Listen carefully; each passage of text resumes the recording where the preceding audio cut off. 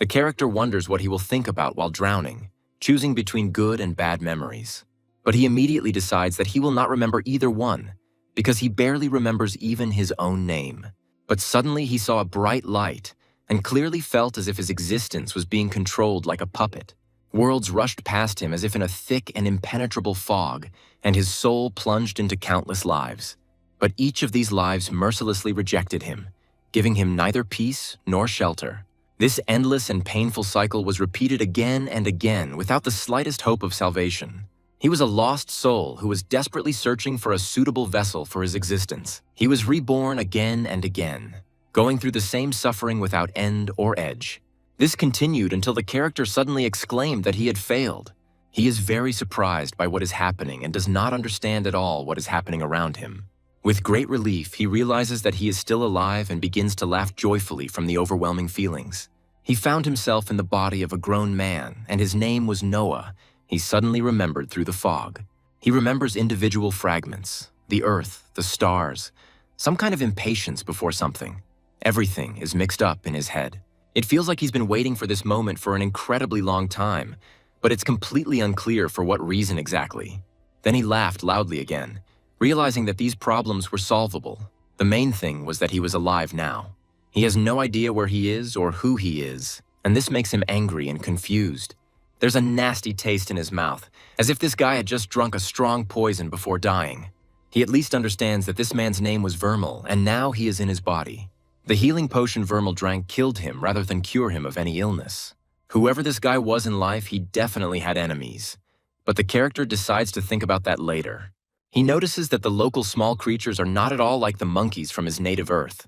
They are too small and weak to make such a huge jagged wound in Vermal's chest.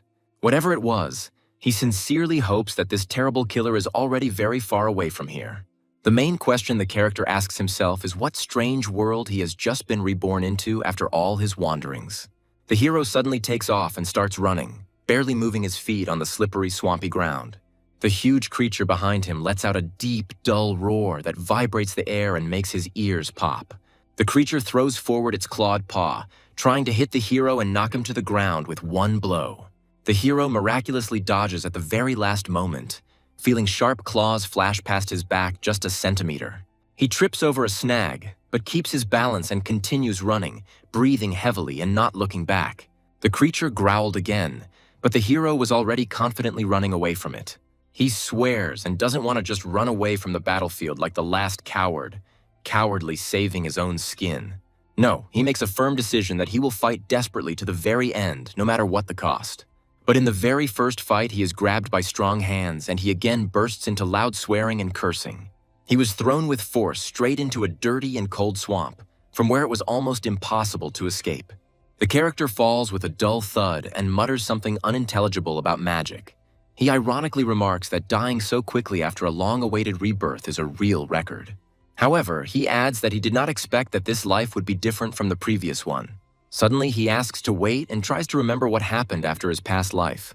His soul flies over the fallen body and orders itself to remember at any cost.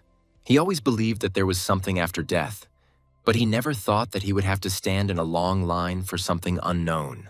He thinks about the queue for something and admits that it is so boring here that he is already starting to imagine various non-existent things. All he can do while standing in this endless line is fantasize, can only think intensely about his past life without the right to choose.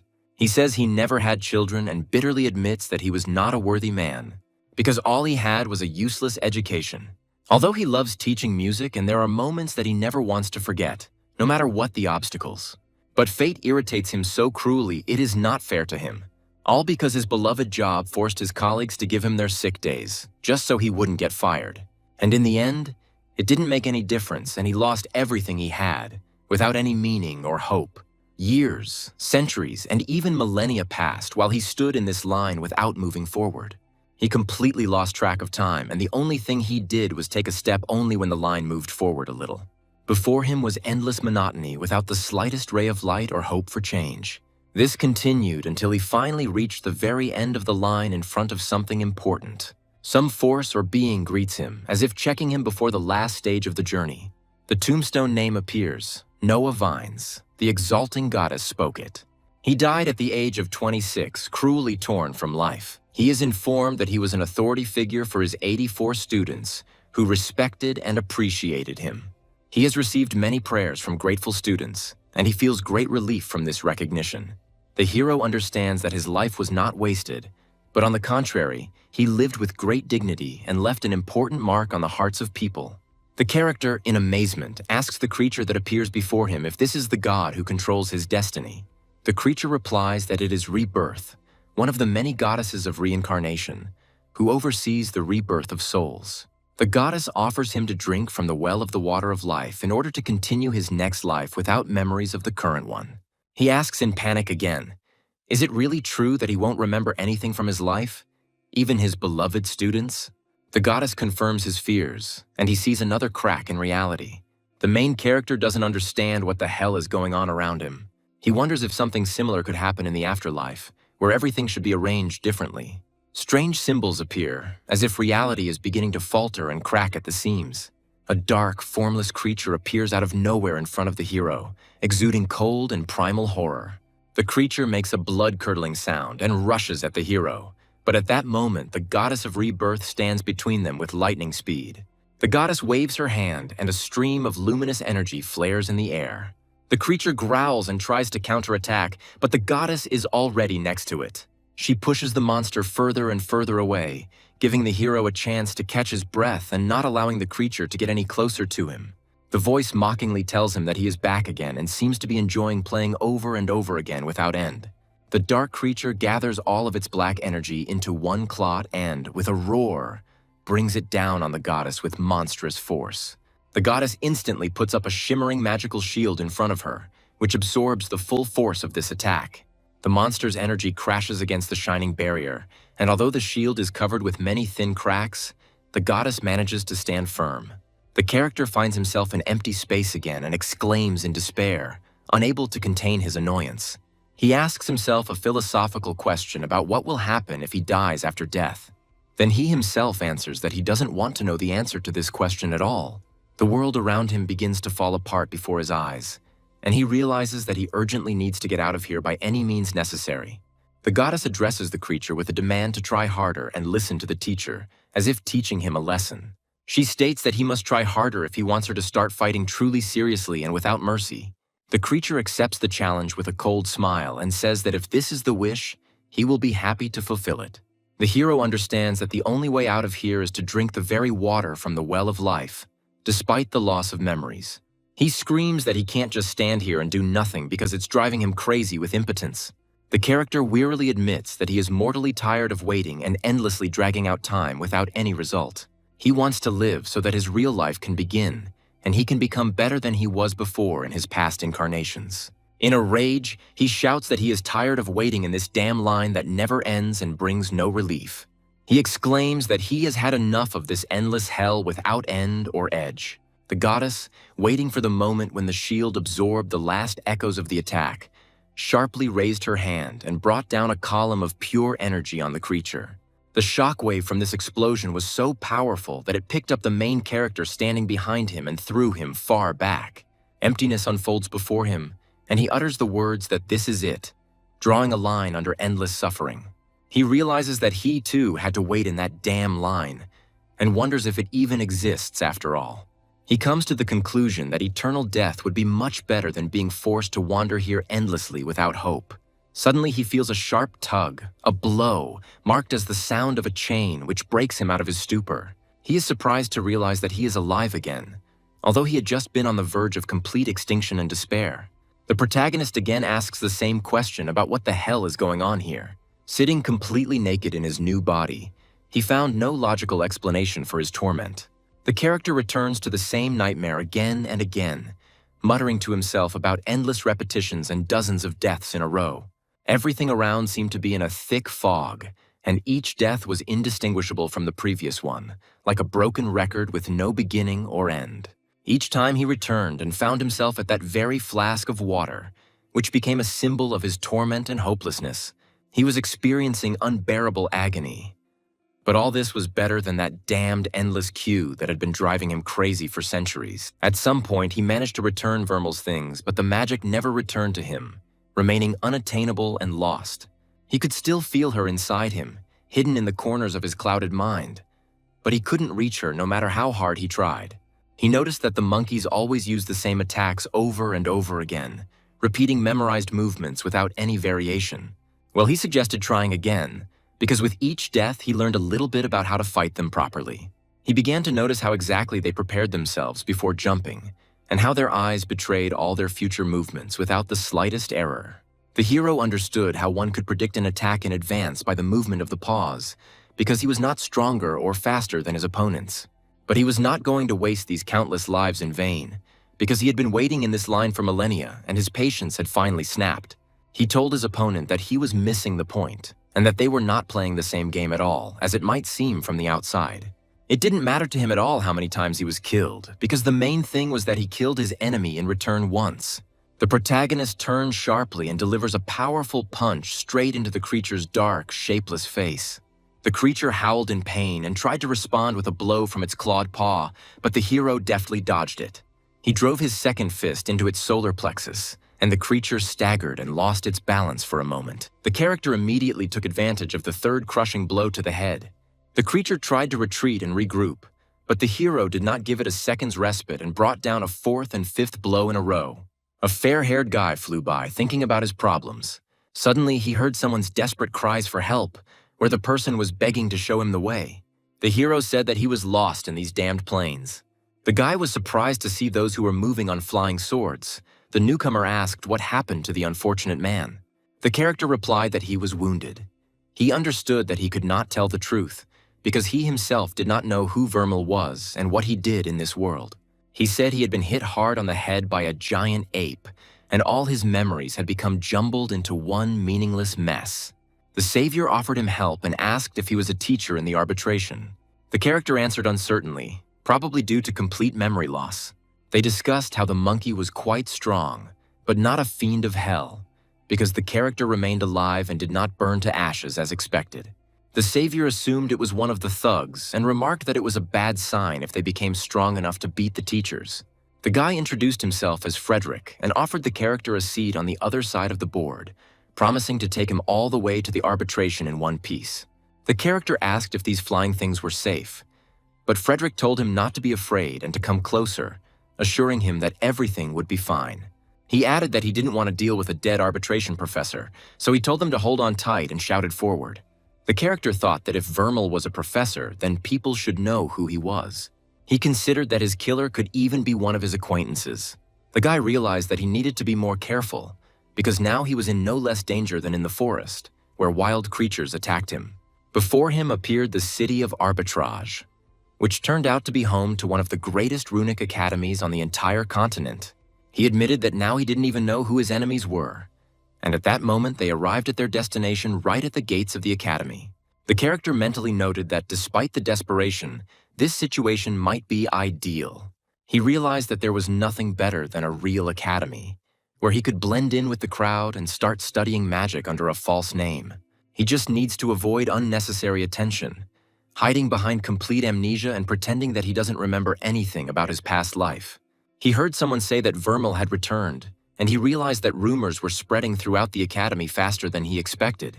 The character thought to himself that this man was talking to him so rudely and familiarly, as if Vermal were an old acquaintance. He would have liked to answer with dignity, but decided to cite a strong blow to the head, which had left everything in his head mixed up and confused.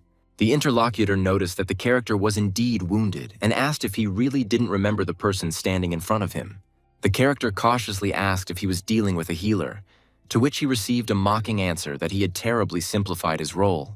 The stranger introduced himself as Richard and said that he specialized in healing runes, and then mockingly reminded him of his name. The character worried that examining Richard might reveal the secret that he was not a real Vermilion at all. Richard began to examine him and noticed that his mind was very clouded. However, he expressed confidence that after some rest, everything would fall into place. He asked the main question about whether the character could say that the former Magus Vermal was finally dead and would not return. Richard stated that there was nothing more to heal, so only time would determine whether the character would recover or remain in that state. He added that he would notify the director of Vermal's return and his unfortunate situation with memory loss. After asking if the character remembered where his room was and hearing an awkward silence, Richard sighed and told him to follow him. They came to a door marked Magus Vermeil, and when the character tried to open it with an old key, nothing worked. Richard said the old key no longer worked, and with a flick of his wrist, he canceled it as if it were the most ordinary thing. He warned that he would send someone to check on the character, and until then advised him not to leave his room. Looking around at the terrible mess in Vermeil's room, Richard noticed with disgust that he was clearly not obsessed with cleanliness and order. The character felt that Richard knew much more than he had decided to reveal, and this uneasy feeling did not leave him for a minute. Left alone, he decided to bring order to this chaos and look around to find at least some useful information about Vermeil's past. He told himself that he was a teacher again, and therefore no particular difficulties should arise if he was careful and attentive. He found some kind of note for a student, but he couldn't make out what was written there due to a complete lack of understanding of the local language and handwriting. The first-year schedule appeared before him, and he thought with horror about how he was supposed to teach the others when he himself did not understand anything. There was a loud knock on the door, and someone asked excitedly for Vermeil, introducing himself as Braden and wanting to know what had happened to him. The character replied that he had received a serious blow to the head and lost some of his memories, so he did not remember much from his past. Braden called him an idiot and said that he had warned Vermeil about the dangers, and then asked how severe the memory loss was. He added that the Linwicks would be furious if they learned that the character had been injured without proper treatment and care. The hero thought with relief that at least Braden didn't hate him, and that was good considering his impressive build and possible strength. Braden said that the character had a lesson in an hour, but if the condition was serious enough, another teacher could replace him.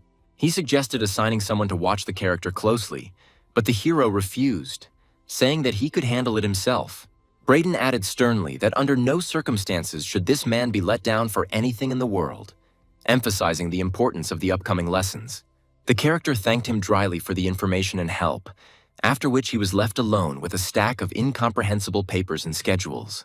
The character found himself in the G arbitration building and began stomping loudly through the corridors in search of his class.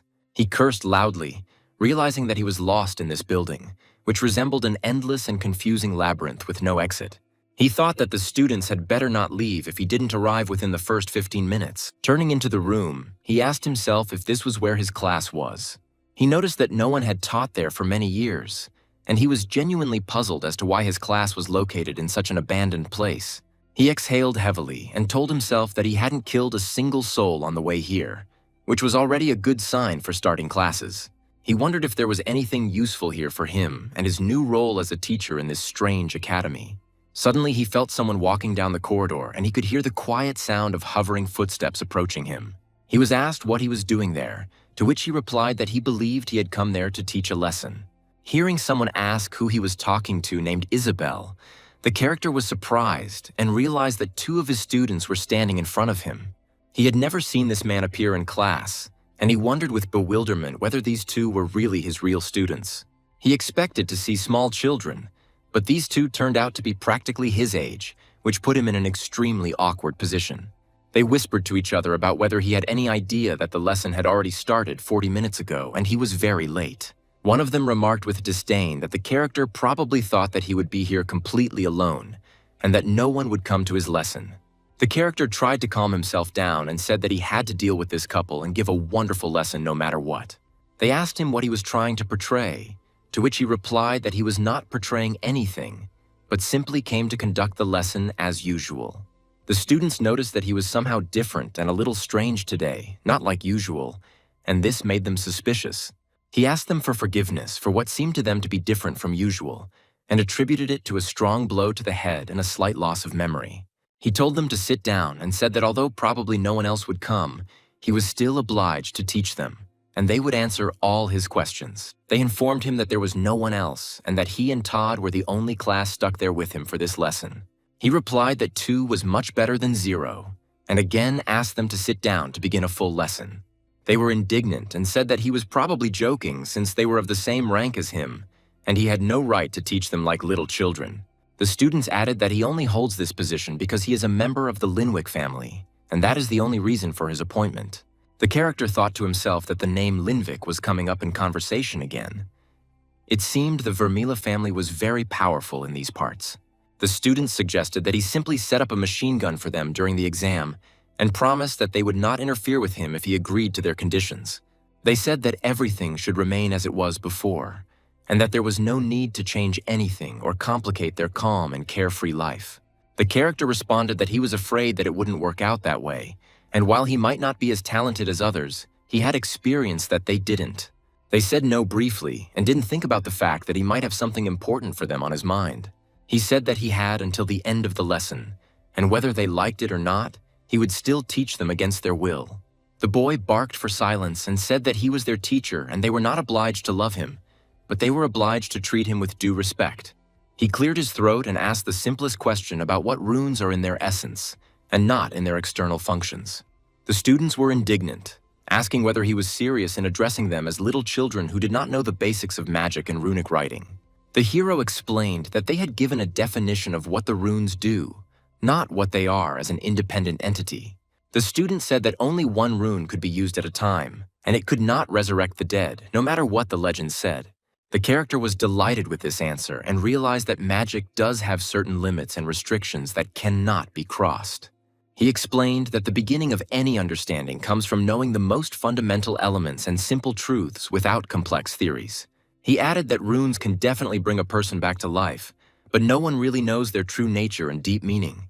The student asked him if he was claiming to know the answer to his own question, to which the character evasively replied that it was useful information. He noted that runes were still being studied, and anyone who said they knew exactly how something worked was either a liar or a madman. The student asked in surprise if the character had just drawn his own rune right on the board in front of everyone. The character said that the rune was simply in his book, and he simply reproduced it from memory without any particular purpose. He thought with horror that now he had definitely screwed up, and obviously he shouldn't have done this in front of other students. The student asked incredulously if the teacher would really just allow them to kill this rune and use it completely free of charge without any payment. The hero heard the students quietly whispering that he had really hit his head hard and was now acting strangely. He reminded them that a teacher's job is to teach his students and that this is his main responsibility. The student stood up and explained that the lesser runes could not contain as much magic as the greater ones, and they were much less controllable. He added that the great runes are also simply stronger in their sheer power and potential in magical battles. He demonstrated with a clear example the difference between a small and a great rune, emphasizing that small runes are not weak at all because of this. Todd asked to look at its power and realize how destructive even the simplest rune can be. The protagonist noticed that their definition of what a rune was had expanded a bit after the explanation. So he asked someone to give a more precise answer. He said that realizing that you don't know something is the very first and most important step towards real knowledge. He warned that this does not mean that one should stop looking for an answer, but rather that one should dig deeper and not rest on one's laurels.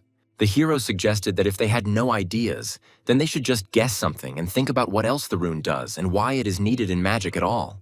Then he moved on to the most important question and turned to Isabel, who had been silent all this time and had not taken an active part in the discussion.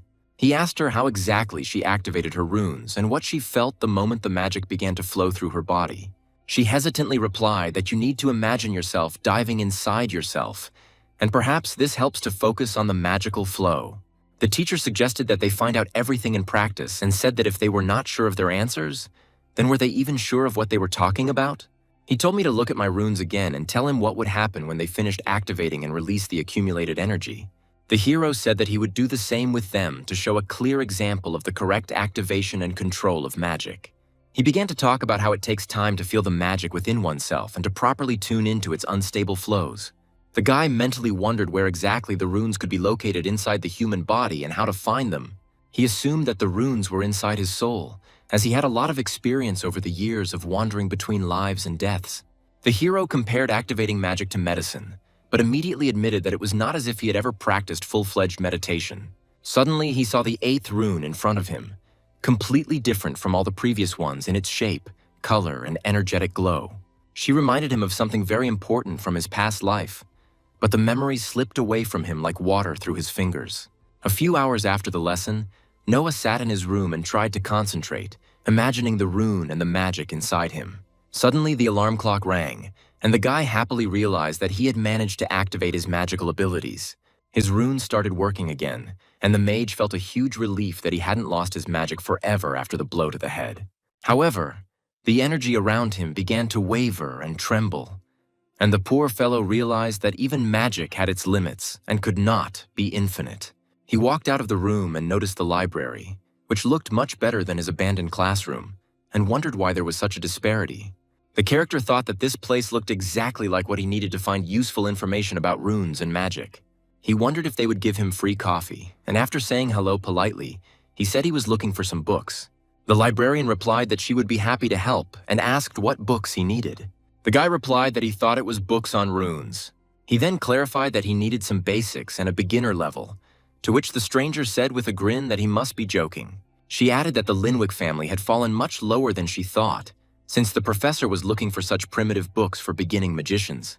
The hero wondered who this girl was and heard her ask if he couldn't find something so basic with his family's resources.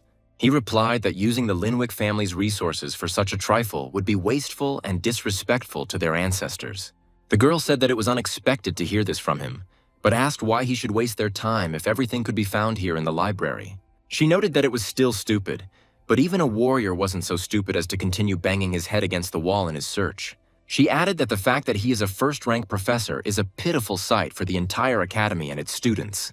She mockingly said that perhaps the reincarnated one would find a new way to lift women's skirts with the help of these books. The librarian called her by her name, Moxie, and told her that she didn't have to come, but it was too late. The protagonist thought to himself that old Vermeil was a real piece of shit, and no wonder everyone around him hated him. He wondered how the guy was supposed to respond to such insults and accusations against the previous owner of the body.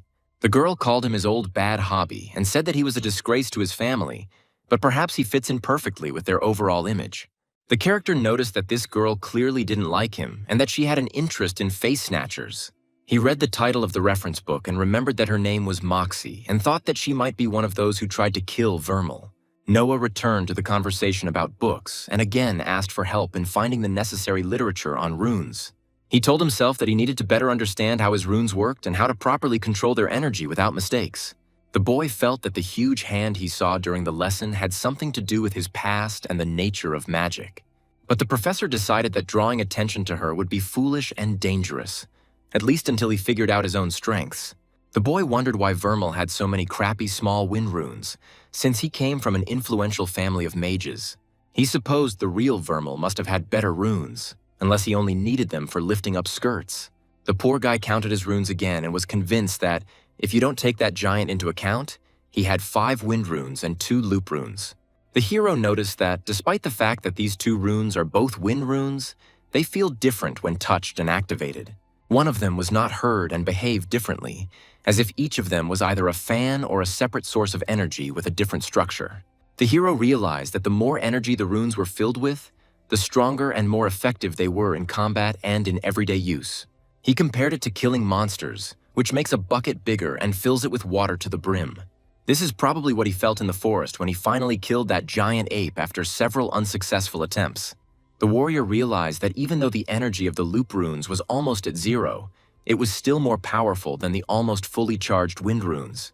It turns out that small runes are, in a way, like small buckets, which are always small and will remain so, regardless of efforts. The reborn proudly told himself that he had cut them, and now he more or less understood and mastered wind magic at a basic level. He added that perhaps one day he would even be able to fly if he mastered all the intricacies of wind magic to the end. But the guy can't even feel the ash rune when he tries to activate it. It just doesn't seem to respond to his call. Suddenly, he had a great idea, and the professor thought that he could clean his room using wind magic instead of his hands. The hero decided that it would be easy to tidy things up this way, and began to carefully blow on the scattered things. It was time for the next stage of his masterful plan to fully master magic and regain his true powers. Noah exhaled with pleasure and said that there was nothing better than taking a warm, relaxing bath before bed after a hard day. The boy muttered under his breath that, at least in one thing, Vermeil was constant, and that concerned his love of comfort and cleanliness. Suddenly, the guy heard a loud knock on the door, which came right in the middle of his evening of solitude and relaxation. The guy thought that maybe if he didn't answer, they would think that he was already asleep and would go away. But the knock was repeated again, and the professor realized with horror that these could be the very people who wanted to kill Vermeil. He thought fearfully about whether he had forgotten to lock the door and jumped up from his seat, ready for any danger. A girl burst into the room and shouted loudly that she needed Noah, which completely confused the character. She slipped on the papers scattered across the floor and fell with a dull thud right onto the floor in front of his bed. The hero, shocked, asked if she had really slipped on his papers and carefully inquired if she was okay. The hero tried to feel her pulse and realized with horror that he couldn't feel it, after which he wondered if she was really dead. He panicked and imagined how everyone around him would think that it was the professor who killed this girl with his careless actions. Heavy footsteps outside the door drew closer, and the reincarnated man heard the loud stomping of several pairs of feet heading straight towards his room. The hero started a conversation with Moxie and admitted that he knew about her dislike for him, adding that she had good reasons for it. He asked her to believe him and wanted to explain that he was not to blame for what happened, but the girl abruptly interrupted him with the words that he had killed him. Noah cursed under his breath and tried to justify himself by saying that she had fallen herself and that it was not his fault. But Moxie did not listen to him. Suddenly she froze and asked again about him, clarifying who exactly they were talking about and asking what was going on. She admitted that she was impressed that he had managed to kill the creature and asked if he had been training lately. The character was puzzled as to why she was acting as if everything was fine and tried to figure out who this person was. Moxie called him an idiot and suggested that he just hypothetically imagine that it was so, as if it were true. She explained that the creature that burst into the room was a face stealer, a dangerous monster capable of stealing other people's bodies. The guy asked again what it was and who it was, to which the girl asked if he hadn't read the warning that had been sent out to everyone.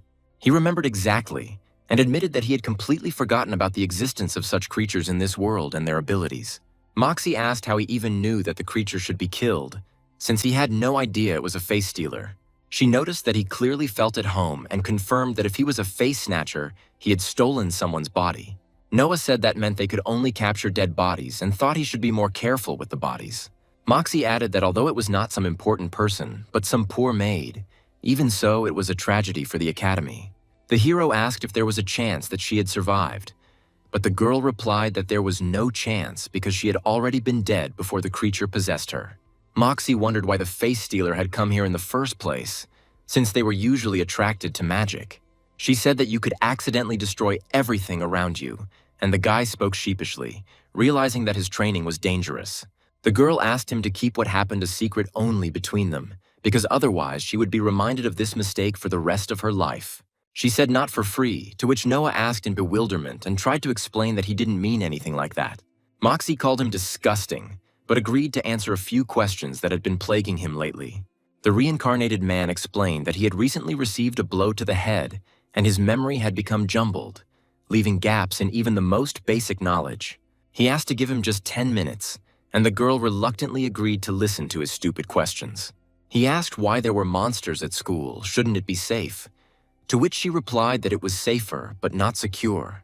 Moxie explained that face snatchers were a new problem for them, but far from the worst they had encountered in the history of the academy. She added that monsters want to get their hands on runes just as much as ordinary mages because it gives them immense power. Noah asked if this meant that people could take runes from monsters, to which the girl replied that they could not, unless they were master runes. At this time, one of the monsters flew past the window as if eavesdropping on their conversation. The hero asked again about the 3 seeds, and Moxie said with irritation that he was asking questions that a child might ask. The girl casually threw the seeds in front of her, not paying attention to the protagonist's bewilderment. She said that if she didn't know better, she would have thought he was one of the face snatchers, but even they were smarter than this pathetic professor. The guy thought about the fact that she mentioned master runes, and he wasn't quite sure what exactly that definition was. But that huge rune in his soul definitely didn't look normal and standard, and he asked if there were any monsters with master runes nearby. Moxie replied that she really hoped so, but no, because the strongest of them could level the arbitration with 1 blow. She said that the closest one to them was a Hell Reaper, and even he would smear him like paste, not to mention stronger monsters. She clarified that the Reaper's power was at the 2nd rank level. With the Master Rune, it even approaches the 3rd, which is extremely dangerous for everyone. The hero asked how to make new runes, to which the girl was surprised and said that if the Linviks figured out how to do this, then let them know. He asked how it was that their books didn't say a word about creating new runes. since this was the most important knowledge for magicians. Moxie replied that she didn't know, and added that although the runes were useless, which she was sure of, she asked about the grimoire.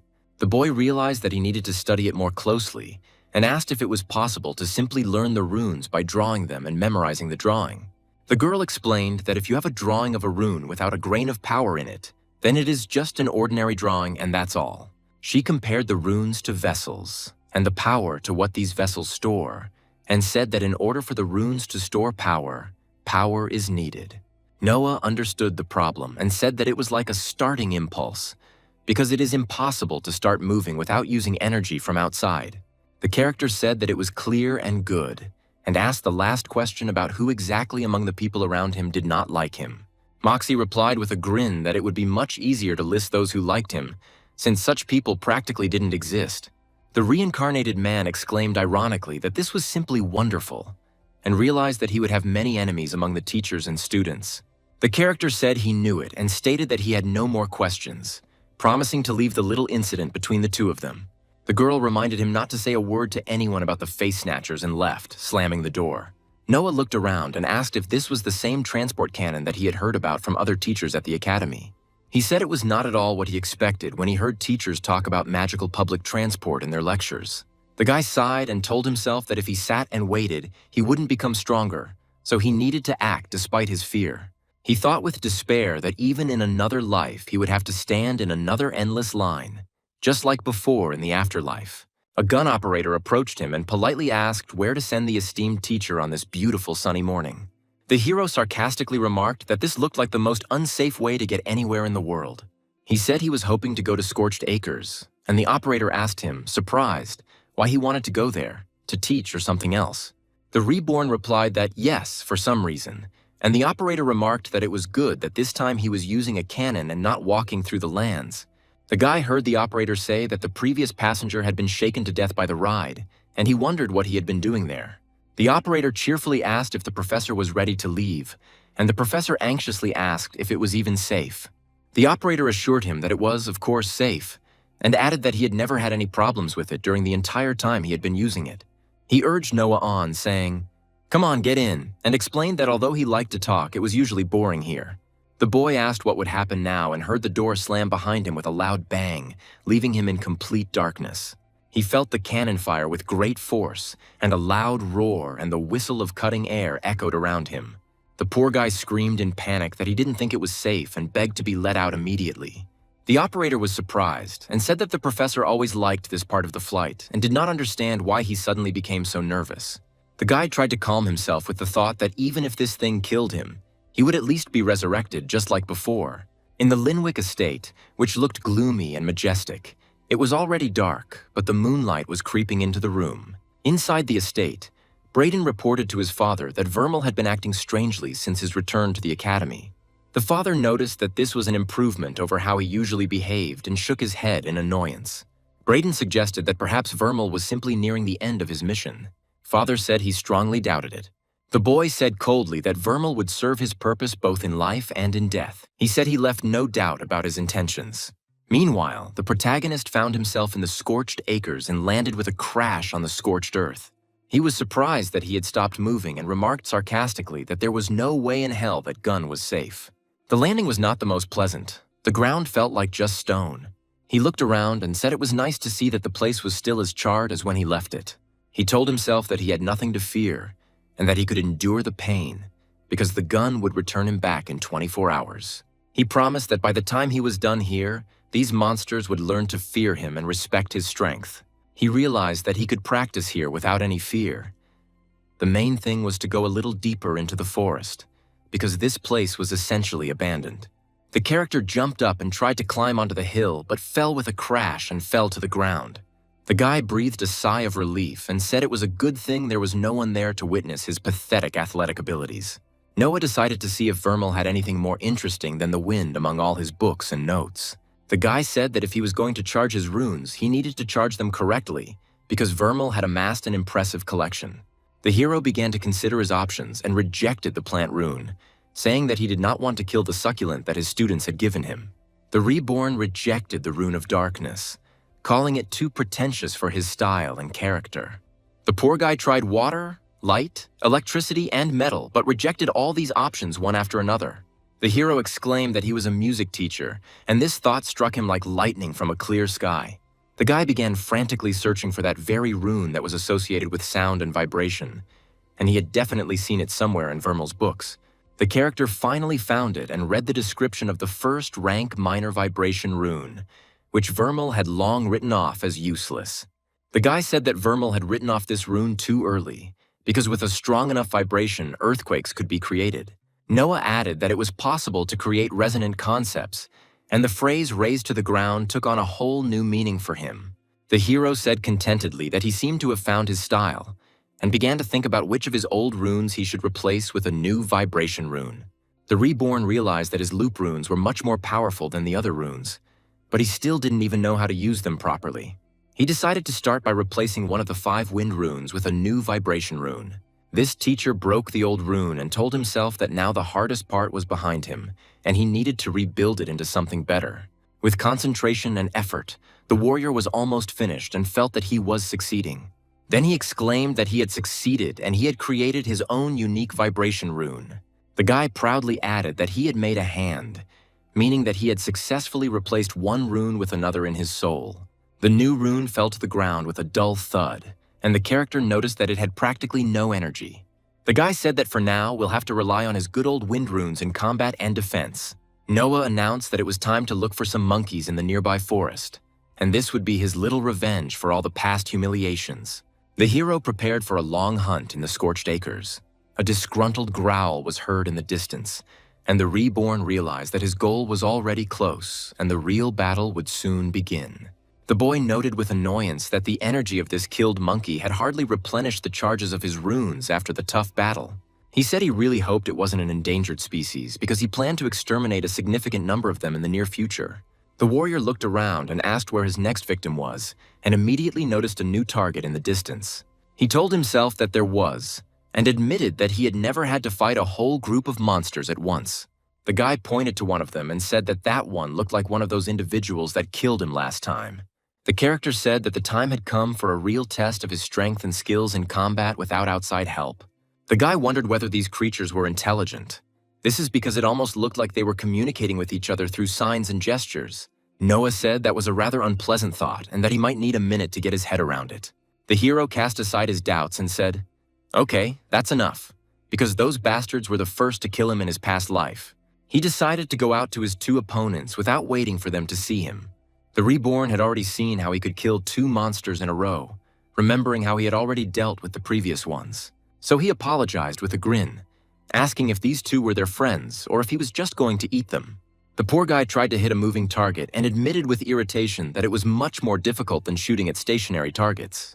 The hero remembered seeing the monster do the same thing and realized that the enemy would strike with both hands at the same time. The warrior told himself that he could predict their movements thanks to past experience and hundreds of deaths at their hands.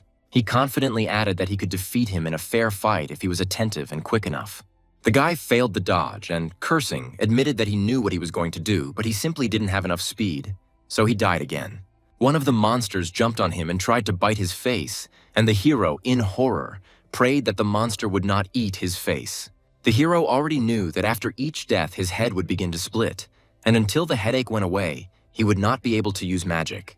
He noted that the pain subsided around 12 o'clock and called this useful information for future battles. He said, "Let's try again," and with a crunch, he entered into a new fight with another monkey. The guy anticipated that the monster was going to grab him from the sides and prepared to defend and dodge. Then, according to his calculations, the enemy should have struck from above. This knowledge gave him a tiny advantage in battle. He realized that a horizontal attack would come next and mentally prepared himself for this blow. He managed to survive the fight before the monster finished him off. He survived another dangerous collision. The character didn't know why all these monkeys fought the same way. However, this clearly made it easier for him to destroy them. He returned to the academy, and the gun operator asked him how the trip had gone. The hero responded with disgust that this was definitely the best way to travel. The operator saw his rumpled appearance and asked if he was okay, to which Noah replied that he was not injured, but simply forgot that he was supposed to be back soon. The guy said that next time he would take a spare set of clothes with him, because every flight turns him into a walking misunderstanding. The boy hurried to class and saw that the students were already sitting in their seats and looking displeasedly at the late teacher. The late students whispered that he would make them wait again, and someone said that he had told them he would be late again. One of them asked how he found out, since the professor didn't even show up for class yesterday. Noah asked, confused, what they meant and didn't they have class today, since he clearly remembered the schedule. He realized he had missed something important when he went to Scorched Acres and discovered that classes were held every 2 days. The character apologized for ruining all their plans, but since they were all here, why not have a class to make up for yesterday? He added that studying together was the best way to spend free time, and the students rolled their eyes in displeasure. He cleared his throat and asked how the homework was going, to which one of the students admitted that nothing had come to mind. Isabel said she thought about the question for a moment. Noah replied that if it were easy, we would have had an answer by now. The student became indignant and asked why it was necessary to waste their time by making them think about it all week. The teacher calmly replied that she had answered her own question, and that it was all so that they could think and come to their own conclusions. He began to explain the theory and said that you need to combine all 7 of your runes into one stronger combination. He added that, if possible, it would be possible to absorb more runes of this rank without harming the soul. This way, you can move from general runes like fire or wind to more specialized ones like ice mist. But if the combination doesn't work, the runes might break, and then you'll be crippled until you heal your soul. That is why working rune combinations are so well guarded. After all, the intentions of the person combining the runes also have a huge influence on the result. The better you understand what you're doing, the greater your chances of success, and this sounds quite logical and understandable even for beginners. Most likely, the Vermila family has amassed a veritable collection of runes and their combinations, accumulated over many generations. Although the character thought that he didn't think asking them for help would be a good idea given his precarious situation, after 30 minutes, he said that this was the end of the day and the students breathed a sigh of relief. He began to summarize what they had learned and said that runes were like buckets of water. Only water is the energy that we fill them with in battle and training, killing monsters and absorbing their powers. The small runes are the smaller buckets, and the great ones are the larger ones, and when they completely fill all 7 buckets, they will combine them into one better bucket. He asked the students if everything in his explanation was correct, and they nodded their heads uncertainly. Isabel asked if that was all the runes were, and the teacher hesitated and couldn't find a quick answer. The guy said that they didn't have to answer that question yet because they had already discussed it enough, and he didn't want to overload anyone. The students breathed a sigh of relief, and one of them asked how hard the professor had hit his head, since now he didn't look like himself. Noah clarified that their next class was in 2 days, correct? And the students reluctantly nodded their heads. One of them replied that if the teacher was going to insist on it, then yes, in 2 days at the same time, Professor. The character reminded them not to be late for their next class, and said it was his job to enforce discipline. He added to prepare for the next lesson, because he had not yet finished his deep philosophical conversations with them. Noah said he needed a break for now, putting his hand on his head. He wondered if the fatigue was a side effect of his many deaths. The boy sat, thinking about the fact that he still had a couple of hours before the start of the next lesson. He wondered why magic made his head hurt so much. Maybe it's just paranoia from knowing Vermila's killer is still on the loose. Suddenly, he noticed something strange and exclaimed in surprise, not believing his own eyes. He started to say why he was here, but didn't finish the sentence because he saw a familiar shadow flash outside the window. The hero swore that he saw the very monkey that killed him in the forest. But then he began to doubt that maybe it was just a trick of the light and he needed to sleep more. He cast aside his doubts and decided to check if yesterday's training in the Scorched Acres had led to anything. Noah said that it would be better if the energy had time to accumulate in this rune. Otherwise, his efforts would go down the drain. To be honest, he didn't expect it to work. But the rune responded to his touch with a faint vibration. He thought for a moment and said that if the vibration and wind runes were working well, then he was using the ash rune incorrectly. He began to experiment with a new combination and, for greater manifestation, concentrated all his will on his fingertips. The hero exclaimed joyfully, realizing that he could not create ash, but he could control it when it was already around. The character realized that runes do not create their elements from scratch. They only control existing matter and substances. He became interested in how much more powerful the great runes were compared to the small ones, and whether the difference was really that great in real combat. The guy asked himself why he hadn't realized this before, because the answer had always been right there, waiting for its time. He supposed the difference wasn't that big, but even if he could control the ash, it was still no substitute for proper magic. The boy realized that it was easier for Vermal to use a few weak wind runes than to work with more powerful but unpredictable runes. He said it was good that he only got rid of one wind rune, otherwise he would have lost a reliable way to fight in close combat. But the boy still couldn't understand what that huge mysterious rune was that was hidden deep in his soul. It would probably be stupid to try to do anything about it, since he doesn't even know how it works or what principle it's activated by. But he decided to try and thought that maybe just a touch would be enough to feel her true nature. He carefully touched the rune and suddenly saw a vision of some insect-like creature buzzing before his inner eye. He thought it was an insectoid era or a participating Franza, but he couldn't make out the exact name due to the static. Noah told himself that if he remembered this, he would be able to use this amazing ability in future battles. In the vision, the creature simply destroyed its enemies, tearing them apart with incredible cruelty. However, then the guy took a closer look and realized that no, it did not destroy them completely, but did something else. He saw that it was tearing them apart into tiny pieces, pulling chunks of flesh, bone, and magical energy in different directions. It deprived of any possibility of recovery and return to life. This rune showed him what it really did, and the knowledge shook him to the core with its terrifying potential. This potential opened up incredible prospects.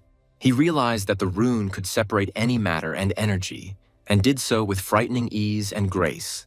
The rune left absolutely nothing whole from the target, as if it had never existed.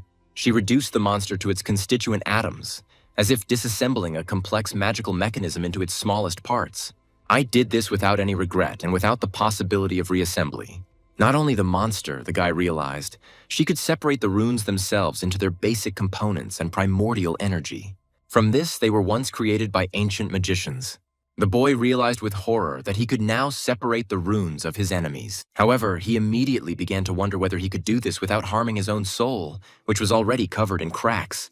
He compared combining runes to baking a cake, where it is impossible to separate the already mixed ingredients back into their individual parts. But isn't that exactly what his new amazing rune allows him to do? Can't he restore the egg and get the ingredient back? He realized that he could neutralize and separate any runes. He can do this without thinking at all about the terrible combinations in which they were used against him by his enemies. The hero realized that he could try this technique an unlimited number of times. He may have honed his skills to perfection, but after looking at his watch, he cursed and said that he was late for his next lesson. He decided that he shouldn't experiment with splitting the runes now anyway, all because it is too dangerous and unpredictable for his wounded soul, which has only just begun to recover. Any mistake could lead to irreparable consequences, up to and including the complete destruction of his magical core. This could also lead to final death without the possibility of rebirth. The guy ran out of the room and told himself that this rune almost turned him into a bug. Therefore, you need to be much stronger to even try to control it. He reminded himself that it was time to remember to lock the doors, because he didn't want another incident with the face stealer. He ran into the classroom and the students looked at him reproachfully, to which the professor said that he knows. He knows, I'm sorry. They reminded him that he said he wouldn't be late, but Noah countered that he actually said it was his job to be late. But now he was here. One of the students asked what their plan was for today and suggested options such as energy saturation or possible rune combinations. Another added ironically that perhaps there is a meaning to life, to which the teacher replied that he was afraid there was none, and nothing so grandiose. To be honest, today he wanted to go on a short hike to the training ground, which caused confusion among the students. They asked if he was serious about dragging them to the training ground, since he didn't even know the answers to his own questions. The professor replied that he would not do anything here, but the two of them would spar with each other without his participation. The students were indignant and asked if this was another excuse not to teach them, and if he wasn't afraid that he would lose again. The girl quipped that the last match had ended in a draw, and the teacher knew this perfectly well, so there was no need to make up excuses. Noah calmly replied that then she shouldn't have any problem getting another draw in this sparring match. He nodded approvingly and said, "Yes, that's the mood," encouraging the students before the start of the mock battle. The character has equipped a shield icon on his hand, which creates a barrier that protects the owner from a certain amount of magical damage. He explained that these two icons are modified and only work on training grounds. He asked Isabel if she was ready to receive, to which she replied that the greatest harm he could do was to burn their dinner again. The guy retorted that she looked just like dinner, causing a displeased grimace to appear on the student's face. She said seriously that it sounded lame even to him. Then she advised me to save such jokes for the moment when Vermila was not there. She asked to end it already, and Noah said to attack, activating the protective barrier. The protagonist noticed that they were creating daggers out of fire and called it a clever move to bypass the element's limitations. The guy was surprised and asked what kind of rune this was. Plasma, watching as a bright clot of energy flew past his head. The students actually started fighting, and the professor thought it would be better if they didn't hurt each other during the sparring. He encouraged Todd by shouting that he was swinging his fists, but everything was missing, hoping that the guy would be able to land at least one accurate blow. Isabel asked what the accuracy was like now, and Todd replied that it was so-so, clearly unimpressed with her attacks. The girl shouted whether he would dodge it and released a powerful volley of magic towards her opponent. She lost her sword, and the guy thought, well, that's it, that's the end. But he was surprised to notice that she was still running at him without a weapon. He didn't understand why she continued to attack with her bare hands, and suddenly, with horror, he realized that she had created another sword out of thin air. Damn, she had that look again, full of determination and thirst for victory, and the guy realized that now he would have a hard time. He cursed, and Isabel asked triumphantly, "Well, this is also called a draw." Todd groaned, trying to hold back the girl's attack. He used his fire shield, just so the enemy wouldn't test it. However, all his actions did not help. He clenched his teeth in anger. The guy can't stand her magic and admitted that he almost won and was able to knock her sword out of her hands. The girl replied that yes, she had thrown it away on purpose, and the guy skeptically said yes, of course. The character cleared his throat loudly to get their attention, and when they turned around, he began clapping his hands slowly. He said it was amazing, and the way they both talked about Vermil made him think they would hardly be able to do magic. It turns out that he was wrong to worry about their preparation for the exam, because they demonstrated excellent fighting skills. Isabel asked when he said there was an exam. He didn't mean they would have to come to it, did he? Noah was surprised and said, "What is she talking about? How are they planning to hand it over if they don't show up for it?" The students were indignant and said that this was the agreement, since he had only really started teaching them a week ago. They reminded him that they would get what he asked for, since they had agreed on this at the beginning of the semester, clearly hinting at a bribe for Vermil. The character thought to himself that Vermil was going to take a bribe from them. Every new fact about him makes him hate the previous owner of the body more and more. He firmly said that the plans had changed and they were now acting differently, to which the students panicked and screamed that they would be killed. He stated that they must pass the test fairly, and if they fight as they did today, there should be no problems. He added that these monkeys are fast, but at the same time predictable if you know their habits and weaknesses. The students were indignant and said that it was easy for him to say that, since they would have to fight them, not the professor.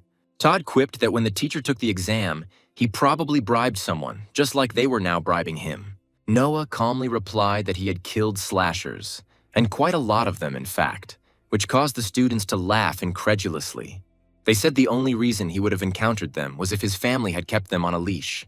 The character sighed heavily and thought about how much he missed the times when students respected him for his knowledge, and not for his money and connections. Noah shook hands and Isabel asked what he was doing, to which the guy replied that they had no choice. He said that if they wanted to kill, that is, if they wanted to become stronger, they had to stop cheating and relying on bribes.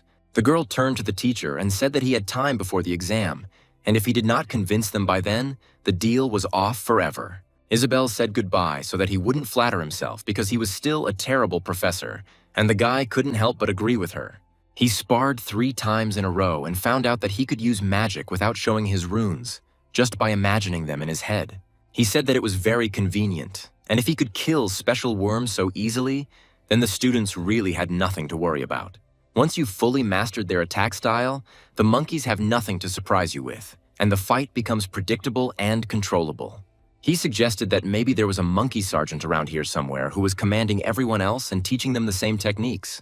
He chuckled and said that it would be very funny and at the same time frightening if such a creature really existed. Suddenly he heard a strange crunching and grinding sound somewhere behind him and turned sharply towards the sound.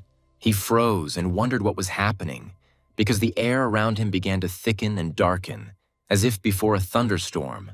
He felt a strong pain throughout his body and whispered that he was already dead, but then why did it still hurt so much? The character flew over the body again and listened to the disgusting chomping of the monkey. He wished they would shut up because it felt like they were driving nails into his skull. He groaned and asked himself what was going on, because every time he died, his head hurt more and more. The boy wondered if he was dying too much. The guy didn't understand whether he had any limit to the number of deaths. He couldn't stand it any longer and shouted at the birds to finally shut up and drove them away.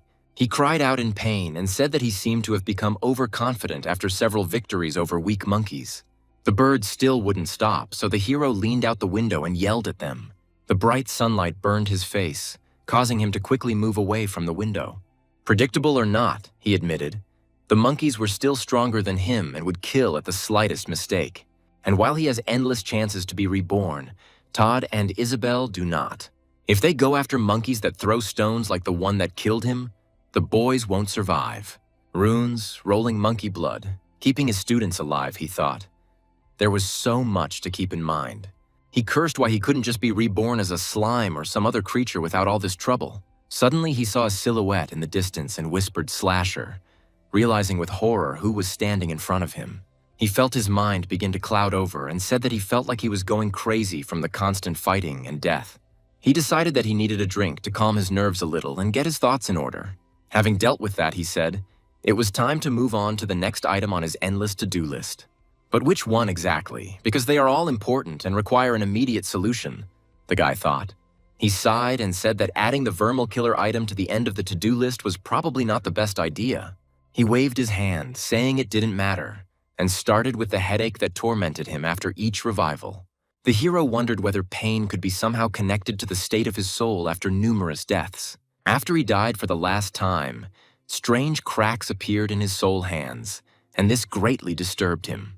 He looked inside himself and said that he didn't look very good because there were a whole bunch of holes in his soul, and they are huge. He was surprised how he had not noticed them before and continued to die again and again. But after a second, he noticed that they were dragging on, and he was pleased to realize that the problem was capable of resolving itself without his participation. The third item on the to-do list was a catch. It told Todd and Isabel to train and spar for the next week. The monkey throwers worried him a little, or rather their stones, because he couldn't kill those monkeys.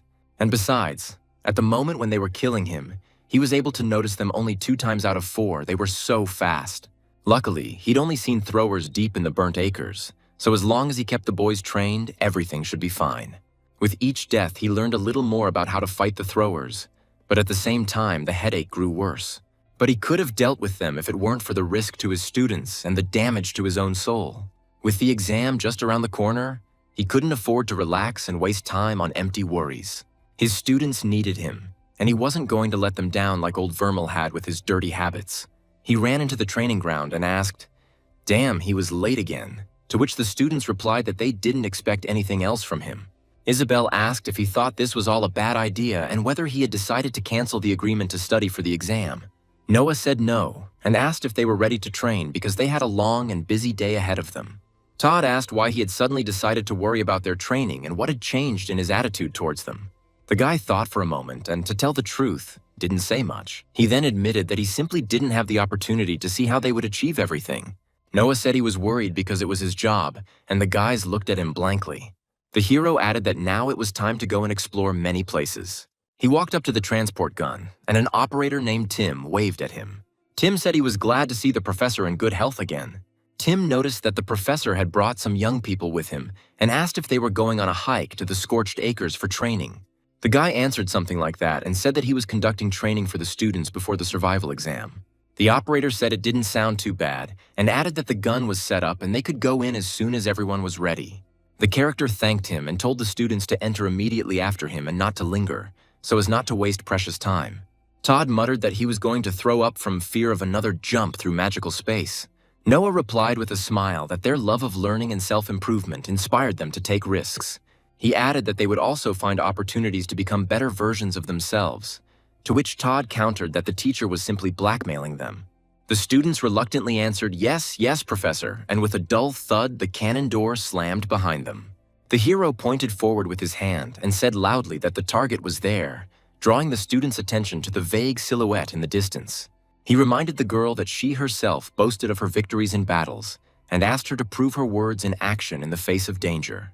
The girl cursed through her teeth and told herself that she had to try, or else she would forever remain a weakling, incapable of decisive action. She tried to convince herself that it was just a stupid monkey and that it shouldn't be difficult for her to kill the pathetic creature with one blow.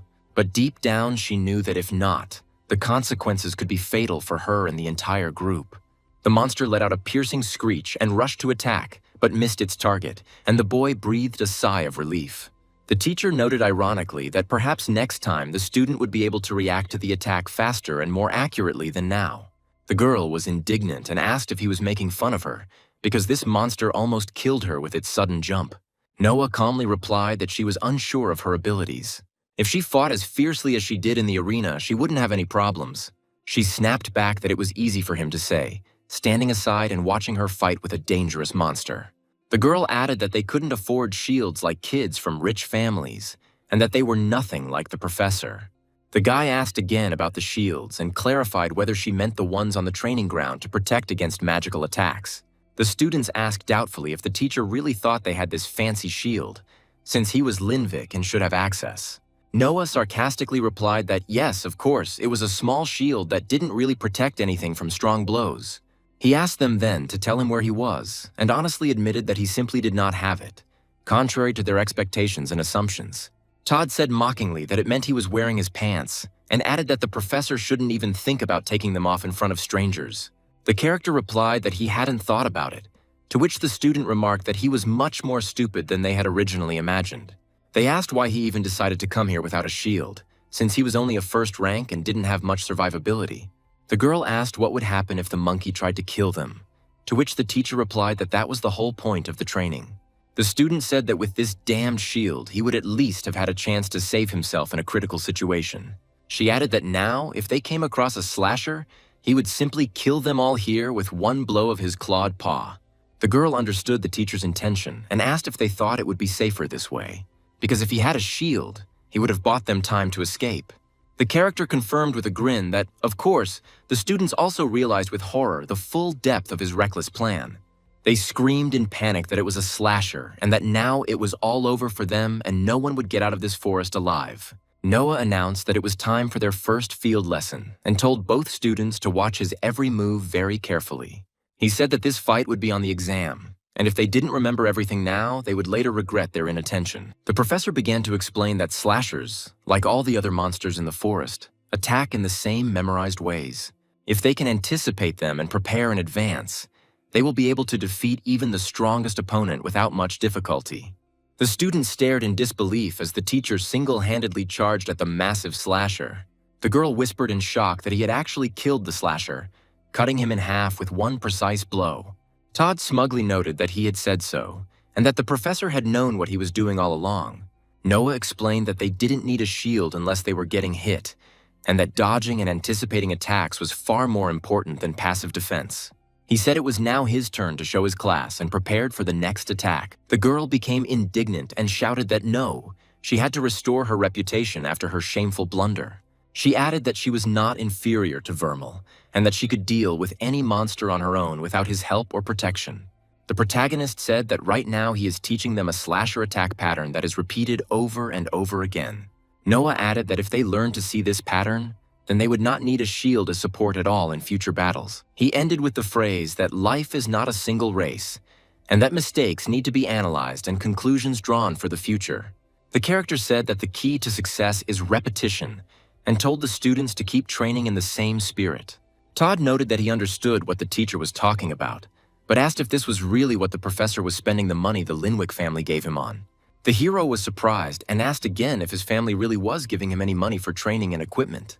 He wondered if that Braden guy was also a Linwick, and if he could have been the one who gave the real Vermal the deadly poison. The student said that of course he spends money on potions and shields, because only someone who wants to die would fight a slasher without protection. Noah replied that he had no desire to die, but he was not afraid of death itself, because he had already experienced it countless times. The girl objected that everyone was afraid of death, and she did not understand how one could treat it with such indifference and calm. The guy said he uses his multiple deaths to his advantage and finds it a bit disingenuous to lecture about death. Todd asked what the strange glow in the distance was and added that he didn't see anything unusual. The hero saw the thrower and whispered in horror what he was doing in this part of the forest, since they hadn't gone that deep.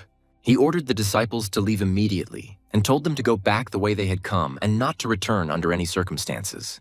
Todd asked what about the professor himself and pulled the girl by the hand. He told the girl that they would only get in the way. Noah said that if he died now, he would not have the magic to kill this enemy and protect his students. He asked them not to worry, saying that he would be fine and that he could deal with this threat alone. The guy added that if he died now, then his students wouldn't survive either, because the monster would follow in their footsteps. The girl screamed that he was not aiming at her, meaning that the professor's sacrifice would not save them if the thrower was faster. The students watched in panic as the monster approached, and Isabel cried out in horror, realizing what was about to happen. The girl tried her best to reach the professor, but Todd held her tightly and did not let her go back to the scene of the fight. The main character, having come under attack from the monster, began to cough up blood. Seeing this, Isabel screamed for Todd to let her go, but the guy only tightened his grip and said that they shouldn't go there. Noah wiped the blood from his lips and told the disciples that he had told them to run. He commanded, urging them towards the road of salvation. He himself could barely stand up on his own feet. However, he looked ahead confidently, not doubting that he could win this fight. He rushed forward to meet the monster and thought that the next time it came to life, it probably wouldn't have magic. However, he would be damned if that meant he would let the creature get to his students. The guy promised that he would kill the thrower, and added that it didn't matter how many times he died here, because he was ready to sacrifice himself again and again. He let out a battle cry and rushed at the monster, which responded with a piercing screech and prepared to attack. Noah told himself that although he had countless lives, this life was his best chance to finish off the thrower. The only question is how he is supposed to fight this monster, since his strength is running out and his magic is almost useless after his recent death. Suddenly, the ground beneath his feet began to shake, and the boy realized that his vibration rune had finally awakened and begun to act. He heard a crunching and cracking sound and realized that his plan had begun to work, and the ground opened up under the feet of the huge monkey. The hero said with a grin, "Let him try to hit something he can't see." It continued to create powerful vibrations that tore apart the ground around the thrower. The earth continued to shake, and the disciples panicked and asked each other what was happening and whether an earthquake had begun. Todd yelled that it didn't matter and just keep running without looking back no matter what happened. The girl whispered that the teacher should not even think about dying, and that they would not forgive him if he sacrificed himself to save them. Noah said that he didn't need to see the monster to fight because he knew everything about it that was needed to win. He delivered a powerful blow and hit the thrower's body straight, causing him to stagger and let out a painful cry. The guy said he had a theory about monkeys, and with each blow he became more and more convinced of its correctness. Now he understood that these monsters were being controlled by someone, and that they were not acting of their own free will, but were obeying someone else's command. He swung for the finishing blow and shouted that "You are finished." But at the very last moment, the creature miraculously dodged the attack. The guy exclaimed in shock that she dodged it and could not understand how she managed it because he was absolutely confident in his blow. He hissed in pain and realized that his wind runes were completely depleted and only one separation rune remained. Noah fell to his knees and whispered the names of his disciples, hoping that they were already far away and safe.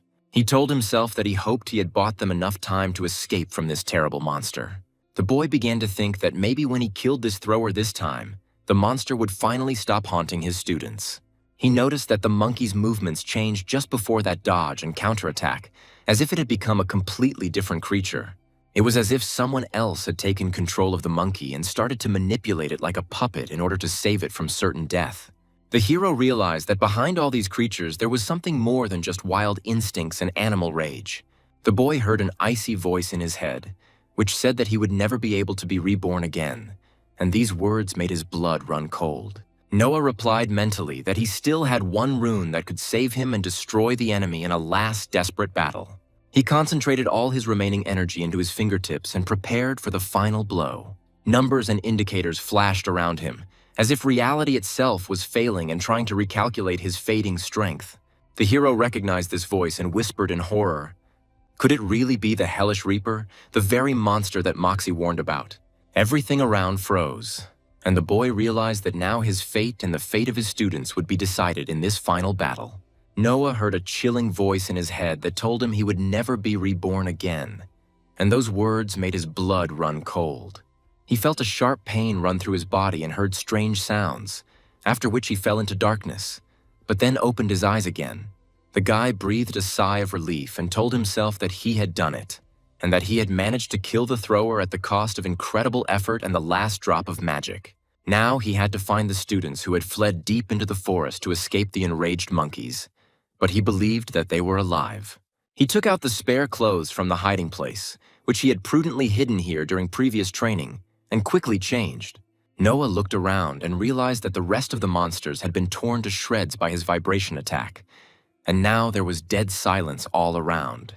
He asked himself where they had gone, and thought with relief that he was lucky that they had at least listened to him and run away from danger.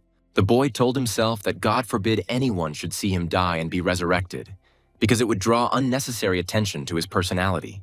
Voices were heard in the distance, and the students ran out shouting that the professor was alive. The girl said that she heard a huge rock hit him and did not understand how he survived such a blow, especially without a protective shield. She asked to attribute it to luck and the huge amount of healing potions that the professor told them to buy before the trip. Todd added that they should have guessed, and that now they understood why the teacher asked them to stock up on potions in such quantities. The girl said that they ran as fast as they could, just as he had said, but one monkey saw them and tried to catch up. The guy calmed them down and said that he had already dealt with her, and now they were in no danger on the way back to the cannon. Noah announced that the lesson was over and told them to meet in 2 days, adding that they were not to stop training for a minute. He asked if he had said something wrong, and the students looked at each other, hoping that the professor was okay after such a hard fight. They whispered quietly and admitted that he had indeed saved them, and if it had not been for him, they would have died at the thrower's clutches. The hero walked away and thought that he needed to quickly find a cure for this headache that tormented him after each resurrection. He realized that immortality could become a curse if someone realized that they were completely powerless in the first minutes after returning from the dead. And this is not even the worst that can happen, because with each death, the hallucinations only intensify and become more real. The boy was afraid that at this rate he would very soon lose touch with reality and would no longer be able to distinguish visions from real life. He was walking down the academy corridor and suddenly bumped into someone, after which the stranger rudely told him to watch where he was going. Noah looked up and saw a huge man standing in front of him, who was clearly someone important in the hierarchy of the school. He asked what kind of monster it was and whether someone could get hurt because of this monster, without understanding who they were talking about. Suddenly, one of the students standing next to the man exclaimed that Professor Vermeil had hit him. It was not the thrower, but he attacked the student. The boy, shocked, asked if they had seen it, and quietly admitted that if it weren't for the student's shield, he could have killed him without looking. The student indignantly asked what that was and how he was able to break his shield with a normal blow without any magic. Noah muttered in confusion that he didn't know and that maybe he should beat the crap out of him, but he didn't get to finish the sentence. Professor Silvertide, apparently the injured student's superior, sternly told him that he had only left him alone for an hour, and he had already broken his shield. He added that this happened right within the walls of the academy, and that this is very bad. He then called his subordinate unreasonable. The student made excuses that Professor Vermeil had almost knocked him out, standing there one moment and then trying to wring his neck the next. Noah panicked, thinking he would be fired, or worse, arrested, and then it would be unclear what would happen to his students without his supervision. He told himself that he was in trouble and that Silvertide would skin him alive for attacking a student right there in the academy. Now I'll have to work even harder next week to make amends and avoid losing my job. Silvertide looked closely at Noah and said that this man is a soldier, and you need to look into his eyes because they have seen a real fight. He added that the guy was lucky he wasn't killed, because anyone who fights monsters can't afford to care whether they're a friend or an enemy. The student was taken aback and asked if he really looked like a soldier, since he was actually a teacher by profession, not a military man. Noah apologized for the inconvenience and bowed, feeling extremely embarrassed about the incident. He wondered why everything was happening the other way around, and wasn't he the one who needed to apologize for almost killing a student by mistake? The guy muttered that it was nothing serious and apologized for the broken shield, saying that he needed to run on urgent business. Silvertide and his student looked at the professor with thoughtful glances, and one of them said that he hoped to see him again. He added that the man was interesting and asked his companion, Tyler, what he thought of the mysterious Professor Vermilion. The guy told himself that he needed to find out what was happening to him, because he couldn't continue living like this, constantly dying and going crazy. There must be some clue in the books or in old Vermeil's notes that will help him overcome this curse, right? He inhaled sharply and froze, because he saw right in front of him a huge eye hovering in the air, staring intently at him. Noah whispered in horror, "What the hell is this?" and took a step back, not believing his own eyes, which were clearly starting to fail him. He recognized this eye and quietly said that he remembered it, and this vision was connected with that very huge rune that he found in his soul. The hallucinations and damage to his soul became stronger and more real, and he could no longer distinguish them from real life. Suddenly, someone called his name. He told Professor Vermal that they needed to talk, and his tone did not bode well for the boy. The character saw Richard in front of him and breathed a sigh of relief, but immediately became wary, because he did not expect anything good from him. The guy asked what he had done to deserve such an honor and cursed silently, hoping that this visit was not connected with his recent outburst of aggression. Richard replied that he had been asked to check on the professor's strange behavior and that he had encountered Silvertide on the way. Noah said he had just had the honor of meeting this formidable professor and asked if his condition needed to be checked again. The healer replied that attacking the students was much worse than being himself, and that it was a simple misunderstanding. The professor assured him that he was doing fine, and Richard reluctantly agreed, adding that he didn't like it when Father Vermal paid attention to him. The guy promised to keep it in mind and said goodbye, but the healer stopped him and handed him an envelope with his last month's salary. He explained that the school had asked him to bring the money because the professor had decided not to collect it himself, and Noah was surprised to thank him. Richard muttered that he would spare him that next time because he was not an errand boy. He added that he didn't know anything, and Noah wondered if this was a warning or a threat directed at him. A few days later, the students sat in class, eagerly awaiting the professor's arrival, whispering about whether he would come today. They doubted it because he still seemed to have not fully recovered from that terrible fight with the slasher in the forest. Suddenly, Noah burst into the classroom, out of breath and disheveled, clearly late once again. Todd indignantly asked what was going on and where the professor came from. Isabel yelled for everyone to move aside, looking up at the teacher. The guy tried to brake and shouted that he was about to land. However, he didn't have time to finish and crashed straight into the wall, after which he slid to the floor. The students looked at each other and said that he said one word, and apparently he was feeling perfectly well since he was capable of such movements. Noah gave the command and they drove off, recovering from the collision with the wall. The main character asked what it was when they handed him the flowers. The students presented the professor with a modest bouquet of flowers and a card as a token of gratitude for saving them in a deadly battle. Noah looked at the gift with emotion and quietly thanked the guys, feeling the warmth spreading in his chest from their sincere concern. He said that he actually had something for them too, and the students looked at each other in surprise, not understanding what he was talking about. The professor took a small package from his bosom and, unfolding it, showed two brand new grimoires with runes of the Linvik family. The boys gasped and asked if this was really a grimoire with the runes of the Linvik family, and if this was a joke, then it wasn't funny at all. Noah replied that it was not a joke, and honestly said that he would do everything possible to help them in their studies in preparation for the exam. The students warned that his family would kill him for spreading their secrets. The professor replied that if the family didn't find out, then everything would be fine. He added that he expected them both to replace one of their lesser runes with a greater rune by the next lesson, and the students cheered. The girl asked why he was constantly risking his life for them and began to look through possible runes. Noah explained that the family pays for the great runes themselves, and they are not usually given out to students for free, but he is willing to take the risk. He said that they were just words and added that he had to go, so when they were finished, they should just put the grimoire in his desk drawer. If anyone asks, let them say that he forgot it here and told them to have fun with the new runes, and he quickly left the classroom. The students shouted after him that they would have a lot of fun and thanked the teacher for the incredible gift. Todd looked after him and said that their teacher was clearly something, and if his family didn't kill him, the sword itself would handle it. Noah ran into Moxie in the hallway. In fact, he was waiting for her. The girl asked coldly and angrily what he was doing there.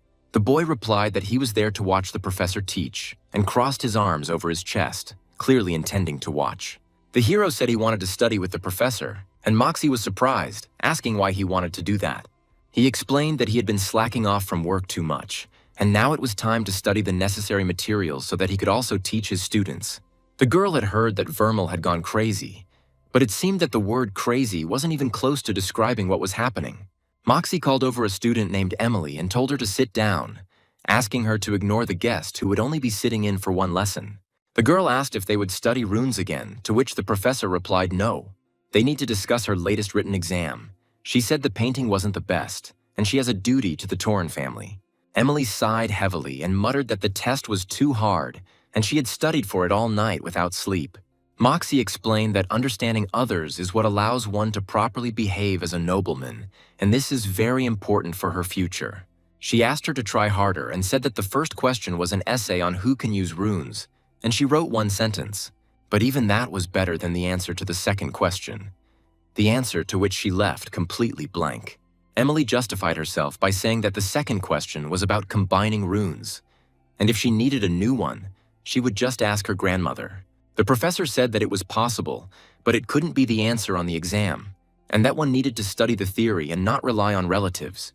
She noticed that she had given her an easy question, but she still made a mistake and asked how she could forget one of the 4 great families. The girl replied that she remembered them and listed some of them, but hesitated at the last family. The hero thought that this girl didn't have even half the tenacity that his students had, and that she had been handed the whole world on a silver platter, and she didn't care. The guy said that this only confirmed his decision to give these 2 access to the Linvik runes, because they earned it through their work. Moxie turned to the hero and asked why he was still here.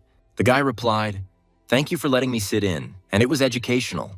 Noah the boy cursed to himself and thought that he himself was a nobleman and therefore should have already known all this. But for some reason he forgot.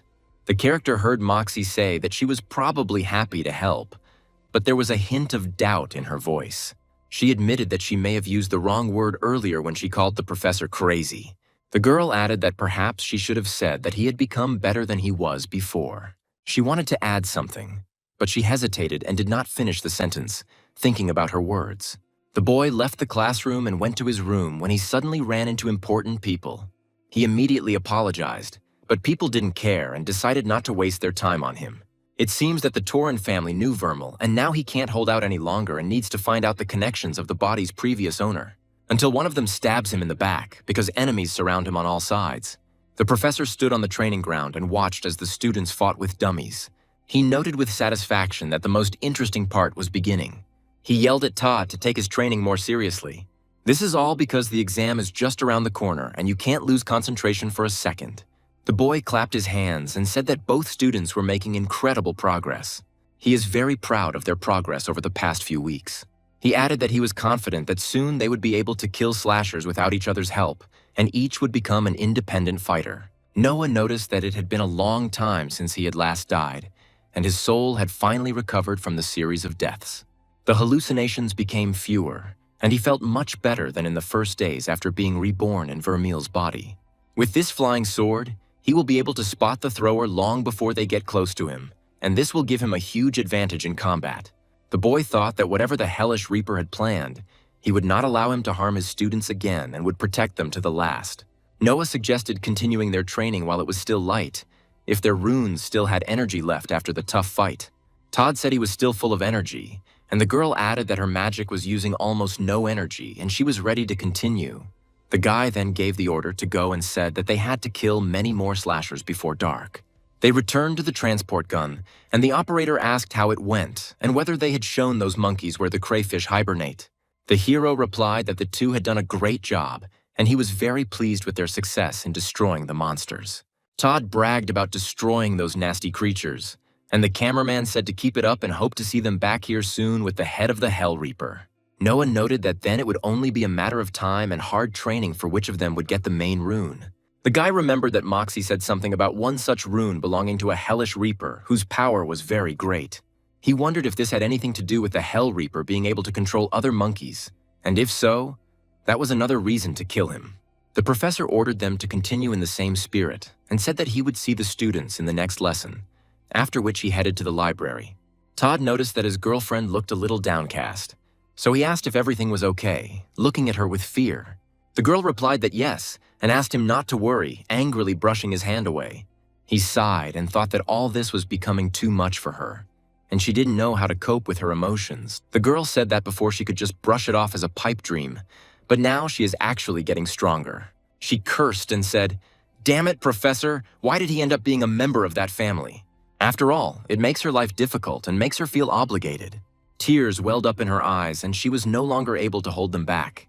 Meanwhile, the guy sneaked into the library and told himself that he was just lucky that there wasn't a single librarian here right now. He wondered how he could search for a book about the Hell Reaper or the Linwick family on his own without attracting unnecessary attention. He wanted to find out who was in his family so he would know who to avoid. Because anyone who knew Vermal well would quickly realize that he was not him. Suddenly, he heard a loud shout that ordered someone to sit and not dare to get up. Otherwise, he will show what a real magician is capable of, threatening reprisals. The girl squealed in fear, and Noah heard a name, after which he realized that things were getting serious. He came out from behind the shelves and told the man to move away from her. The protagonist stood between him and the frightened Isabel and directed his magic at the man. He said that he uses magic against him, which means he is even more stupid than this girl. He called him a pitiful sight, a first-rank teacher. Noah ignored the insults and prepared for battle, realizing that he was facing a very strong opponent from high society. The girl whispered from behind the teacher that everything was okay and asked him not to put himself at risk for her because it was too dangerous. Noah replied that not now and explained that the student had just asked him to do something and he was obligated to do so.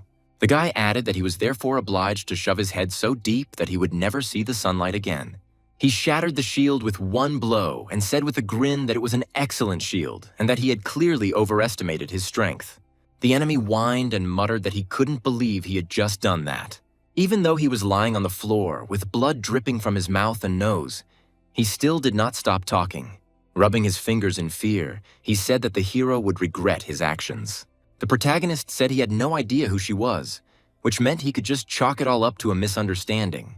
However, if she reports him, he will simply kill her and get rid of his problems. The guy turned to the girl and asked if everything was okay, to which she replied that he was crazy for attacking his own family members. Noah replied that he was simply doing his role as a professor and could not allow her to bully his student. The girl again said that he was definitely crazy and that she couldn't believe that he hit a member of his family for her. She asked if he was sorry and suddenly realized that he wasn't joking about not recognizing the man. The girl explained that it was Edward Linwick, the only student from the main branch of their family at the school. Isabel asked in horror how the professor could be so calm after attacking a member of his family. She added that the Linwicks were not famous for forgiving everyone, and now he would be in big trouble. Noah shrugged and replied that technically he didn't know who he was hitting, so it couldn't be considered an assault on a relative. The girl said that it would still be bad, but the guy assured her that everything would be fine. He's more worried about Edward taking that book. He asked her if she knew if there was another identical copy of the Linwick family tree in the library. Isabel was surprised and asked why there would be two copies here, since this wasn't the Linwick estate, but an ordinary academic library. The guy asked why she was studying his family, and the girl replied that it was because of the exam, because it was part of the required program. He noticed that her expression suggested that studying the Linwicks was more than just a casual interest to her, but something personal. The girl said that many noble houses would come to watch the exam, and she heard that the Linwick house would also be there. She wanted to know which of the students from the Linwick family were studying at the academy, so that she would know who she needed to be more careful with when communicating with. Noah told her to follow him and suggested that they leave before someone came looking for them both to sort things out. The guy asked where everyone had gone because the corridors were empty and quiet. The girl replied that everyone was sucking up to noble houses, trying to become servants in order to gain access to runes and connections. The guy cursed and said that it seemed they had found where everyone had gone because a huge crowd had gathered in the main hall. He asked if there was a safe place she could go, at least until this whole thing with the beaten Linwick died down. The girl objected and asked why he was asking her, since it was not she who hit Edward, and he would be better off worrying about himself. The professor told her to leave and said that he hoped to see her in class tomorrow, but the girl reminded him that he was always late. He called after her to let her know if he got the book and apologized for getting her involved in this dangerous situation. He had no idea how seriously the Linwicks would take the situation with one of the main branch members being punched in the face, so he came for help. Noah walked up to the door and answered Moxie's question about what his fist wanted, meaning, by mistake, of course, that he had become acquainted with the nose of young Linwick. Moxie led him into her room, which turned out to be much better furnished than his own. The guy thanked her and said thanks, and the girl asked if he wanted to watch TV or something else. He said no. And Moxie noted wryly that what he needed in his room was a big stack of paper on the floor to keep him out of trouble. Noah reminded them that they had agreed not to mention this incident and asked them never to return to that topic again. The girl said she almost let him in because she wanted to tell him how badly he was doing after his fight with Edward. The guy said that Edward had been harassing a student and he told him to stop. Noah said that he forced it, and Moxie indignantly asked, "And that's all?" and demanded to know the details and at least name the offender. She asked how he managed to get through the shield in the first place, which he should know because Edward was his relative. The guy was surprised and asked again who this person from the main branch of his family was, and thought that this explained a lot. Moxie asked how he managed to get through Edward's shield, and Noah innocently replied that he just punched him.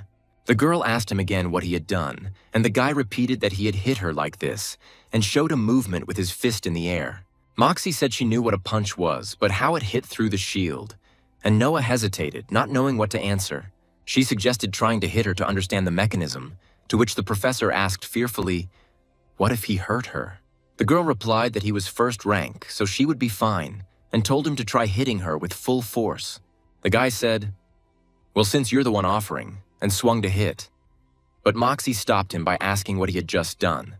Noah replied that it was a trick and nothing special, and asked why she was so surprised.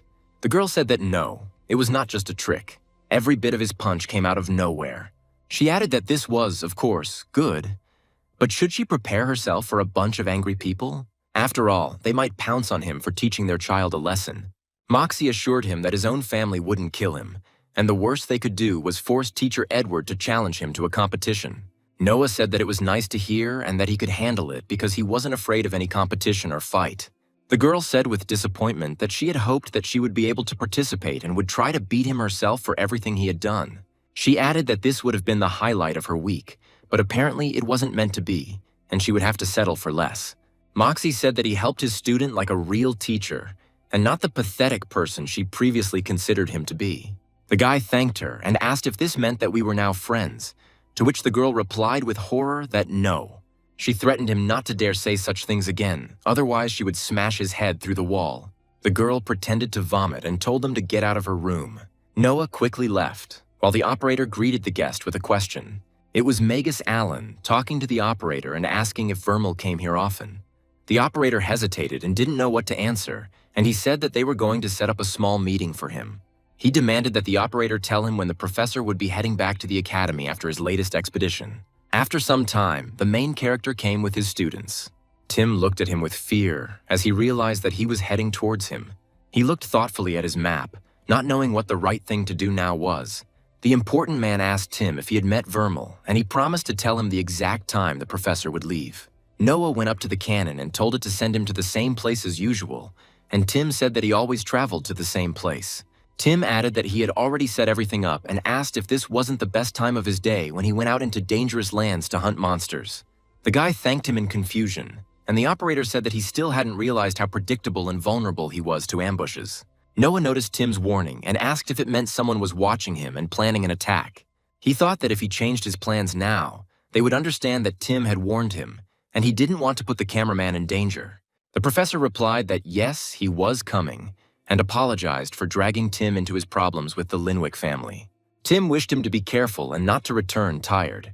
Noah thanked him and told him to take care of himself too. After these words, Tim pointed to another mark on the map. The boy flew out of the cannon and landed in dangerous lands, thinking that if someone knew the exact time he was leaving, they could already be waiting for him. The students ran up to him and asked if everything was okay, and the professor replied that yes, he was just a little distracted by his thoughts. The girl asked if he could use a rune to sense people's breath through the air and detect an ambush. Noah said that was a great idea and he could use another rune to find a way that would allow him to do it. Todd pointed ahead and shouted that the dead monkeys were straight ahead and offered to choose her, wanting to fight them first. The girl said that he was having visions and that there was no one there. But the guy replied that if you look with more than just your eyes, you can see. He reminded that the whole point of the teacher's classes was to think differently, and that one of his runes was the rune of warmth. Todd said he thought it was just a weaker fire rune, but humans are warm, like monkeys, and that gives them an advantage. The girl guessed that he used the rune of heat to see the heat emanating from the bodies of living beings, and admired his guess. The guy said that this meant that there was no one there, otherwise he would have seen, and added that now he could start training himself. The girl asked if it sounded dangerous, since there were only 2 weeks left until the exam, and they couldn't risk their health. Todd replied that she herself said that they needed to work harder, and that he had a healing potion, so if he was nearby. Noah said that if they got too far and everyone needed help, they should just shout and he would come to the rescue right away. If someone really was planning to ambush them, they would have attacked as soon as they approached the cannon. This means that they will wait until after they return, so there is no reason to interrupt their training now and they can practice in peace. The teacher told him not to worry, he would be fine, but the girl noticed that suddenly something would go wrong. She told how he once tied his shoelaces by accident at the age of 8. Luckily, his shoelaces were already tied, so the threat was eliminated, and the guy breathed a sigh of relief. Noah said that he was no longer 8, and Todd, although strange, was a very capable magician, just like herself. The girl sighed as she landed on the ground after another fight. The teacher said she would have to get used to it. She asked why exactly, and the hero explained that it was to fight, but at the same time to worry about someone who was dear to him. She assured him that she was fine, to which the guy replied that if she had said even a word of that seriously, she would have. The girl asked what they wanted her to say, and the hero replied that all their problems should remain between them. And he is here, one might say, just like that, teaching them to make them stronger and does not interfere in their personal relationships and feelings. The girl exclaimed that they had no problems and that in fact they got along very well. But the professor doubted her words. She asked if there was any point to that, and Noah said yes, he would tell her the answer and to stop making excuses where they weren't necessary. At the very least, she should be honest about her feelings for her teammate in her conversations with him. The girl asked how she was supposed to just stop worrying, her voice shaking with tension and fear for her friend. He said that fortunately for him, everyone he loved was long dead, and he did not have to experience this excruciating anxiety. The girl replied that she understood what he meant, but it wasn't easy, and added that they were just classmates. The boy nodded understandingly and said, "Okay," and noted that that's why she knew Todd when he was 8 years old. What he didn't realize was that passing his exam meant she would have to end a lifelong relationship, and that was a huge sacrifice. The girl sighed and said that he didn't understand, and at that moment the professor suddenly raised his hand and ordered everyone not to move. The students looked at each other and asked, "What do you mean?" And Noah whispered that it was quiet, she hadn't noticed yet, and he would figure it out. He pointed ahead and said that the monstrous creature had appeared again, using his supernatural senses. The guy cursed and asked what the hell because the creature was huge and clearly more dangerous than all the previous monsters. He noticed that the monkey was already dead, and something had killed it before him, and he wondered what kind of predator would just rip apart the flesh of its prey and leave. Noah answered himself that he was the one who killed for pleasure, and this realization made his blood run cold. He commanded that they return to Todd, and in the distance a joyful cry was heard from a guy who boasted that he had won. The girl breathed a sigh of relief and said that he was fine and wasn't even hurt in the fight. Then she ran up and asked why there were 2 professors there, meaning that there was a stranger in dark clothes standing next to the guy. Noah stared in surprise at his exact copy and asked if his split rune had split him in 2, creating a living double. He thought about how if the rune did this every time he died, then there must be a huge number of clones. But then he remembered that he had seen his dead bodies. So such thoughts were groundless. This double may be one of a kind. The professor realized that in front of him was an alien creature that had stolen his body at one of the moments of death and was now walking around in it. He asked what was going on, and the students looked at the 2 identical professors in bewilderment.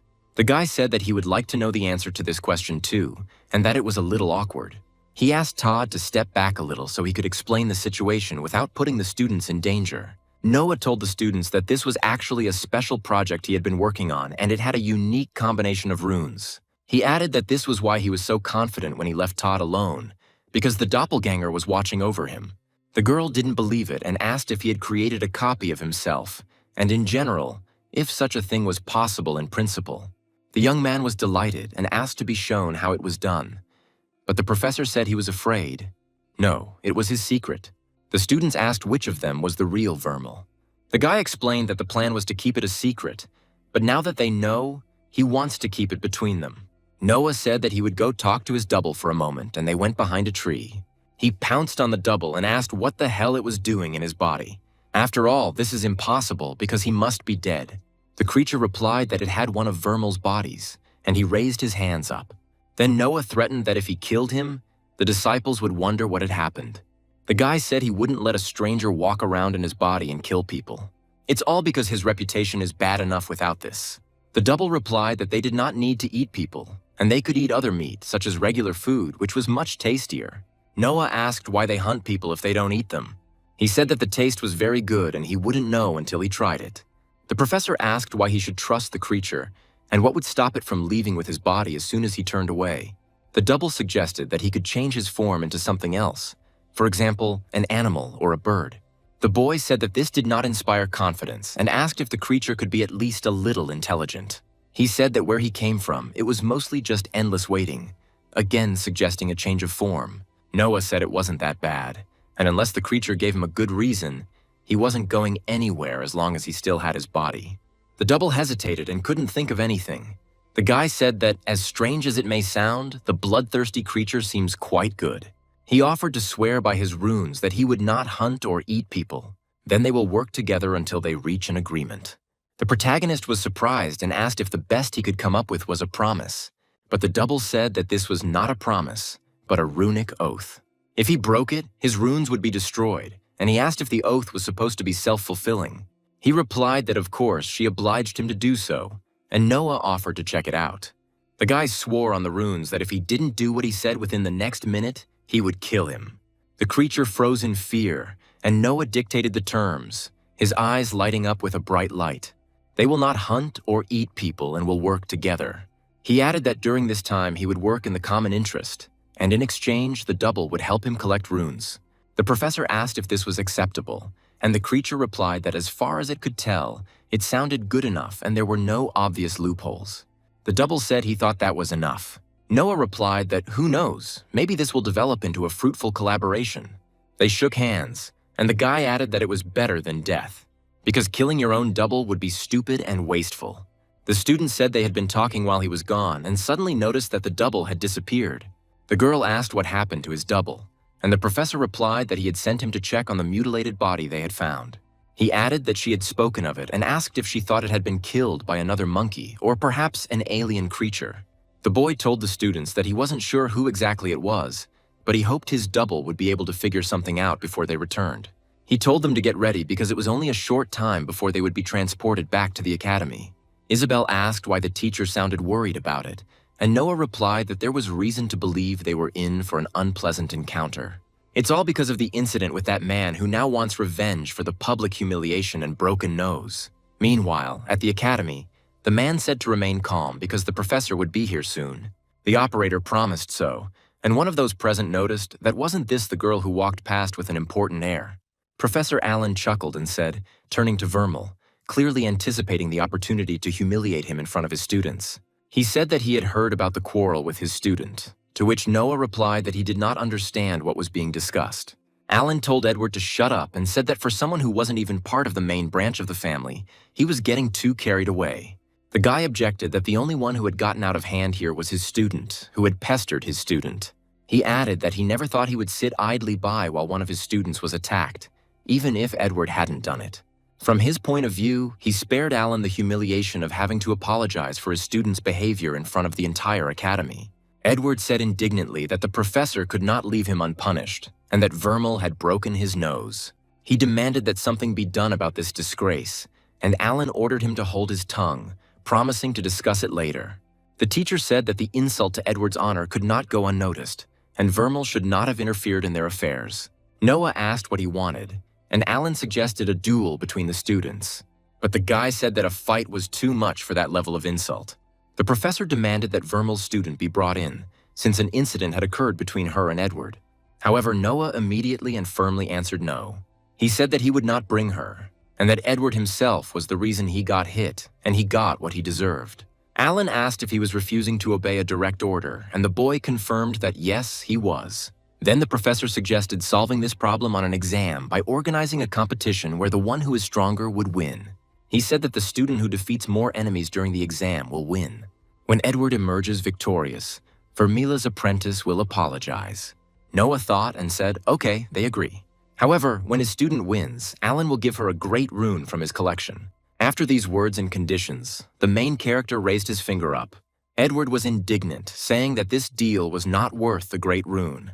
Alan replied that no matter how much you bet, there was no chance that your opponent would win. He ordered Edward to shut up, and the boy added that if his student somehow won, he would give up one great rune. Noah breathed a sigh of relief and said that, frankly, everything had gone much better than he had expected, and his student would win. Moxie approached him, and the hero asked if there was a reason why she came here, since she doesn't work with them.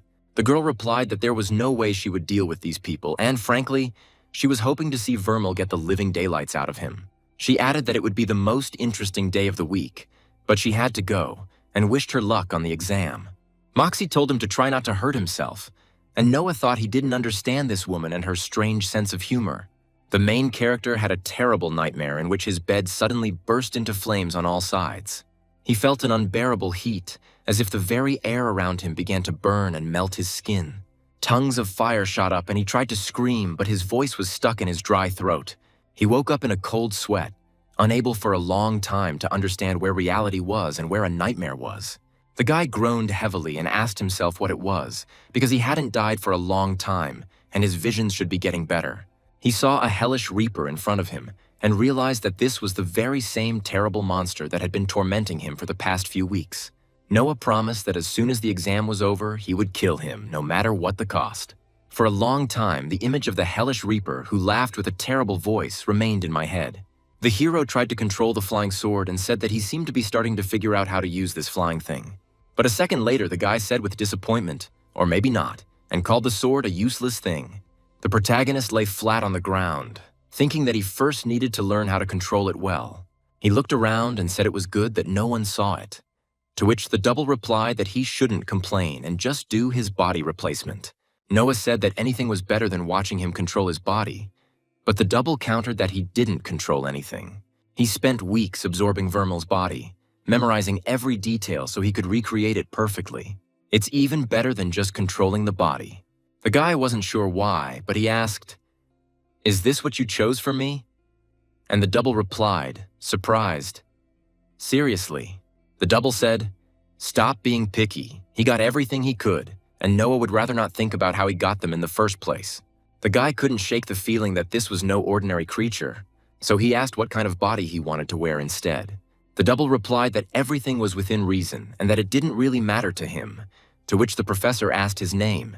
The creature said that he liked trees and suggested the name Tree, but Noah replied that it was not quite a human name. He was surprised and asked if the trees were serious, and then suggested the name Lee, which seemed more suitable to both of them. The creature was delighted and said that this was wonderful and that it would now change bodies, asking Vermal to deal with the monsters. Noah heard a crunching and cracking sound and realized that the sound was unpleasant, and Lee said that Vermal's body was uncomfortable and cramped. The guy exclaimed in shock, and Lee asked with a smile who he thought he was and how he liked the new look. Noah asked Lee what gender the creature was, since it could change shape at will, to which Lee replied that they were uniting. Two of them tear off half of their body and then merge together to form one new one, and then change their bodies. The guy said it sounded weird and noted that Lee had simply gone and made a new body, although he thought they needed a full body to transform. It looks like it worked, and now Lee isn't him, but they need to come up with a story for the new teacher.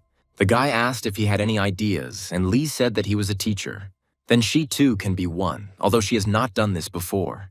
Noah asked what she would teach, and Lee smiled. She said this in reference to martial arts and hand-to-hand combat.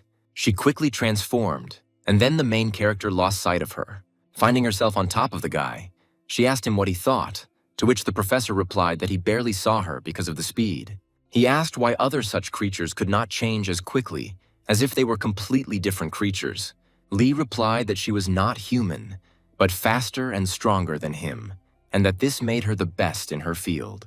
Noah pointed out that she usually didn't die no matter how badly she was hurt, but Lee countered that he didn't die no matter how badly he was hurt. The guy said he was just lucky, and Lee asked how many times she had seen him get killed, implying he was cheating. He agreed to cooperate and said that people could believe in the legend. The legend is that he hired an assistant who could teach him the art of fighting. Lee said she would be more than happy to show off her skills if needed, since he can't die. Noah said no more shows because he could die, just not forever, and he wouldn't be a suitable target. He added that there was no mention of his death in front of others, and Lee asked that even a single blow was not allowed. Lee asked if they should go to the academy already, but Noah replied that not yet because there was still one detail left. The weeks before the exam were short and he still had a lot of work to do, and he met with Lee several more times. And as much as it was painful to admit, she had skills he needed to learn, and to his surprise, she was sincere. She did nothing that could pose a threat to him or his students. So he decided that once the exams were over, he would let her teach his students, but only when he himself was present with them. And Lee asked if she could eat anyone who interfered with his student. Noah said no, and added that, by the way, he had replaced 2 more runes and began to feel their power grow as they filled. But he was exhausted because every night the Reaper's eye prevented him from sleeping. Every day he saw his face out of the corner of his eye. It was as if he was enjoying his torment. Every day was filled with tension, but at the same time with fatigue. Until finally the morning of the exam arrived, and the students eagerly waited for their mentor to triumph. The young man said, "Oh, what a face that man will have." Then he asked how much time was left before the start, when there was a knock on the door. The guy asked who decided to drop by so early. Opening the door, a girl stood before him and asked in surprise how many people were willing to talk to Vermal. She said enough is enough, adding that the sudden growth after so many years of stagnation raises questions. Moxie listed the professor's odd behavior, the sudden increase in power after years of stagnation, and that respectful tone. She added that even the students suddenly began to respect him, and Noah bewilderedly thanked her for her observations. The girl said that he had changed a lot, and now she understood why, because he was not really Vermal. The guy laughed and asked, and of course she revealed who he was then, and reminded him that he also had a head injury. But Moxie said, "Who cares?" and suddenly hit him in the face. She then threw a tree at him, pinning him to the wall, causing him to scream and ask what the hell she was doing. Noah was outraged that first Lee and now Moxie and why everyone was trying to hit him lately. He said, okay, if she wanted it differently, then so be it, and prepared to defend himself. The girl noticed how determined he was and decided to use a spell against her. She said that the real Vermal would never have had the courage to do such a thing. She pinned him against the wall and said, "Be quiet. I'm not blind, and to be honest, many people have noticed changes in him." Moxie explained that Vermal had done a great job of making people shy away from him. But when he started working here as a teacher, she was lucky enough to become his mentor, so she couldn't be fooled. But Noah said that she didn't think about it, and at that moment, Lee attacked her from behind. The guy thanked Lee for the lessons, and Moxie said that everyone got their share, meaning that both women got their comeuppance. She said that she was begging. His magic couldn't even penetrate her shield. To this, Noah replied, "But this one will break through," pointing to a huge object. The girl asked if he had decided to stab her with a knife. And what was that surprise in his voice? How was such a technique worse than using magic? Well, if that's the case, although it doesn't matter, she already said, she doesn't care what he did to Vermal, but attacking her is a strange way of conveying thoughts. She told him to get off her, but the boy said no. Even if her shield could block magic, he had seen them break. So he will sit on her until she explains herself. The girl began to scream in his face. However, the main character was not going to give up. He only repeated his condition. Moxie was tense. She looked the hero straight in the eyes, and excitement appeared in her pupils. Then she sharply pushed the guy away and again trapped him in the branches of the plant. Moxie asked if he was happy. If she wanted to kill him, he would have been dead long ago. She said that the word satisfied was clearly not appropriate for this situation and asked what he wanted. Noah asked if she could confirm this for his peace of mind. But the girl replied, "Just enough, we both know he's lying.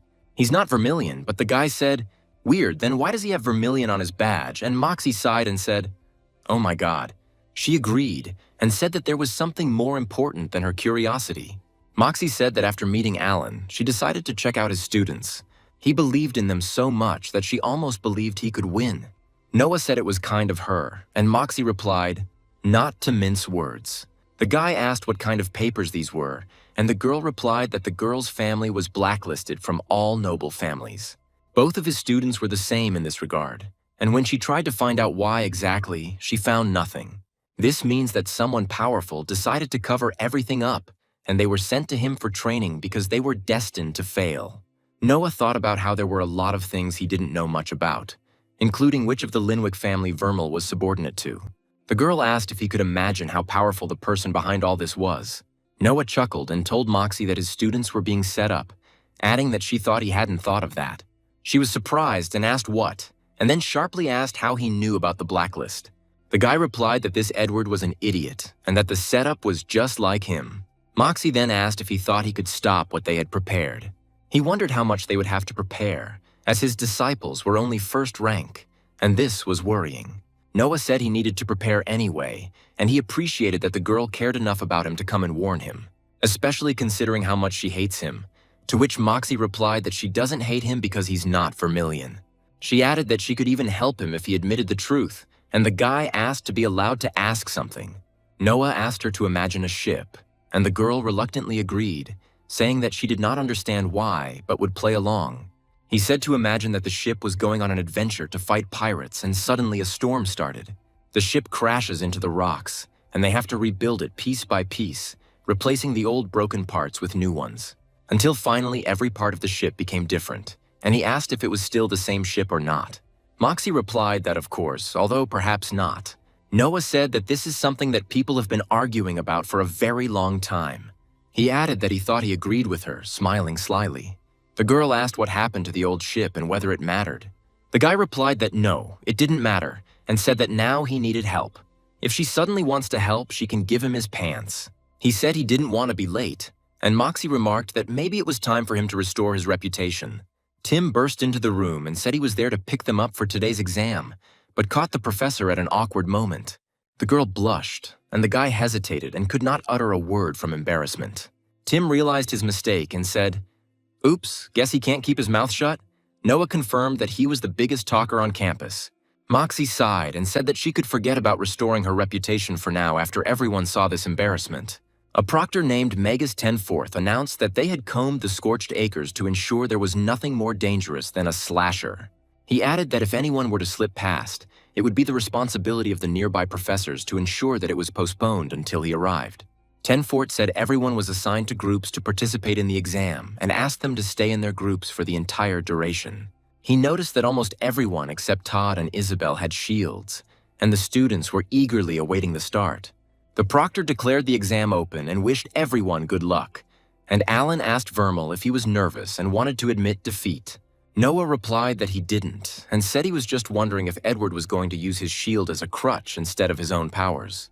Alan countered that he had no reason not to use it, unlike the professor, since he was a valued member of the Linwick family. The guy chuckled and said they would see about that, and Lee came up to him, saying that it was just in time. He announced that he would take on the first one, and that this would be enough to get through, and then the students would deal with the rest of the monsters. The man rushed forward and knocked down one of Alan's students, who indignantly asked what he was doing. Edward shouted that it was his, but the boy retorted that he had taken too long and missed the moment. The students shouted at him to dodge or he would get hit. Thanks to this, the man deftly dodged the flying attacks. Alan asked if the professor now saw why his students couldn't win, and shook his head mockingly. Noah noted that in order to block physical attacks, shields must use physical materials like Moxie's vines. But this must be done manually, while blocking magic is automatic, and it is useful information for combat. He said that Edward's shield might be strong, but it wouldn't be able to withstand attacks forever and prepared for the next blow. Noah told Todd that the monster was all over him, and that Edward was currently tickling his opponent to death. He added that they should fight more gracefully, and the student replied with a grin that he would be happy to, and asked, just as the teacher had taught them. Noah said that if you can predict their movements, you can defeat them. Todd shouted happily that this was how it was supposed to be done. The guy turned his fierce gaze on his opponent. He was ready to show who was stronger here. Getting as close as possible to the monster, Todd directed his fiery energy straight at it. The professor praised him and said, "Well done, it was magnificent." He added that if they continued like this, they would throw a party when they returned. He noticed that Edward had also dealt with his monster and asked if he was okay. Noah commanded them to move on and said that now they needed to find a slasher for Isabel. Alan stopped him and said that if they went on their own, there was a risk that they would fail. He added that he would not allow this, and the guy suggested, "Then come with us." But he replied that he could not allow this either. Alan said that Edward needed rest after the fight, and they would stay here until he was ready. The professor objected that the young man was fine and could continue. Alan added that while they were resting, he would not have to take any further permanent action. Then the guy asked how long this short break would take. He replied that as much as it took, and his voice betrayed a steely inflexibility and a desire to buy time. The guy indignantly told Alan that this was simply ridiculous and that everyone present understood perfectly well what he was trying to achieve. Alan replied that this was very unfortunate, although, incidentally, such behavior was to be expected from the scum who had been blacklisted. He added that being in the same place with such a noble man as Edward would be the best moment in their miserable lives. Noah cursed under his breath and called him petty. After that, he was surprised to see that Todd had brought a huge slasher straight to them. Todd shouted happily that he thought the teacher might have trouble finding it. That's why he brought the monster here himself. Isabel praised her comrade and said that he was the best, and Alan indignantly asked what the hell was going on here. The professor stated that he could not allow the slashers to get so close to his student while he was resting, and ordered Todd to find another one. Edward tried to attack, but the boy deftly parried his blow and said with disdain that he was simply pathetic. Isabel sat down next to Edward, incinerating him with her gaze. She squatted closer and began to ask him if he was really that pathetic. She asked if Alan really needed to cheat to beat a student like Isabel. After all, she has neither a powerful shield nor an influential family. The young man said he was ready to continue, and Noah nodded, giving silent approval for further action. He whispered his plan to the students, telling them to let Edward attack first. Then they will steal the kill with the finishing blow. The exam rules didn't say anything about how exactly to kill a slasher. They only had one condition written in them: the monster had to die. He added that Isabel was a close-range fighter and advised her to use ranged attacks. Edward shouted that this monster was somehow fast, but he still got caught. He chuckled and said it was because she called him pathetic and hit her hard. Noah panicked, thinking that he wouldn't be able to protect her in time and that he wouldn't be able to do anything. Suddenly, Lee intervened and saved Isabel from certain death, after which the girl finished off the slasher. The guy breathed a sigh of relief and said that Lee had done everything on time and that he owed her one. He admitted that he needed some serious aim practice, and the students, shocked, asked what the hell had just happened.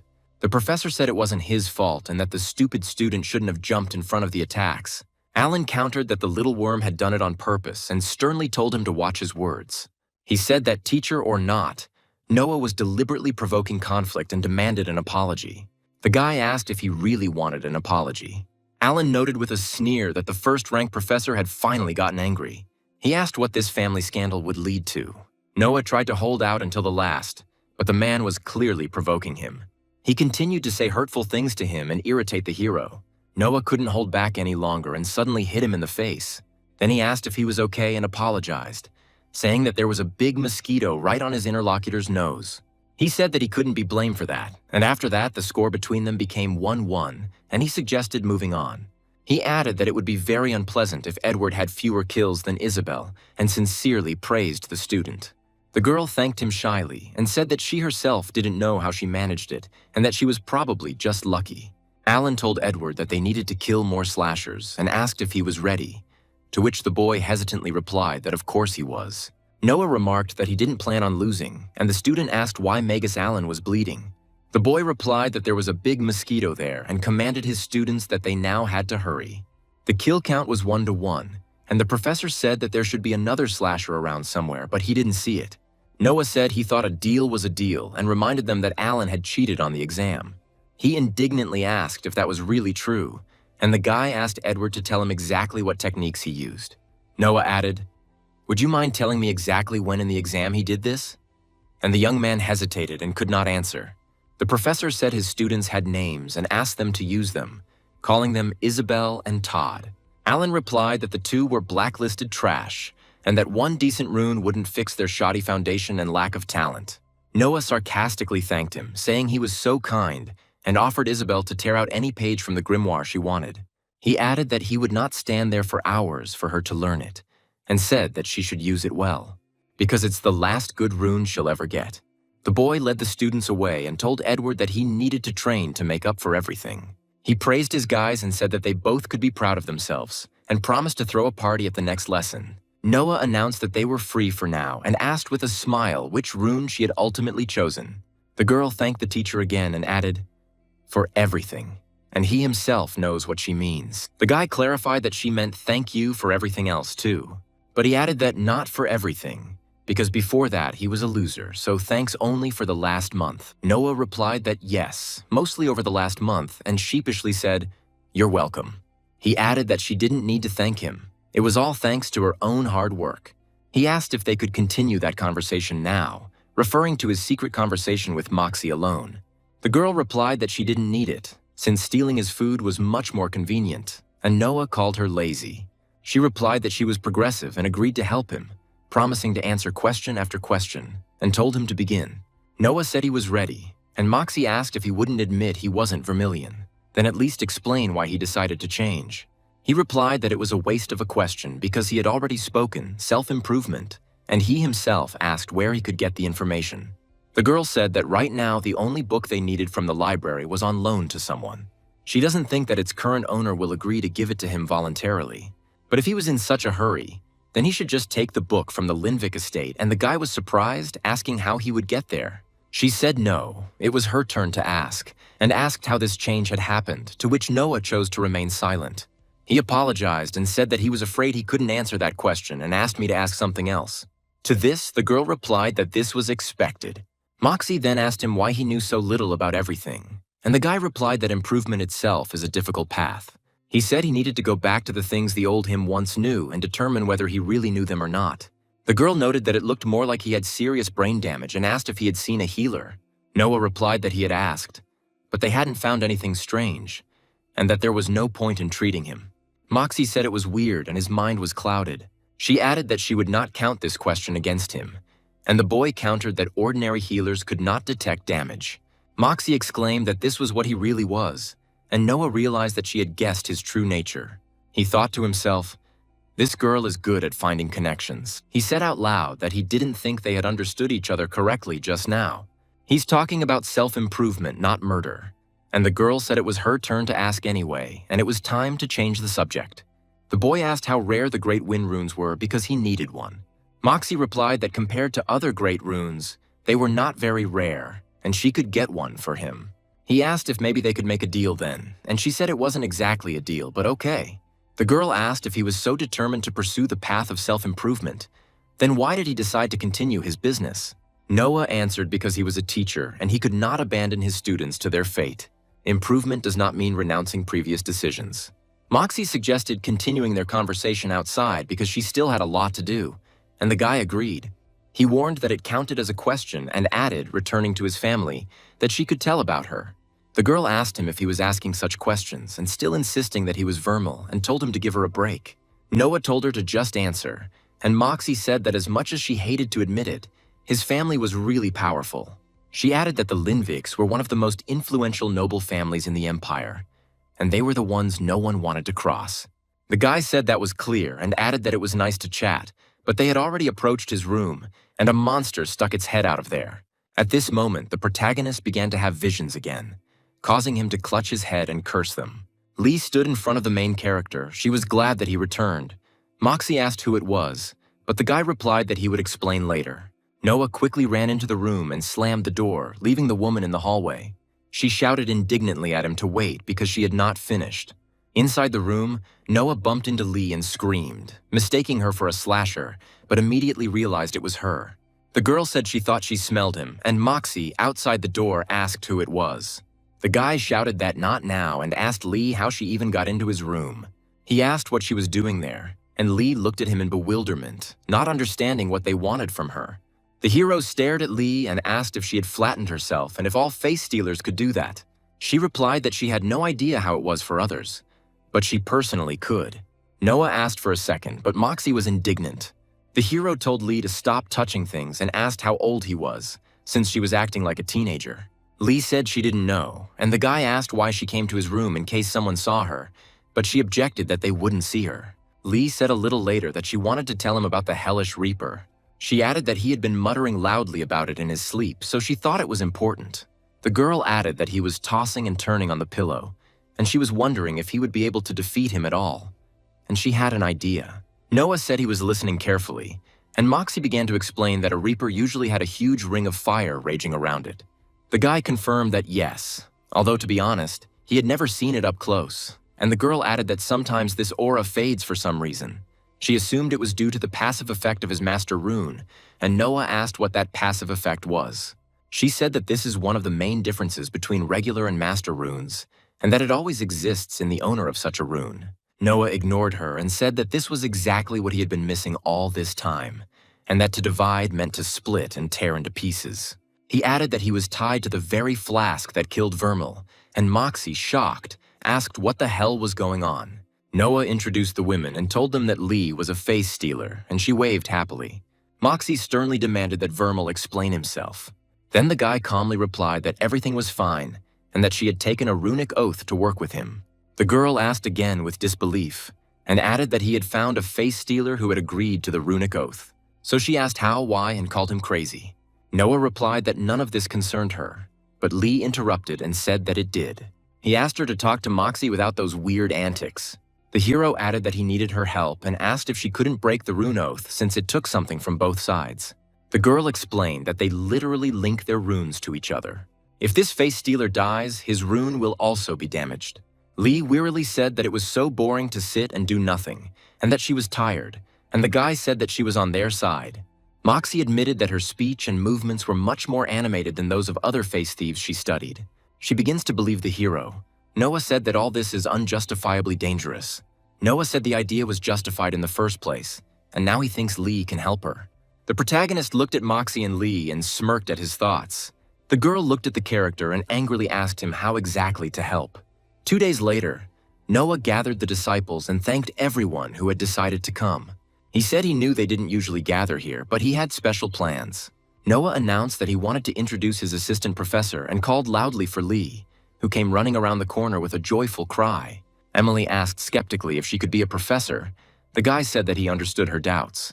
He doesn't have the best reputation, and he doubts he would appreciate a demonstration he himself would put on. Besides, Lee is a much more impressive fighter, and her blows don't make him want to curl up in a ball, so he asked to show her a lesson on Moxie. The girl was surprised and asked why her, and Noah replied that she was his deputy, and he wanted her to believe in the validity of his words. Lee said it was wonderful and suggested they start, and the guy asked her not to make him regret it. He set the rules that only physical attacks were allowed and no magic. Lee added that the winner is the one who puts the other on his shoulder blades, and the girl agreed. She let Lee make the first lunge, and in an instant Lee had her down on the floor. The girl didn't even see her movements. The students were outraged that this was probably magic and that she had cheated. Noah said that such lessons did not bode well. Moxie admitted that as much as she didn't want to admit it, this lesson was really what she needed. She seemed to understand now how he moved like that. Emily looked at Lee with respect and said that she was a girl, and Lee winked and proudly confirmed it. Noah asked Lee if she had used magic as Moxie tiredly rose from the ground. Moxie added that there aren't many ways to use magic. Then Lee raised her hands and laughingly said that she had cheated. Lee replied that it was a body enhancement, a common technique for high-ranking individuals. But using it at rank 1 is unheard of, and such a small flaw is worth it. She added that there is more to the battle than just magic. When the student suggested that it was power, Lee said that was incorrect and told her to keep thinking. The guy swore and said, "Damn it, Lee." She replied that the correct answer is flexibility. Control over your body helps you avoid enemy attacks and strengthen your own. Lee announced that it was time for the second lesson, and she herself was already standing in an incomprehensible pose in front of the students. Lee stood in front of everyone and said that she would teach each of them a daily routine. The student asked forebodingly what it would be, his eyes shining with excitement. Lee said she hopes they have a high pain threshold. It will be a stretch. An hour later, the students lay on the ground, exhausted, and the boy groaned that he couldn't feel his legs. Lee told me to do a full set of stretches every morning and said that progress would not take long to come. She said goodbye and that she would see them at the next class, and Noah said that he seemed to be stuck with them a little longer. The guy said it looked like bullying, only they were grateful to her for it, and Moxie handed over the trap paper. The hero explained that it was a special type of magical paper used to catch runes from slain monsters. Noah promised that he would come for the hellish reaper, and there was a steely determination in his voice to put an end to this monster. The character heard someone's voice saying that he had tried hard. The voice said something again and thanked him for helping him get this far. Noah stopped and asked to wait. He felt something incomprehensible inside himself. He wondered what would happen if he tested the separation rune on a monster. He wondered if there would be any energy left for him to absorb after this. He only wondered if he could even cope with the force of division. The guy screamed in pain, stretching his hand further and further. But he told himself that he just needed to touch them, and he reached for the glowing rune. He almost reached for it, straining with all his strength, and wondered if it would split into 7 parts, like his own soul once had. Noah cursed and said he hoped not, and realized that answered one thing. He can't separate base runes, but he could absorb pieces of their energy. He realized that he still had much more energy left to work with than usual. He could use it to infuse his new Great Wind rune. He used the power of the separation rune for the first time and felt his strength growing at an extraordinary speed. The energy absorbed from the Lesser Wind rune charged his new Greater rune. The last hurdle before defeating the Hellish Reaper was passed, and his soul was almost completely restored after all the trials. He stepped forward and told Lee that she was just in time, and the girl was surprised, asking how he knew it was her. Noah replied that he had a project that needed some time and he wasn't sure how long it would take. He asked Lee to continue teaching in his absence. She asked why he was leaving so suddenly, to which the guy replied that he was tired of putting up with all this crap. He added that it didn't matter and said that he would be nearby. He would just not appear as often, and if something went wrong, they should find him.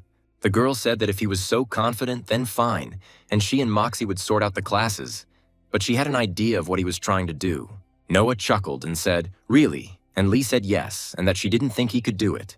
But in any case, she wished him luck. He left the academy and headed into the deepest reaches of the Scorched Acres, where the Hellish Reaper was already waiting for him.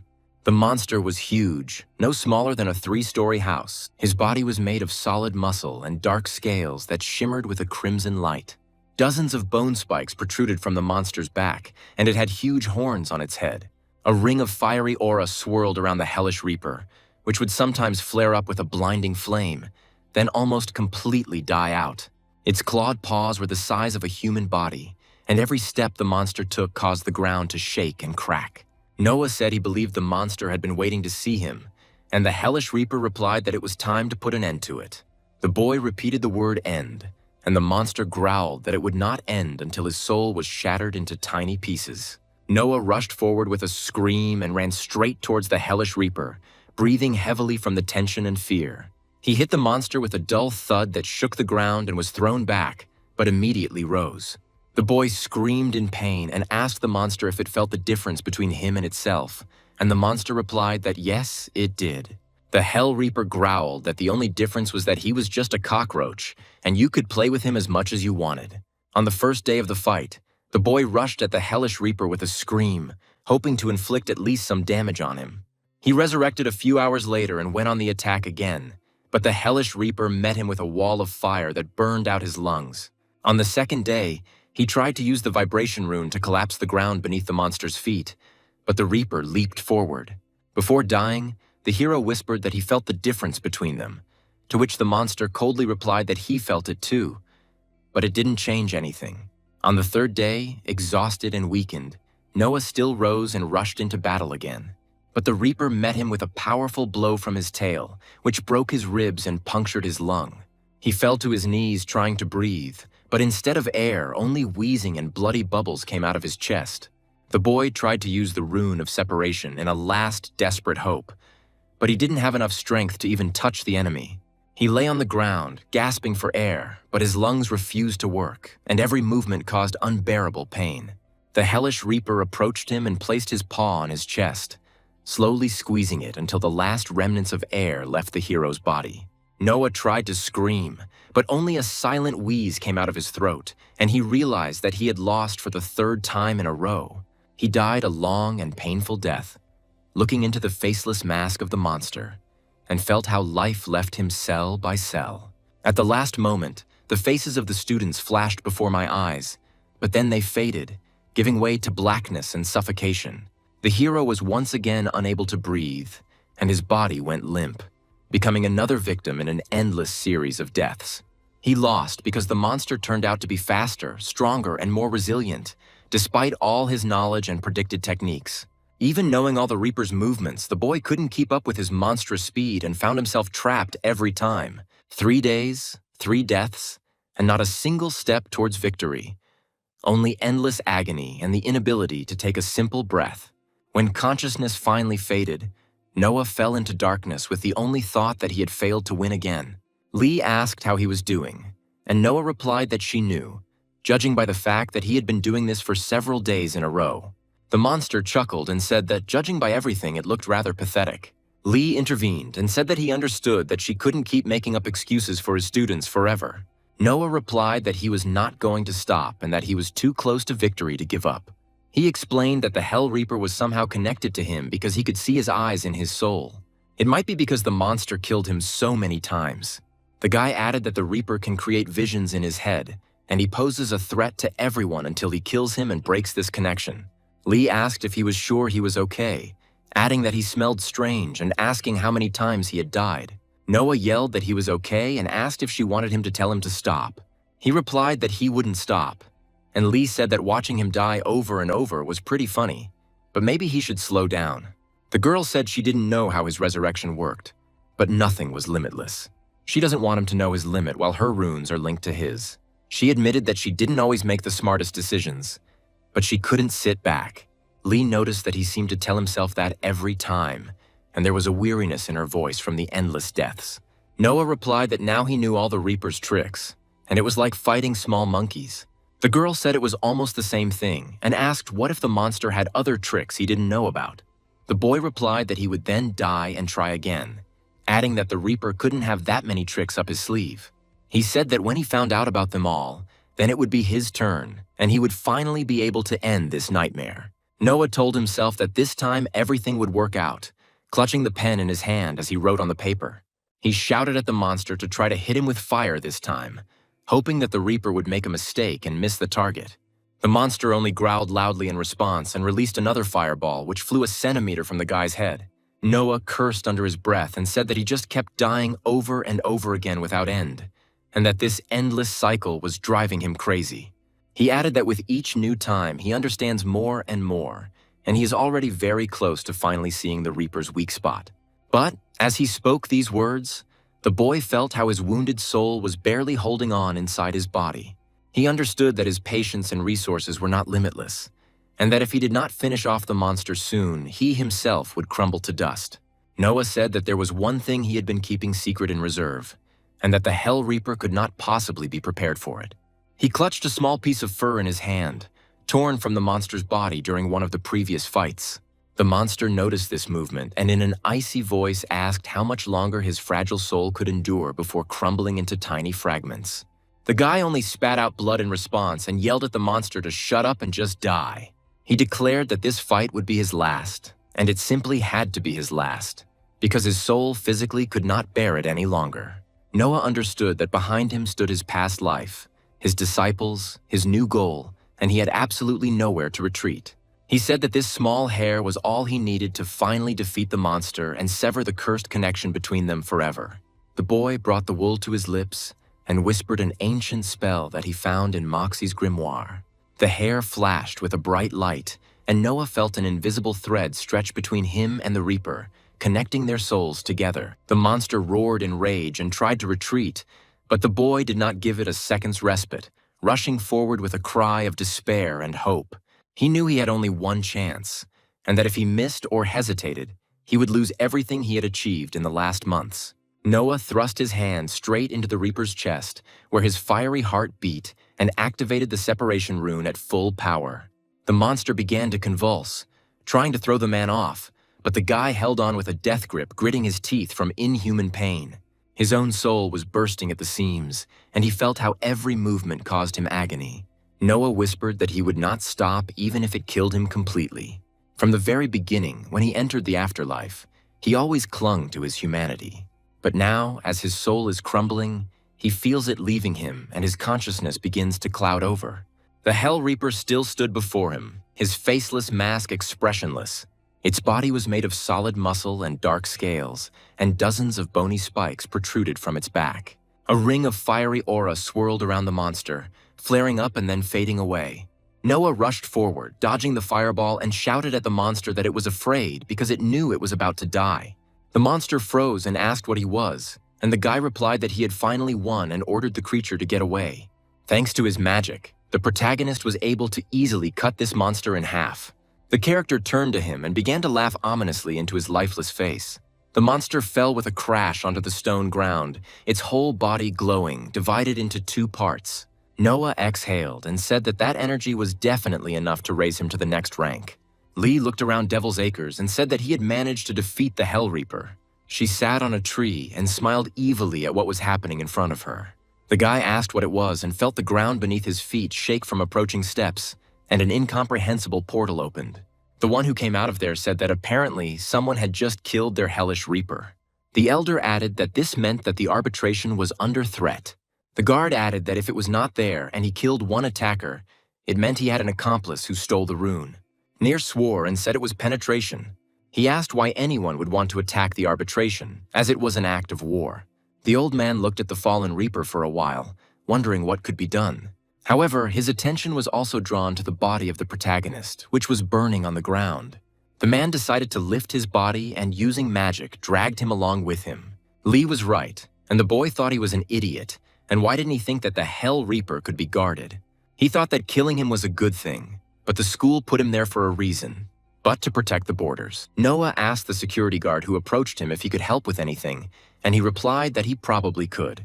The guard asked if he had been to Scorched Acres, and the guy thought they had come for him quickly. The man introduced himself as Nier and said that he was one of the academy's guards, and if he lied, it would be obvious. Noah replied that yes, he was there and asked what happened, and Nier said that the academy had been attacked. He added that anyone who was in the area was a suspect. The guy asked what happened, and the guard said it was none of his business, but then changed his mind and asked him to wait. He turned to the operator and said that he had not told him that Noah was a first rank, and asked if he knew the man. Tim replied that he knew him well and that he was his best client, who came almost every day to train. He added that he was part of a group that had recently taken an exam there, and that he was a professor, and a very good one at that. Nier, a professor of the first rank, asked with a grin and asked how he even taught his students. Noah replied that he was trying his best, and Tim added that he was actually quite good. The guard said that the Hell Reaper would crush the first rank without blinking an eye, but he could help the one who actually killed him. So Noah is still a suspect. And Nier told him not to leave the academy grounds, because running away would be considered an admission of guilt.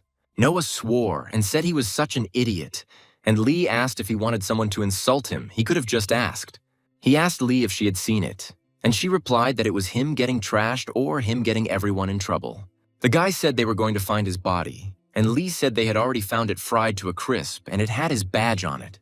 Noah asked how, and she replied that she had her own ways, adding that they would not be able to identify his body, but they knew that the Master Rune was missing. They believed that a large group was at work, since it is impossible to kill such a monster alone, and the guy realized that he was seriously in trouble. He said that things were only getting more complicated, and Lee asked if he had at least taken the Master Rune. Noah replied that after all he had been through, the bastard better leave him something. He added that the Hellish Reaper gave him a lot of energy, but the real prize was something more important. Noah told Lee that she better step back because he didn't know what was going to happen. She asked if he wanted to do it in his room, and the guy sighed heavily and tried to concentrate. He thought that this fire was not related to the Master Rune, and he was almost certain that the rune's real purpose was to make oxygen hyper-reactive. Noah said he was lucky he didn't know physics. Otherwise, he would have realized the rune was breaking its laws. But great runes have a passive effect. He asked if it was really that easy for him, and suddenly froze and cursed, saying, "Just not again." The boy began breathing heavily, and Lee asked what it was. The hero replied that he made oxygen completely inert. He added that it would take time to get used to, and the Hell Reaper seemed to hold his breath while he fought.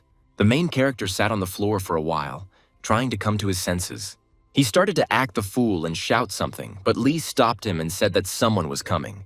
There was a knock at the door and someone told Vermal to open it, and the boy recognized Braden's voice. He swore and said that this was the guy he met when he first came here. Braden shouted at him to let him in and said it was official Linwick business. He stood at the door and had no intention of leaving, pounding his hand on it ever harder. Noah replied, "Sorry," and opened the door, and Braden walked in and seeing Lee asked if she was another student. The guy replied that no, she was a teacher, and Braden chuckled and asked if that was true. Noah confirmed that it was true, and Braden said that he congratulated her then, but asked to take her out because they needed to talk. The guy asked Lee to leave, and she reluctantly left the room, and Braden said that he was there on business. Braden said that it wasn't that anyone was spying on him, but he knew his father, and then groaned loudly with tension. Noah asked if he would share what this official matter was, and noticed that Vermal had become even more cautious than usual, brother. He added that no one would pass through his shield and told him to stop pretending, asking if he wasn't tired of it yet. The professor said, okay, it didn't matter, and if he didn't trust him, that was probably why he was chosen for this task. He paused and turned to his brother again, saying that the family was starting to worry about what was happening and that he only had one job. Brayden asked why the hell he was still alive instead of lying dead in the acres, his voice sharp and demanding. Noah asked, confused, what was going on, and Brayden repeated his question with irritation, insisting on an answer. The guy replied that he was helping him die and that he was working. But Brayden countered that he was definitely working, but not on the right thing. He added that his father wanted to know how long he would take it, and that they had a strict schedule that could not be broken. Brayden recalled that Vermal himself said he could handle it and asked whether he could handle it or not, and there was doubt in his voice. Noah replied that he was afraid, that he had no idea what he was talking about, and that he was a very busy man, pointing to the door and asking his guest to leave. Brayden exclaimed what the hell and said he didn't care how committed Vermal was. But this was already getting strange, and he asked why he didn't trust him. The guy replied that he had no idea what they were discussing, but speaking in vague terms must be Vermal's style. Brayden said he needed at least some time and asked to be told that everything was going well because his father didn't like delays. He added that it was all those damn runes he needed, and Noah thought that when in doubt, you should tell people what they want. The professor told Brayden to calm down because everything was going great and exactly according to plan, and he replied, thank you. Brayden added that he became worried when he heard that Vermal was still alive, and that killing the Hell Reaper made sense. He said that was why he came back. But when he heard that Vermal was still wandering around, he almost blew his cover. Then he said that he would leave him then, and that he didn't want people to start suspecting anything. Brayden added that he knew he was busy and all, and suggested that maybe tomorrow they could grab a few drinks. Noah didn't have time to answer because the door swung open with a bang and an angry girl burst in. The guy recognized her as Torin and asked her what she was doing at his door, and Brayden said that she was definitely up to something. The girl asked what she had in mind, and Brayden replied that he now understood why he had not been chosen for the mission that Vermal had been chosen for. He added that he would have revealed himself immediately, and Noah asked everyone to calm down, explaining that Brayden had just come to discuss something. The man said that everything was fine and he would go, and as he left, he told Noah to be careful and not to trust her no matter what she said. After Brayden left, Moxie asked Noah what he had gotten himself into again. At the table, she had already said that everything was clear, and that was why Lee had told him to come running here. Noah nodded and said yeah, and added that it was time to test Moxie's loyalty and that it could be a big mistake. But he had to take the risk. He asked if she had heard what happened to the Hell Reaper, and Lee said of course she had. The guy said that there were armed knights everywhere here, and that the killer was clearly a complete idiot. Moxie asked how, and Noah replied that he killed him, and when Moxie asked, he said that it was stupid persistence and a little deception. Moxie exclaimed that she was shocked and didn't expect this, and then asked if his brother knew or not. After all, it was the Linviks who provided the school with a hellish reaper to protect the borders. Noah replied that he didn't think he suspected anything, and Moxie chuckled, saying that it was terribly funny. She added that he, by the way, is in complete trouble, referring to his deplorable situation. She said, oh, and before she forgot, and handed him the book he had asked for, remarking that he was lucky the Torrens kept records. But first he would answer one question, and Moxie asked if he had the Master Rune. The guy replied that he had killed the Hellish Reaper, meaning that, of course, she was now his. Moxie said admiringly that it was exciting and admitted that she was even a little jealous. She added that he would definitely have to show her the rune later, but not now, of course, because the investigation was still ongoing. She would prefer to know as little as possible if she were suddenly asked questions. Moxie said to try not to kill himself until he finds out why the Linwiks want him dead. She admitted that she had become so interested in all these secrets that she would be disappointed if he abandoned this matter. Noah said how sweet of her, and the girl replied seriously that she was serious and told him to be careful. Moxie added that she didn't want to be in the dark and wanted to help, especially if it meant ruining the Linwiks. Noah said what he really wanted to ask was why Brayden recognized her. She replied that it was a long story, though not as complicated as his ship analogy. The girl said that there had been no open battles since the treaty was signed 5 years ago. But they hate each other, and anyone in their families who really knows what's what will immediately recognize one of the others. Left alone, the main character realized that this book was rather boring. It looked like he was going to have to take matters into his own hands, and the guy said he hoped Brayden would want a drink so he could get him talking over a glass. Braden raised his glass and proposed a toast to Vermal's health and to his continued pursuit of the task to its completion. Noah took a large sip and noticed that the drink was of very good quality. Braden said thoughtfully that he couldn't remember the last time he and his brother had gotten together and sat like this, like family. The professor apologized for the fact that they continued to see each other in this way, in fits and starts and infrequently, explaining it by his constant busy schedule. The guy added that Noah was treated much better and with more respect in his teaching job than he was treated in his service. Braden said that frankly, he should thank the mysterious man who killed the monster. After all, it was he who was the reason that they were now sitting and drinking together, and he exclaimed, draining the glass to the bottom. The guy noticed that Braden drank like a fish and then admitted that he simply couldn't pretend that he drank like a fish. He thought that, despite his outward relaxedness and simplicity, Braden had a very sharp and penetrating gaze. Braden said he didn't see any reason for Noah to be worried. He added that by the time it could make a difference, he would no longer have to worry about the consequences.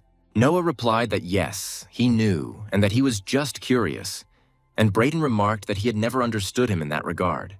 Braden laughed and said that Vermal was stronger, but he was always the weakest here. He asked with admiration if he had actually hit Edward, and how he wished he could have seen it with his own eyes. He added that this freak deserved such treatment, and watched in amazement as his brother emptied one glass after another without stopping. Noah thought he should keep it up because Braden still wasn't drunk enough. Braden said it was really cool and awesome to trust your abilities so completely, something he himself wouldn't have the courage to do. He added, not wanting to be misunderstood, that he was very glad it was him and not someone else, because he would have screwed it up anyway. Braden said he was looking forward to his brother finally coming back to them and quitting this useless teaching job. Noah wondered how a dead person could ever return anywhere, and then muttered that he was going to vomit. He rose abruptly from the table, declaring that he would be right back, and left the room, noticeably swaying and holding onto the walls to keep from falling. He went to the restroom, where Lee was already waiting for him, and she asked with displeasure why it was finally taking so long since she was hungry. Noah hissed and said they needed to do this quickly, and asked why there were so many of them and which one he should talk to. Lee said he had a knife, and the guy took it and asked whose idea it was, to which the girl replied that it was his. He said exactly that, and that it was necessary to finish this before he began to think and ask unnecessary questions, and Lee promised to wait for him here. Noah went out the back door and returned a little while later, slightly out of breath. Braden asked if everything was okay and added that he thought he heard someone scream. The professor replied that yes, everything was fine, and said that because death was so close, his mind was a little clouded. But at least he is not drunk and can think normally and sensibly. He announced that it was time to find out some important information, and admitted that, it was very difficult for him too.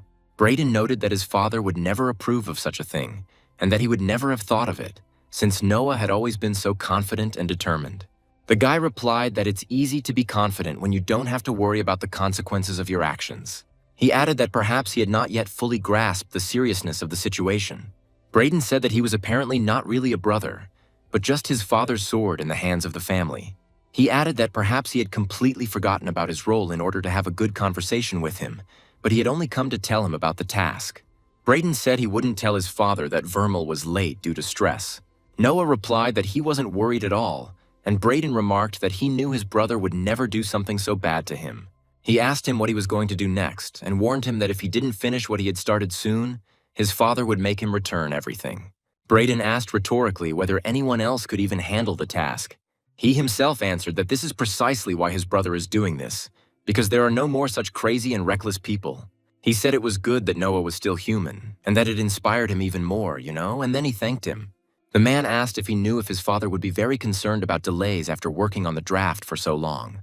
He added that becoming the main branch of the family is important, and there is no doubt about it. Noah replied that he knew, and Braden added that no one had ever succeeded in doing this before, and that he was very worried about it. He asked what if something went wrong and warned that his brother might die for real, not just go into hiding. Braden hesitated and said, "Well, of course." And Noah knew what his father hadn't meant. Vermilu would have to die for real. He just had to fake his death. The man asked what if something went wrong after the call-up and added that it was just smuggling. But then he corrected himself, saying that it's not so easy to kill yourself, He admitted that he was confused again and asked himself whether Vermal should die or not, and he had no answer to that question. Noah thought that he shouldn't have brought Braden to this state, and now he has no idea whether he's talking nonsense or being completely serious. He said that Brayden was right, and that he should have more faith that everything would work out in the end, and added that yes, of course, he knew it would. He warned that any of his connections could be influenced by the demon and asked if he would mind if he got some sleep. The man thanked him for the drink, and Noah thought about what he had just said and repeated to himself that terrible word, demon. Noah sat alone and turned over in his head what he had heard from Brayden, thinking that Vermal had summoned a demon. He wondered if the Linwicks wanted to influence the elections in the main house, but immediately dismissed the idea, deciding that they must have had motives. It seems Vermal had to either fake his death or die for real by summoning a demon. Perhaps that was why his soul ended up in this body, and he wondered why Vermal needed to be in the Scorched Acres. He found himself in a rather secluded place, and the boy suddenly froze for a second, realizing that all this time he thought that Vermal had failed the task. Suddenly, Lee emerged from the shadows and greeted him happily. She asked how the conversation with Brayden went and admitted that she listened for a while, but then got bored. The guy replied that his brother had answered some of his questions, but had added many new ones. He suggested going for a walk to discuss everything in the fresh air. Noah stopped, looking at Lee, and firmly said that she was not a face stealer, to which she confirmed that it was true. He asked her why she lied, and why on earth she shouldn't lie at all, but she only countered with a question. After which, she calmly replied that she was not a face stealer, but a demon. The guy asked, puzzled, why pretend then when she could have just told him the truth? Then he wouldn't care, and he wouldn't treat her any differently. He added that she knew the answers to half the questions he asked Brayden, and Lee nodded affirmatively, confirming his guess. The guy asked her why she didn't tell him the truth, and she asked him if he knew what it was like to be in those damned acres. Noah admitted that she had no idea how much he understood her. After all, he finally had a chance to get into the human world and live without having to tear every piece of life out of someone's jaws. Lee said that of course she used it and asked if he knew what the Inquisitors do with demons. She replied that they were tormented with stories and tales, even there, in their hellish world, and that soon she herself would hear them. Noah waved his hand and said, "Come on," and Lee noticed that he wasn't Vermal. She played along with him, because he asked Brayden about things that Vermal had already done, and she saw him do them with her own eyes. She said that this was another secret, and that only a truly powerful magician could destroy someone's soul. Lee added that she only knows of a few archdemons who can do this. They certainly don't do it with the same disdain as he does, and she can definitely tell that he's not a demon. He probably wouldn't have been able to stand the presence of a demon near him, and Noah asked why she had even gotten involved with him. He asked if she had copied his body and approached Todd thinking he would kill her. Lee exclaimed that they were stuck in the Scorched Acres because Vermila's summoning portal had bound her to the place. The guy reminded her that she had sworn an oath on her runes to the original owner of this body. She said that they would work together until they came to an agreement to break this oath. Lee noted that he had never given her a rune oath, and Noah was surprised to realize that Vermal's contract obligated her to obtain his permission. But Vermal did not specify which soul should own his body, and this was a nitpick, but it was enough to find a loophole in the magical contract. The guy asked her why she stayed then, and Lee replied that she was lonely. She had been waiting for this for most of her life, but when she got here, she didn't know where to go or what to do. She didn't want to stay, but then she met him and his students, and he spent time with her and believed her. It was fun, and she became attached to them with all her heart. The girl admitted that she lied about who she was because she didn't want to be alone anymore, and still doesn't. Noah asked if that meant she was not bound by that oath at all. Lee confirmed that she mentioned the original owner of Vermal's body during the oath in order to avoid fulfilling it. Noah said that he had not given her any reason not to trust her, and that was enough. The guy asked why Vermal had summoned her. Lee replied that he had not summoned her, but another demon, and that she had simply managed to slip through the opened portal unnoticed. Noah asked what happened to that demon, to which Lee replied that she had no idea, all because she ran away as soon as she felt his presence. She added that the demon was too strong, and the boy cursed, realizing the scale of the problem that loomed over the academy. Noah noticed that she had withdrawn from her contract with Vermal, and Lee confirmed it again. The girl said yeah again, and noted that it didn't seem like the demon had attacked anyone, but maybe he was killing and terrorizing people somewhere else. The girl apologized and said that she should have told him earlier, but Noah replied that he didn't blame her. He said that the demon really wasn't their problem and they didn't need to think about it.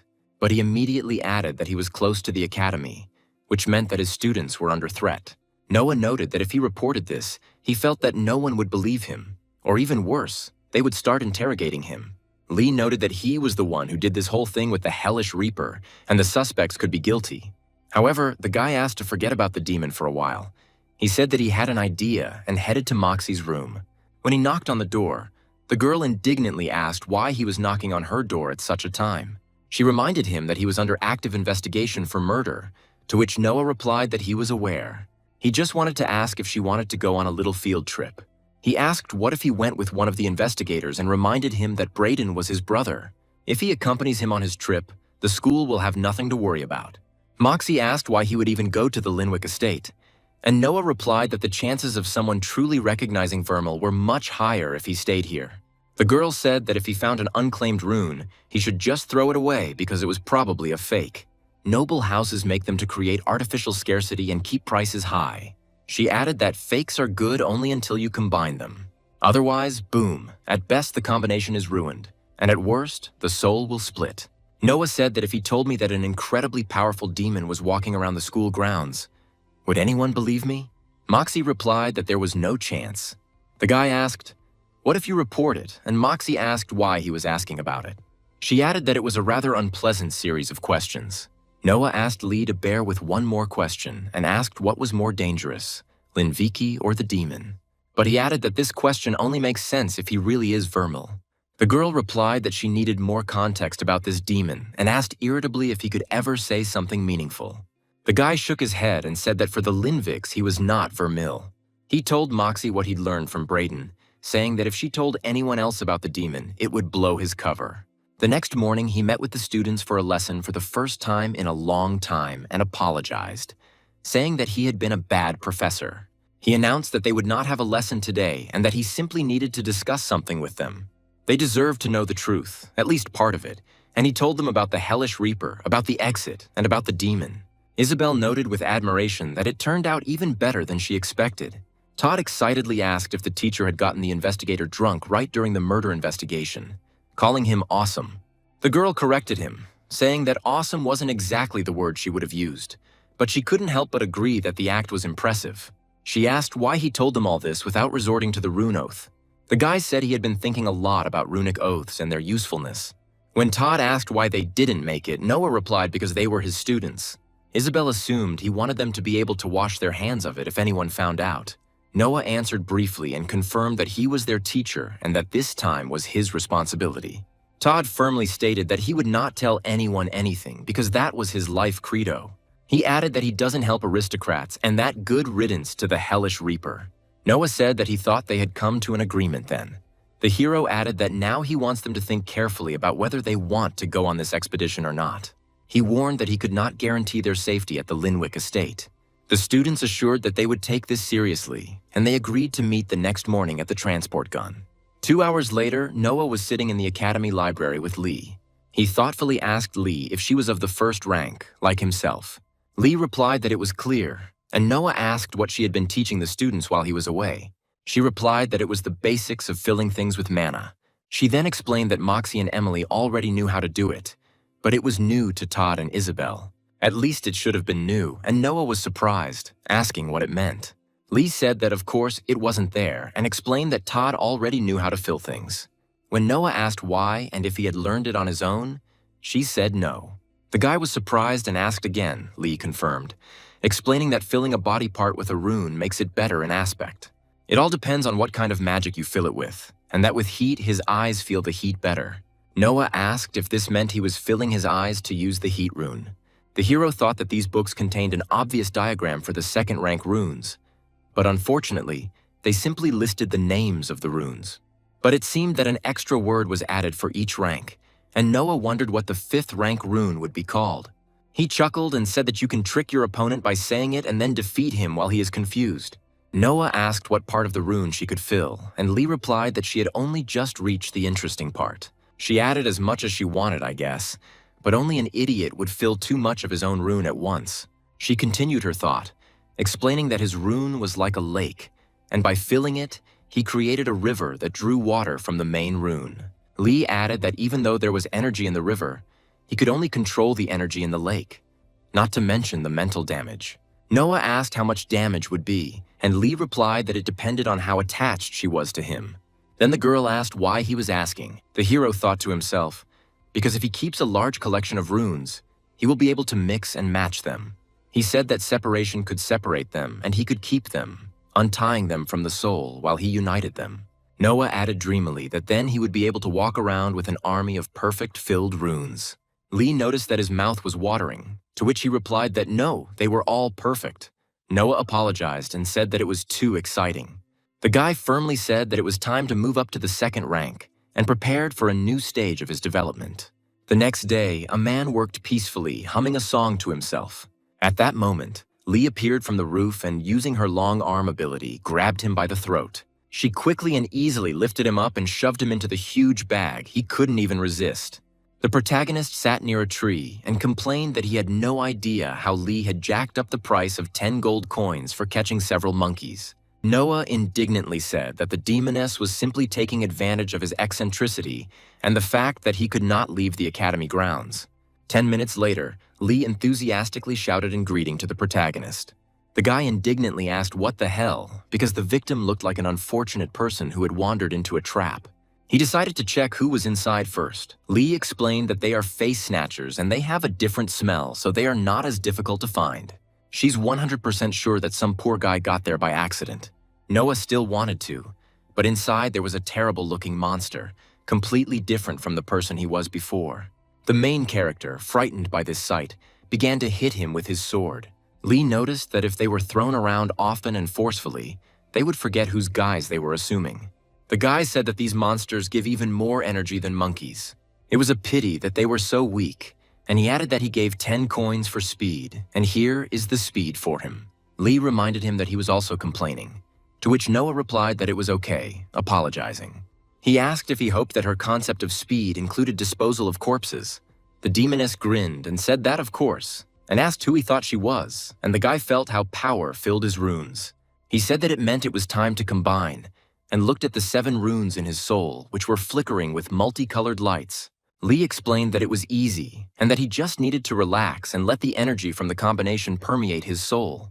She told him to focus on which rune he saw next, because desire was fundamental. She added that the better the synergy of existing runes when combined, the more capacity will be available in the future. The new rune will be less charged than the previous ones, since its capacity will initially be significantly greater than theirs. Noah remarked that 50% was good, but he had heard that there was an ideal combination of 10%. Lee explained that the excess energy expands his soul. She said that the edges of the runes touch, and the pressure of each affects each other. Everyone's soul is different, and some may hold fewer runes, but the soul will also grow due to combinations. Even with a small soul, it will still be able to accommodate an additional set of first-tier runes, being second-tier. By the third, his soul should be able to accommodate an additional 7 second-rank runes. Lee added that if his soul was also large, then it could accommodate even more, and Noah sighed, saying that all this was very difficult. This is why people avoid creating runes from scratch at ranks 1 and 2. Noah said, "Grow and grow, and for now, this is the perfect field for experiments." Lee hovered over him and asked if his effort training had worked.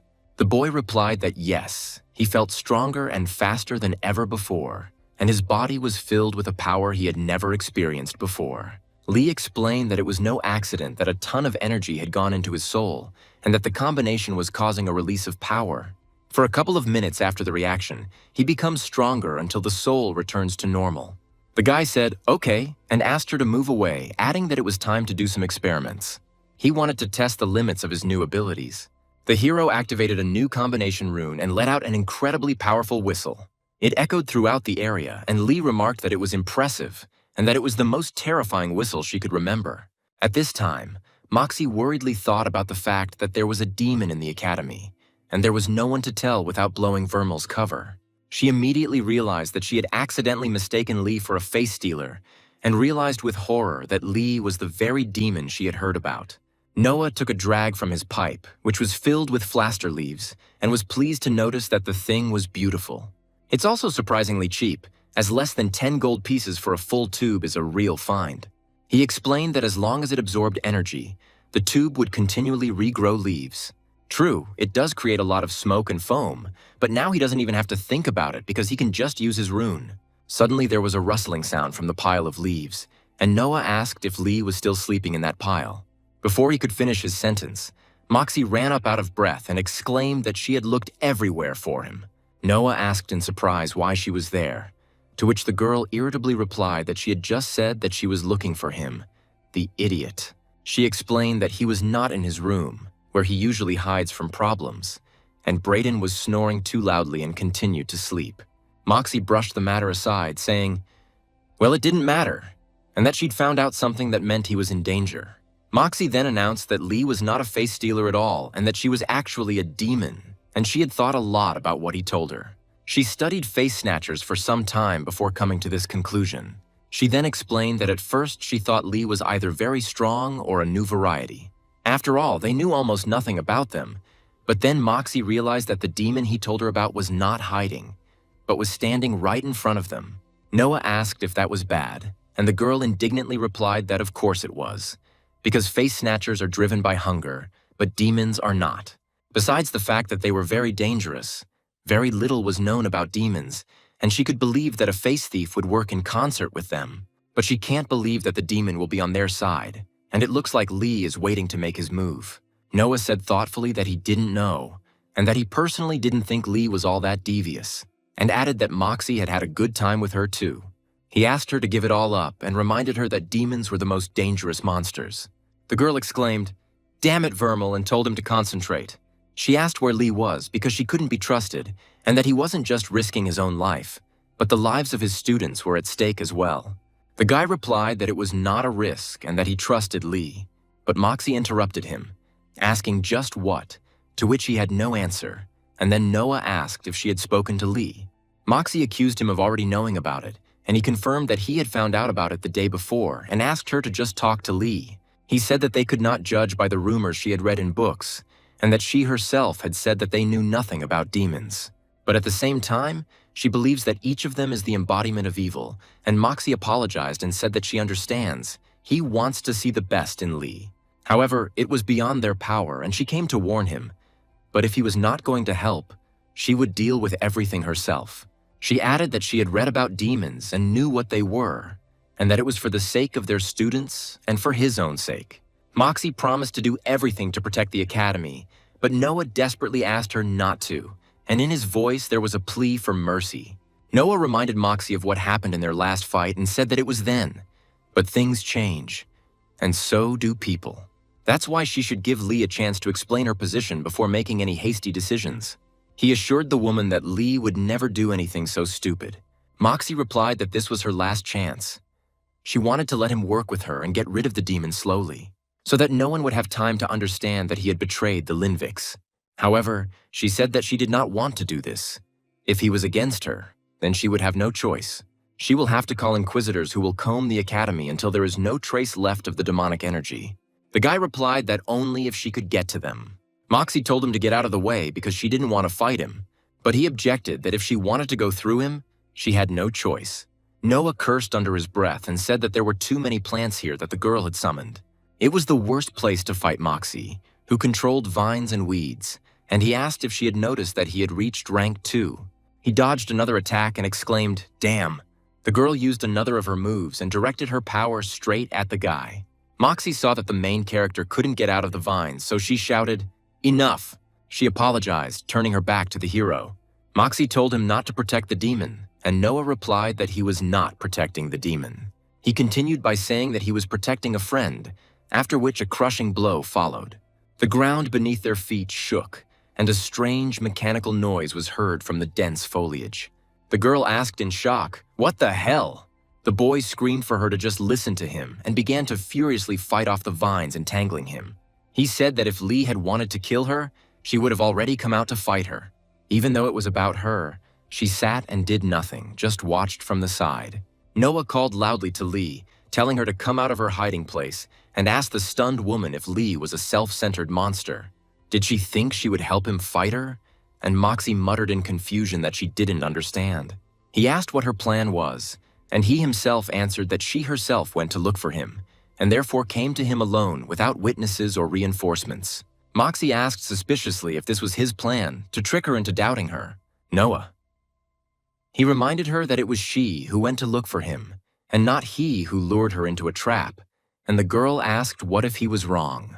The guy firmly replied that he would rather be wrong and be an idiot who trusted his friends than a monster who was right. Moxie coldly remarked that they were not friends, but at most colleagues, and that they knew each other very little. Noah objected that time was a strange thing. He didn't see anything special about it. It's not how long you do something, but how you use it that matters. And she asked him, confused, what he was talking about. The guy asked to forget and admitted that if they fought again, he didn't think he could win. Moxie sighed and said, okay. She listened and asked to be taken to Lee. But the guy refused, and when she indignantly asked what, he explained that he didn't know where she was. He added that there was no conspiracy, no goal or planned trap. Lee ran away because Moxie hurt her feelings with her accusations and suspicions. The girl asked, what should she do now? Wait and see if he turns out to be an idiot or not. And Noah nodded, and she said bitterly that he was a disappointment. After this conversation, Lee came out and said that Moxie hated her. One added that Moxie was right, because that's how people should react to demons. But the guy countered that Moxie was just scared. She wants to protect her students and thinks irrationally. But Lee asked what difference it makes. She will still try to kill her. Lee said she had to leave, and if he had been smart, he would have left too. To which Noah replied that she had gone looking for him, She couldn't just sit there if she wanted to know something. And he reminded her that what he had said to Moxie about her applied to him as well. They already realized that he was an idiot, and Lee asked, so what? To which the guy replied that it was up to her to decide, and that she was the one who needed to determine her future. He added that if she didn't want to talk to Moxie, that was her choice, and it would probably be logical to leave, avoiding the risks entirely. But no one stops her from being an idiot. After this conclusion, the girl remained sitting alone on the bench. Seeing Lee, Moxie decided to approach her and start a conversation. But Lee was the first to ask the question. She asked how she could prove it, and Moxie asked to prove what. Lee explained that she wanted to prove that she wouldn't kill everyone. But Moxie admitted that she didn't know. It doesn't work like that. There's no timer. It just happens. And then Lee asked if she would hurt her friends. Moxie looked down and replied that she had no friends and couldn't afford them. When Lee asked if you should buy friends, she said that friends are people you protect. She wasn't strong enough to protect anyone and asked why she was even asking. Lee replied that she was interested in the fact that if there was no limit to how long one should know someone, then Vermal was her friend, and Isabel and Todd were her friends too. The girl wondered if demons could have friends, because she thought they only recognized suffering and strength. It's all because no one cares about others in the damned plains, and Lee admitted that she likes helping and teaching people. Moxie wondered how the demon could sympathize with her. What if she was wrong? The girl said that they were all the same, and among them she was the only one who did not behave according to so-called nature. Moxie wondered if everyone were like Noah, then maybe the world would be a better place. But if you look at it realistically, they would all just be dead. She noticed that he was not strong enough to behave the way he did. He needs power to allow himself mercy. And she admitted that she does not know what she should do. Moxie said she couldn't trust her and she couldn't trust her. Lee was surprised, and the guy asked if she came alone and if that meant she trusted her at least a little. She added maybe because she still wanted to be friends and asked why she didn't have any friends. Lee said she had no friends and asked if Moxie wanted to be a demon because she sounded like one. She added that she does not understand why one cannot trust others. The girl said that she speaks as if she had never been betrayed. Then she asked hopefully if she really considered her friend. Lee confirmed, but Moxie exclaimed that she should never trust her then, but she replied that she still trusted her. Lee said she still wanted to be friends, and Moxie asked why, and Lee said maybe because he was a bit of an idiot too. Moxie started crying, saying she couldn't make a decision and might make a mistake, and the girl repeated it again. The family doesn't need to know about this, and it's a decision she can truly make herself, without the help or pressure of her family. She said she didn't want to live like that and apologized to Lee, adding that maybe she was wrong and asked if she wanted to be friends. The girl was surprised and said, "Isn't that what she wanted?" And Lee replied that yes. But she thought that Moxie would not agree and asked if that was all. Now they were friends, and Moxie nodded and said it was her first time, and Lee replied that it was her first time too. The friends had already gone back, saying that they needed to come quickly so that the guy wouldn't think that they had killed each other. Lee and Moxie approached the main character, and the guy asked if they had come to some kind of agreement. The girl replied that she didn't really, but then added that she had listened to Lee. She's still thinking about what was said and admitted that she may have been too harsh in her judgments and conclusions. Noah said with relief that it was great. Otherwise, he was already starting to miss a normal relationship between them. Moxie asked if his students knew about Lee, and the boy replied that they didn't. They don't know much because his job is to make sure they only encounter what they can handle. He added that as long as they weren't trying to kill anyone, he was sure everything would be fine. And the girl said, okay, and that she had spoken to Emily. They will join their expedition, at least until they arrive at the Linwick estate. Noah replied that he understood and suggested meeting at the transport gun the following morning. Now he needs to go back and talk to Braden. When he woke up, he asked if it was already morning. Noah replied, no, he slept all day, to which he was surprised, and said that then he had to go because he had a lot of work. He added that the night had been great, but he couldn't relax, and Noah said she understood. Before Braden left, he said he wanted to talk to him about a job. It has to do with the Hell Reaper, and the guy asked if he knew anything, and Noah said he knew more than anything. The hero added that she asked what he would do if everything went according to plan, and Braden said that his father was very impatient and time was precious. Noah replied that he was right, because there was nothing left to worry about in principle, and he apologized. He needed to make sure everything had settled down before telling him more. Braden asked what he wanted to talk about and asked what he was talking about. He added that he knew him better than anyone, and Braden asked if he was celebrating anything more than his arrival. Noah replied that he was drinking to a successful mission. The brother asked if he had been holding it in all this time, and Noah said that he just sat there and that it took a while to find balance. Keeping something so powerful in your body is not easy. He said that everything was just beginning and it was time to talk. Meanwhile, the students were already gathering on the playground. Emily asked where Moxie was. Lee replied that she was still planning to, and the girl noted with admiration that she had never been able to convince her to leave the arbitration. She asked how the hero did it, to which Noah joked that he simply insisted that it was the best thing to do. Besides, there is a survival test coming up soon, and it will be a good experience. Emily cursed and said that she had so hoped that she could bribe her with something, but it seemed that she was too rich. Noah was surprised, saying that she had never seemed like that to him. The girl explained that she was Tauren, working for the main branch, specifically for his mother. Moxie is one of the mages with the most potential they have ever seen. She could have been a soldier, but she chose to be his teacher instead, and Noah asked why she didn't become one. The girl replied that she had decided to give it up. Being a soldier was not as great as it seemed. Todd objected that this was not true. Soldiers are people who discover many new runes, and it is not about glory, but about the search for new magic. Emily didn't argue, but noted that this didn't change the fact that soldiers most often drove themselves to death in search of that same glory. Todd noticed that it was not for nothing that she did not see the noble soldiers. Emily asked if he meant that someone could have trained her better than Moxie. She said that his teacher is now suspected of killing a great monster. The guy replied that if this is true, then her teacher is an awesome guy. Emily replied that he was a mage, like Moxie, only much worse. But Todd countered that he was a soldier pretending to be a mage. At that moment, Moxie herself approached them and asked what was going on. The girl quickly replied that nothing special happened and that they were just chatting. Moxie then asked incredulously what it was about. The guy hesitated, not knowing what to answer. Suddenly, Braden came running around the corner, shouting with delight that he was already looking forward to their adventure. Noah smiled when he saw her enthusiasm. Then Braden approached the teacher and asked why Moxie was going with them. After all, he understands that he does not want to leave his business even for something personal. Noah explained that they were working together on joint classes and added that they had different areas of expertise. So they decided that combining their knowledge would be best. Braden remarked sarcastically that this was very generous of him. Moxie reassured him that they wouldn't be going with them all the way to the estate. The guy asked to wait a little longer because he was waiting for 2 more people.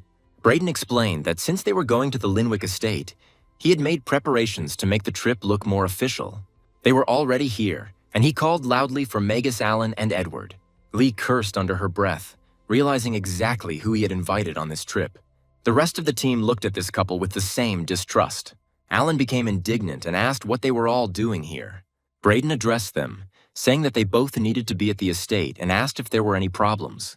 Noah replied that he was on Allen's side and they should travel separately. Allen agreed categorically, and the guy said he understood, but grumbled that he was ignoring them.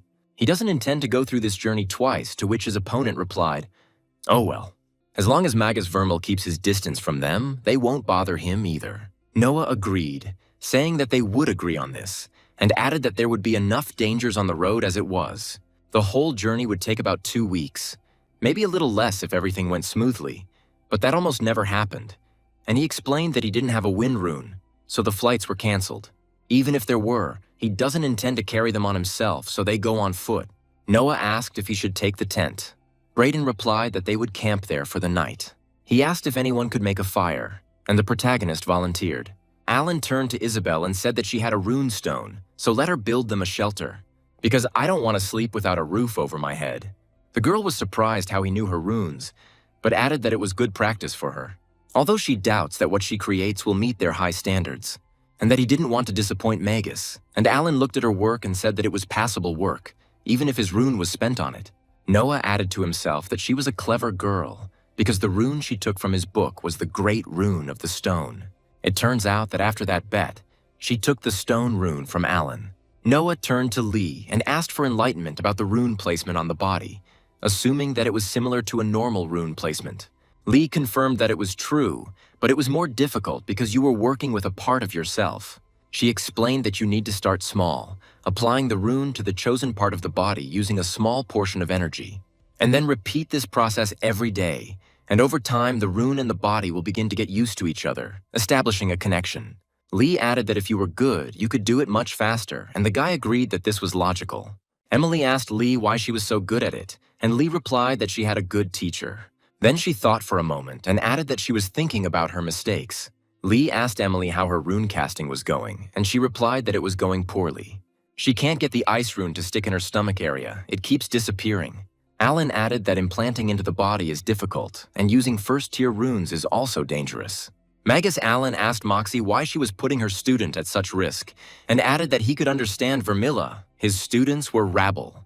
Noah cut him off abruptly, telling him not to dare talk about his students like that. Moxie called him an old grouch. Brayden asked not to be judged too harshly, but added that enough was enough about that. Then the guy asked everyone if it was time to eat. The group began preparing for the night after a long and stressful day on the road. Noah woke Moxie up, telling her that his shift was over and it was her turn to keep watch by the fire. The girl reluctantly rose to her feet, rubbing her eyes. She moved away from the camp so that no one could hear her. Having made sure that the distance was large enough, she stopped and took a deep breath. From the darkness emerged a girl, whom the girl recognized, whom she called Magus Evergreen. Moxie noticed that they were already on their way, and the girl said that she hadn't reported back for a long time and asked what had gotten into her. She said that she was going on a trip without permission, to which Moxie replied that she was very busy. It's all because a lot has happened, and she sternly said that the more things happen, the more often she has to report. She told her to speak already, and asked who she was, a nerdy schoolgirl or Magus from House Torin. She recalled how she said she was close to finding someone who could be easily manipulated. She added that his name seemed to be Vermil Linwick, and ordered her to tell everything about him, and Moxie obediently lowered her head. Moxie said that her shift change was over and now it was another one's turn, adding that there shouldn't be any problems. Even Torin has to deal with this. The protagonist listened to this and moved away from the camp. The boy was sneaking through the night forest. He was thinking that it was a little strange to sneak around at night to hunt monsters, but he can't allow anyone to watch him train, at least not until he's sure he won't be killed before their eyes. Moxie said they were traveling together right now and that they weren't alone. They walk with the students and Brayden Linwick towards the Linwick estate. The girl asked if she still imagined herself as a teacher after everything that had happened. She said that she was not a teacher, but a guardian, a servant who protected Emily until she was ready for real training and nothing more. She sternly told her that there was no need to rush her or push her beyond the limits of what was possible, because this is how those who could have become great perish. She will not allow it to tarnish her pure bloodline, and asked if it was clear to her. Moxie responded obediently, of course, addressing Magus Evergreen with respect. She told her to finish answering the previous question, what happened to the boy from the Linwick family. The girl said that she might have overestimated him in their previous conversations. After all, he was still Linwick, and there was nothing special about him. And then the girl asked if he would be of use. Maybe this is another way to shirk her responsibilities. She replied that she was not sure. Magus asked if there was anything else she should know and said they were running out of time. Moxie replied that nothing was happening right now, and she told her to keep going. Magus told her to make sure nothing happened to Emily, and Moxie wondered what Emily would think. She learns about all this, and about her own feelings, and about how her teacher never had a choice, and she sighs quietly. The girl approached Moxie and told her to watch her inner flame. At this time, the main character took a deep drag and blew out a cloud of smoke. He was alone in the darkness, fighting in his own manner with yet another monster. The hero suddenly noticed Lee behind him and looked in her direction with a little fear. He asked if she had followed him, and she said yes, and had finished off all the monsters he hadn't eaten. Noah thanked her ironically, saying that now he didn't have to worry about anyone finding the bodies. Then, with sweat beading on his forehead, he added that, although it was unlikely to bother anyone. The girl asked him what he was doing there so late and asked if he trained when he even slept. Noah replied that he wanted to be prepared and that he was still a teacher and needed to teach Todd and Isabel something. Lee asked if he thought his students could handle those tasty brown mold tubes. Noah replied, yes, no problem, and that they were slow, weak, and predictable. He needn't worry, and Lee noticed that if she touched one of these flowering bushes, the mole would immediately jump out, as if defending his honor. She added that it was probably time for her to return to camp, because several hours had passed and her shift would be starting soon. The night was long. Moxie approached the guy and asked if the night was long because of eating corpses. He replied that no, and that the night had been boring. She agreed, saying that she had the same, while sitting down on a stone next to the main character. The girl yawned, and Noah timidly asked if he could ask a question. When she agreed, the guy asked her when she had this whole story with Lee, why she didn't think that he was one of them too. Moxie replied that she thought about it for a moment, but then realized that he was too incompetent. If she was to believe anything she had read about them, he was completely unsuitable. The guy asked if he should be offended by this, and she replied that it was up to him to decide, and said that he was going for a morning run. The girl asked if he was still going to teach that lesson this morning, and the hero confirmed, saying that he would soon go wake up the guys. Lai crept up behind him silently and suddenly called out, causing him to flinch and cry out. The girl laughed and said that you wouldn't even hear a rustle coming from her, and that it was much more fun that way. Lee asked him if he thought she was acting strange, and Noah replied that maybe just a little. Lee thought she could give her some space by asking if that wasn't what you did when you made someone angry. The main character said that he would go wake up the boys for their morning lesson and asked if she would go with her, to which Lee happily agreed. They approached Isabel's tent, and the girl shouted loudly that it was time for class. She woke her up, and she sleepily replied that she was getting up. She said she'd be right there, and Lee said she'd see her outside in 5 minutes, and Isabel nodded with satisfaction. The girl stretched and yawned, still not fully awake. She lifted her t-shirt to reveal a bleeding wound and quietly told herself she should have been more careful. Todd looked around and asked in confusion where the monsters they were looking for were. He added, "Will they really fight with plants?" The main character did not answer right away. He took another drag. I just asked to look, telling Todd that he was almost right. At that moment, the ground under their feet began to shake slightly, and the boys asked in fear if it was an earthquake. Noah took another drag and shook his head, looking thoughtfully into the distance. A huge, blind creature with a long nose, which she called a sniffer, burst out from under the ground. He told me not to ask why he looked stupid because it was obvious. The hero explained that the only thing he worries about is the bushes, which he fiercely protects. Noah said that in his experience they are not at all smart, but that does not mean they can relax, because stupidity won't stop him from ripping their faces off if they're not careful. Noah said to watch how he moves. The protagonist asked if there were any more questions, and he asked who wanted to try first. Todd asked if it was just a matter of touching the bush and carefully reached out his hand to the leaves.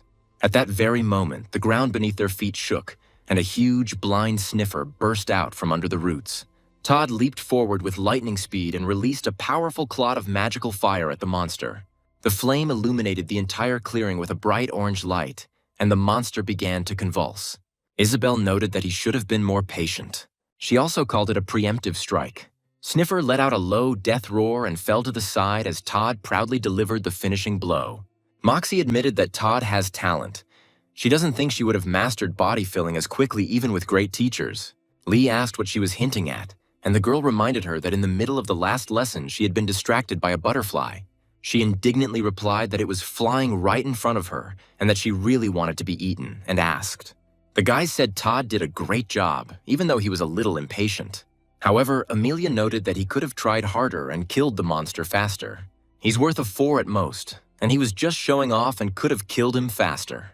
The guy objected that this was not true and that it was called practice. If he can kill a monster quickly, it doesn't mean he needs to do so because it's training. The main character said that he had done a good job and added that, besides, they all came here to study. He asked why he didn't share exactly how he won, and Todd happily explained that he filled his eyes with heat. Although this magic isn't actually the most comfortable because his feet get really hot when he uses it. Emily said it was her turn now and added that she was going to beat him up. But Moxie interrupted her and told her to speak as Torin should. Noah said admiringly that it's always good when everyone pushes each other to become stronger. The girl stepped forward and killed the monster with one precise and graceful movement. Emily turned to Todd and said proudly, "That's how it's done." She walked away gracefully, demonstrating her lightness and speed. Noah praised Emily and said that it was a great job and a wonderful performance. He added that it is good to tease a friend, but one should not let it develop into hostility.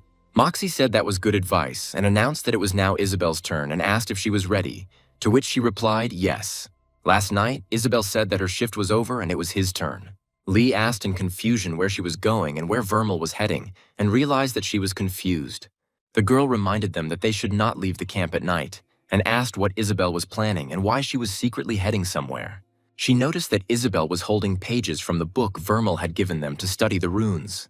Lee said she didn't know it was allowed to tear pages out of books, although it's convenient, allows you to learn more and do some preparation. Suddenly she saw Isabel trying to lift a huge stone and she cursed, saying that it was too heavy. When the stone glowed with magic and became lighter, Lee was surprised and asked if Isabel was crying, but she wiped away her tears. The girl firmly said that the target could be in the Linvik estate. She must be strong enough to kill him. Isabel fought the sniffers alone, lifting huge rocks with magic and practicing her attacks in complete silence. She cried from the stress and pain, but each time she wiped away her tears and continued training. During the day, the girl would step forward in front of the entire group with cold calm and, with a precise, graceful movement, would knock out the monster. The teacher and his comrades looked on in admiration, unaware of those grueling night hours. Todd, watching her, recognized her talent and said that even with the best mentors, he could not have mastered body magic as quickly as she did. Emily just chuckled and reminded that even the most dangerous student will only become truly strong once she gains experience. At night, the girl was completely exhausted, but still found the strength to fight again during the day. Wiping the sweat from her face, the girl looked at the observers and asked what was going on. Todd cleared his throat and said it was nothing. It was just a little risky, and Emily remarked that it was almost suicidal. She added that while it was effective, Isabel would become truly dangerous once she gained experience. After this, they announced that there was enough practice and it was time to go. Because they spend daylight hours, the guy pointed behind him, calling for the road. Noah clapped his hands and said that everyone had done a good job and that they would try again tomorrow. He told them to think about what they could improve as they went and discuss it in the evening. The hero thought about which rune to use to fill the body. He realized that the first thing he needed to understand was what he wanted from this filling. When he combined runes, intention was an important part. The guy said that filling himself with a handful of pyroclastic ash sounds like a terrible idea. He doesn't even talk about splitting, because it would most likely just cut him in half. He admitted that he didn't know exactly how engines worked, but he was pretty sure it was small explosions that pushed pistons. He would have to be a physicist to figure out if he could somehow recreate it. Noah said it didn't sound very nice, but he would think of something. The group continued on their journey, which took another 2 long days. And Todd thoughtfully asked if there was some underground city of sniffers, or they were just loners, watching only their own bush, and at that moment the ground beneath their feet shook again from a powerful earthquake. Everyone froze and Alan whispered in horror, "Oh gods, Braden called this creature a root demon." He was a huge monster that attacked through the surface of the earth. The hero said he would cover for the kids, and Alan said he could cover for them too. But Braden replied that no, they couldn't, and explained that if they had no experience fighting a monster, they wouldn't be able to do anything against it. Todd asked if they were all going to die, to which Alan rudely told him to shut up. Suddenly, the ground stopped shaking, and Braden said in surprise that something had distracted him. It looked like they wouldn't have to fight, and they all breathed a sigh of relief. But the guy still asked, "Seriously? What the hell was this?" Todd breathed a sigh of relief and said how great it was that the danger was over and that they would all survive. But the guy still didn't understand why the monster suddenly moved to the side. A tall man in a cloak emerged from the darkness, and Todd quietly said that it was the soldier who had dealt with the monster. He rushed forward, where a huge monster had recently flown out of the ground, ignoring the teacher's shouts. The stranger politely asked if they were okay and bowed low, apologizing for the inconvenience. He said that he did not expect to see travelers here, and hoped that he had not caused them too much trouble with his carelessness. The soldier took a deep breath and admitted that he had not made sure there were no people nearby before starting the fight. Todd was surprised and asked if he had really attacked that huge root demon on his own on purpose. The warrior nodded and firmly replied that it was his duty as a soldier who had sworn allegiance to the Empire. The group looked at each other, not knowing what to say. Todd was also at a loss for words, wondering how strong this man must be. Noah, with a confident smile, said that he would show them the class and prepared for another fight with the monsters that came out of the forest. The soldier let out a loud cry and delivered a crushing blow with his huge hammer, causing a sound like a small supernova to explode through the air. Todd exclaimed in admiration that this was amazing and watched in delight as his teacher easily dealt with another opponent. He added that there is simply no need to disturb him. Noah asked with admiration what rank one must have to do such a thing. He continued to stare at the stranger's power with his mouth open. Moxie remarked that she wasn't sure if the soldier could defeat such a powerful monster and asked if they should help. But Braden replied that everything was under control and that soldiers usually didn't like that kind of thing. When ordinary people without military training intervene, the stranger fought with monstrous strength and speed, raining blow after blow upon the monster. The main character, watching this fight from the side, could not take his eyes off it and thought about it with admiration. Noah mentally noted every movement of the soldier, realizing that his own second-rank strength paled in comparison to this warrior. The warrior apologized to the entire group and said that he did not expect to meet such a strong root demon in this area. He added that they were usually much easier to kill and asked if any of them had been hurt during his battle with the monster. Noah replied that everything was fine and respectfully added that he and his partner were incredible fighters. The soldier modestly said, "Thank you, but he was just doing his job," but his partner Jess rudely remarked that he was incompetent. She told him to be less showy next time and not waste her magical resources, to which Gavin apologized. He said he didn't want to expend so much energy, but the battle was too difficult and he had to give it his all. Jess indignantly asked if he was going to call her his battery, since he had used up all the magic from her runes without a trace. She added that he barely used his own power, and that her magic was not at all suitable for such difficult fights. Gavin calmly asked, "So what?" and suggested that they not discuss it now, but that he would rather treat her to dinner or something else tasty.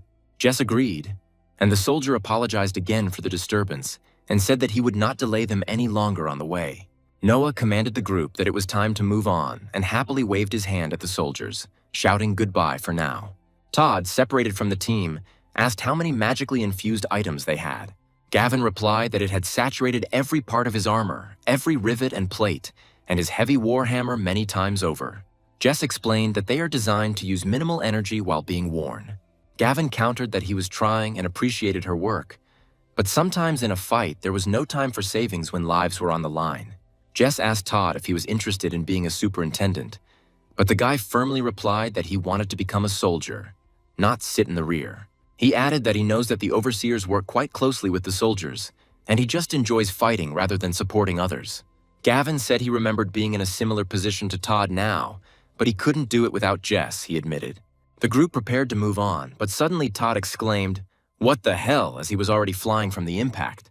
He saw dozens of sniffers emerging from the forest and realized that they had awakened due to the previous battle with the root demon.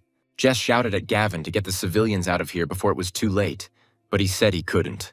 He had almost no energy left after the hard battle, and his runes were empty and his hammer lost its former power. Alan asked what rank they were, and the soldier replied that 2 were 4th rank, 1 3rd rank, and 1 2nd rank. He added that their students were not ready for such battles, and something needed to be done urgently, otherwise they would all die. Noah firmly said that they would deal with their own and immediately cover them, and ordered everyone to stay behind them. He strictly ordered them not to engage in battle under any circumstances, even if things got really bad. The students tried to object, but he categorically forbade them to fight in such a firm and decisive tone. Alan asked if they were ready, to which Noah answered briefly and confidently, nodding his head in the affirmative. Braden only asked him to stay out of the way, and added with a grin that he shouldn't even dream of getting into a fight with such monsters. Noah shouted forward and said that he would focus on keeping everyone alive and his magic would keep the roots from growing under their feet. He warned everyone to beware of attacks from the sides and to try not to leave his protective zone if they valued their lives. Alan said he would slow down the monster and asked Moxie to try to immobilize it since they were somewhat similar. The girl replied that she would try, but it was still a monster, not a full-fledged plant, and Noah then told her not to delay. Brayden warned that their defenses would collapse the moment he stopped concentrating on the spell. Alan asked Brayden if he could kill the monster, but he replied that he couldn't. Then Noah said that everything fell on his shoulders and added that a rotation needed to be done. Alan joked that he would add points for the beauty of the technique if he did it while killing a monster. The main character noticed that although he was a goat, he was capable. He asked Brayden to give him his sword from the storage room, thanked him, and said that now he would see how hot this piece of wood could get. Noah aimed his fire at the monster, but cursed as his attack barely managed to ignite the massive carcass. The hero looked ahead in fear and asked Alan how he was doing. At this time, the man held onto the giant with his axes, thinking about his further information. Moxie used her power to try to immobilize the monster with plants. She tried to strike, but cursed because the blow did not reach its target, and Lee suddenly saved her friend from the monster's blow. Moxie thanked her sincerely and she nodded. Alan exclaimed, "Oh no," and everyone froze, looking at their comrade. Noah asked if Alan was dead. He was flying towards the monster on his sword. Then he himself answered that no, and this frosty asshole will not just die and will continue to fight. The guy decided to try to attack the monster by jumping off the flying sword. He cursed because a normal sword couldn't fly straight and he needed more control. He realized that he probably shouldn't have used the vibration while he was standing on the monster, because he started shaking and being thrown off. The monster tried to break through Brayden's defenses, and Noah screamed that something had to be done immediately or they would all die. He said that he would kill him, but it wouldn't be quick. It is important to remember that it should not be flattened during the process. The guy added that they needed Brayden's strength, only he was capable of killing such a giant creature quickly. But he makes every effort to ensure the safety of children. He was stitching up the kids and wouldn't be able to help, so Noah said he should shut up and wait and that he was already doing his best. Alan said that his territory would be useless against such a giant, and Noah asked what the hell a territory was. He shouted that he was not some damn soldier, he was a professor, and he was not going to die here at the hands of some monster. The man charged again, using all his magic and all his runes to inflict some damage on the monster. He dodged the monster's huge paws and tried to find its weak spot, but each time he was thrown back with renewed force. Noah felt that his strength was running out, and that in a little while he would simply collapse to the ground unconscious from exhaustion. Lee assisted him by attacking the monster from the flanks, and Moxie tried to entangle its roots with her vines, but the monster was too strong. But the hero could not afford to give up, because his students were behind him, and he had to protect them at any cost. He gathered all his remaining energy, taking another drag from his pipe. Noah shouted out that he had an idea and told everyone to stay away from him and get down on the ground, preparing for a desperate move. Todd whispered in horror, "Professor," not believing what his teacher was about to do, and cursed under his breath. Brayden said damn him and that he shouldn't be a hero, brother, and he better not die for them now. Isabel ran up to the professor and asked him anxiously if he was okay, and Noah, coughing, replied that he was. He opened his eyes and thanked Moxie for cushioning his fall, and the woman breathed a sigh of relief. Emily, looking at him, noticed that he had released such a stream of power, but his runes should not be capable of such a thing. Noah chuckled and replied that there was a lot of smoke in a confined space and all sorts of laws of physics.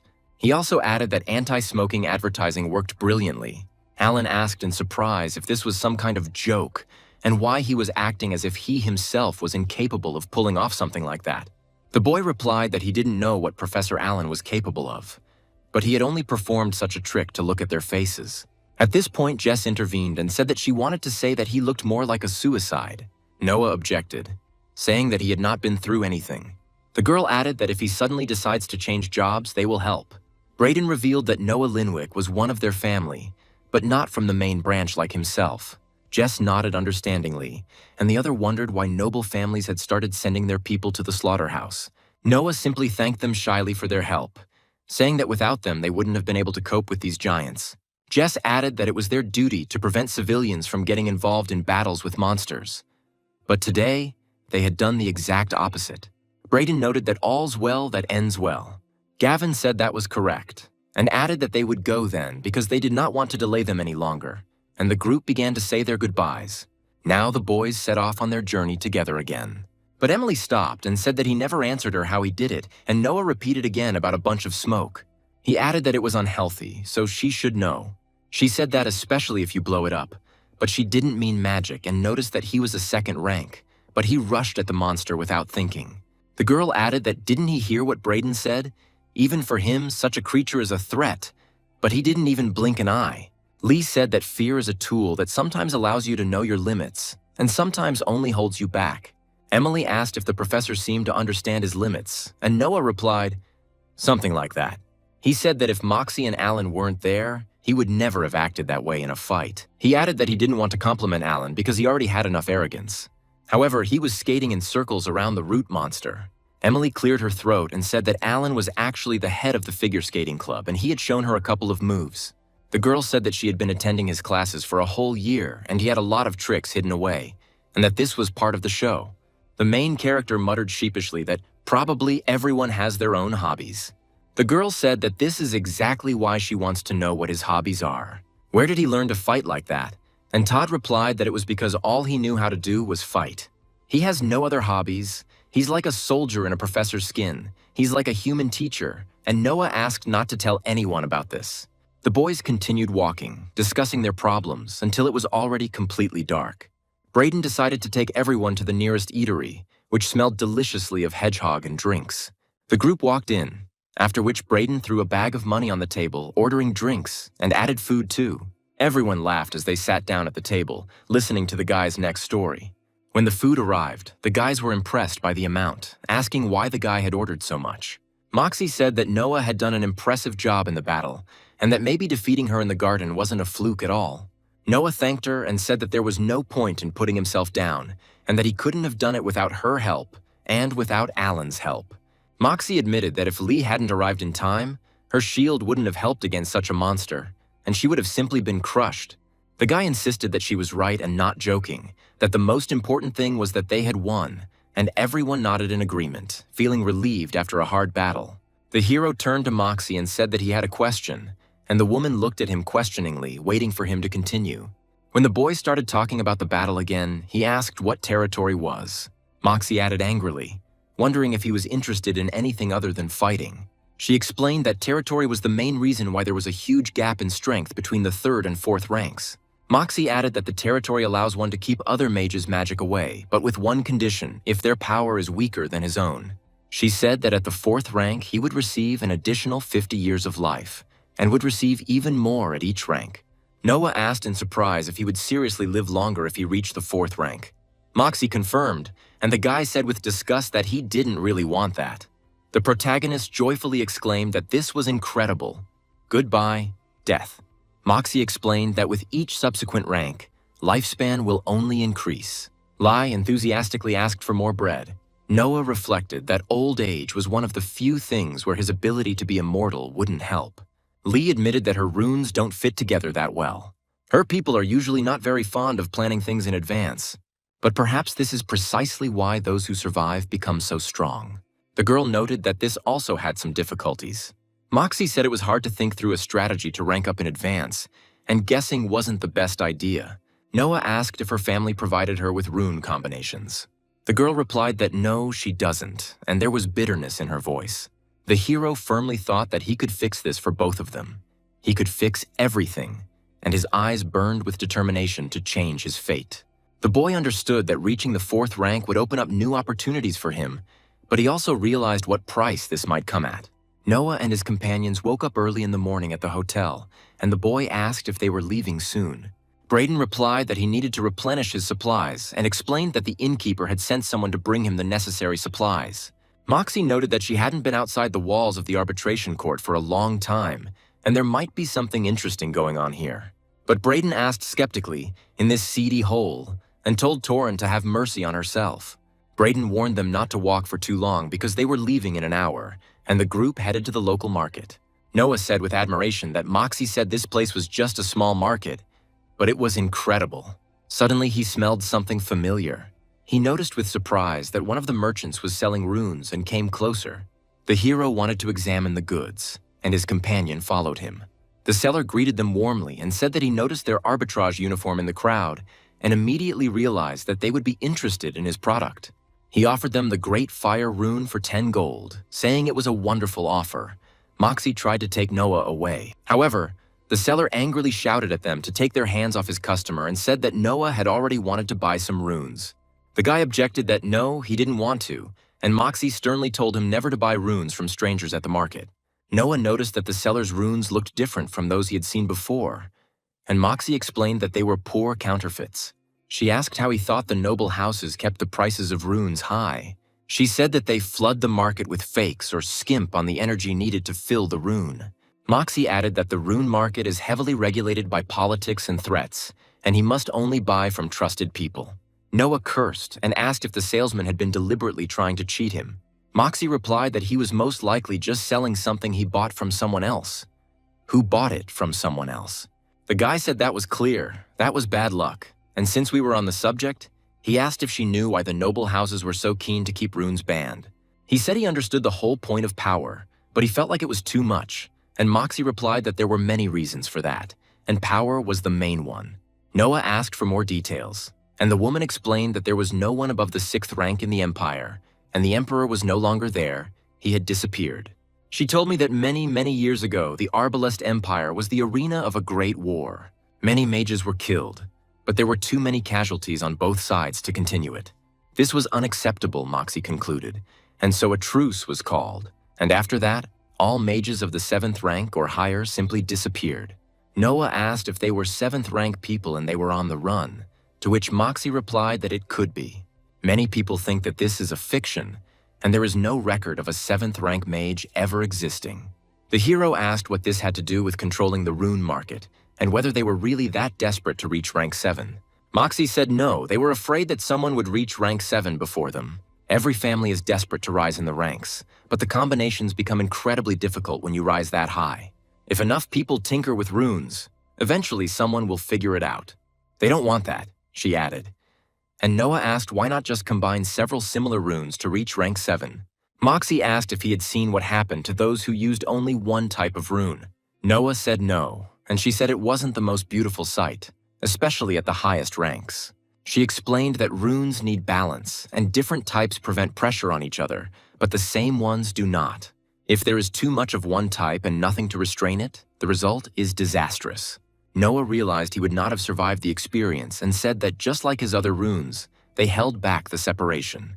Moxie nodded and said that it was time to go because an hour had already passed, and the group headed back to the inn, thinking about what they had heard. Noah sat by the fire and thought about how dangerous the world of magic was, and how far noble houses were willing to go to maintain their power. Noah sat and tried to fill his body with magic, but the process was interrupted by Lee, who frightened him. Lee was surprised why it took him so long. She thought he would master full filling the same day she told him about it.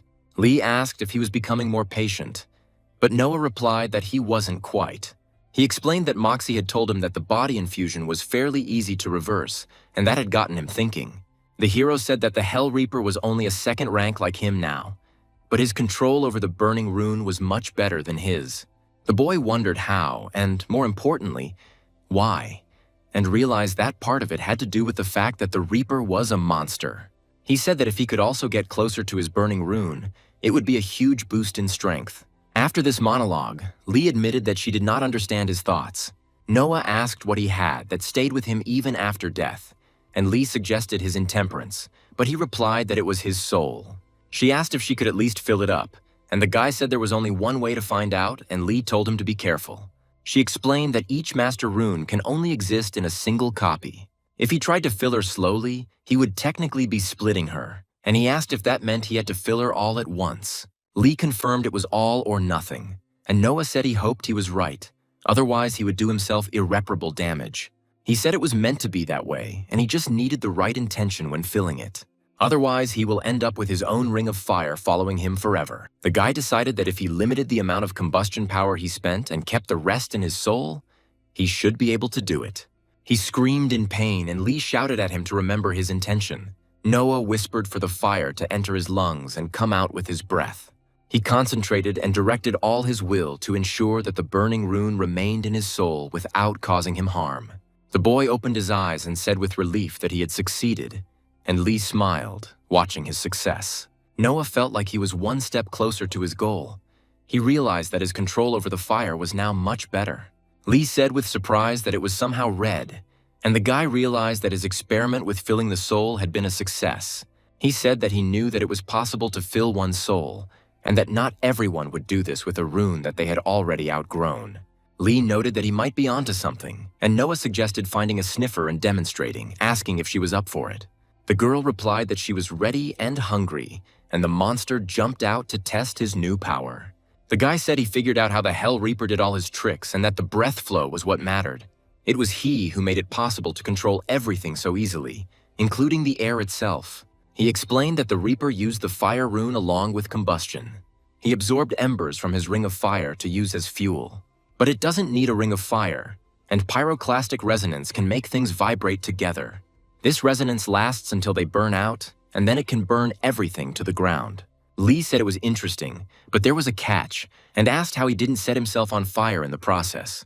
After all, it wasn't fireproof, and Noah replied that it was a secret.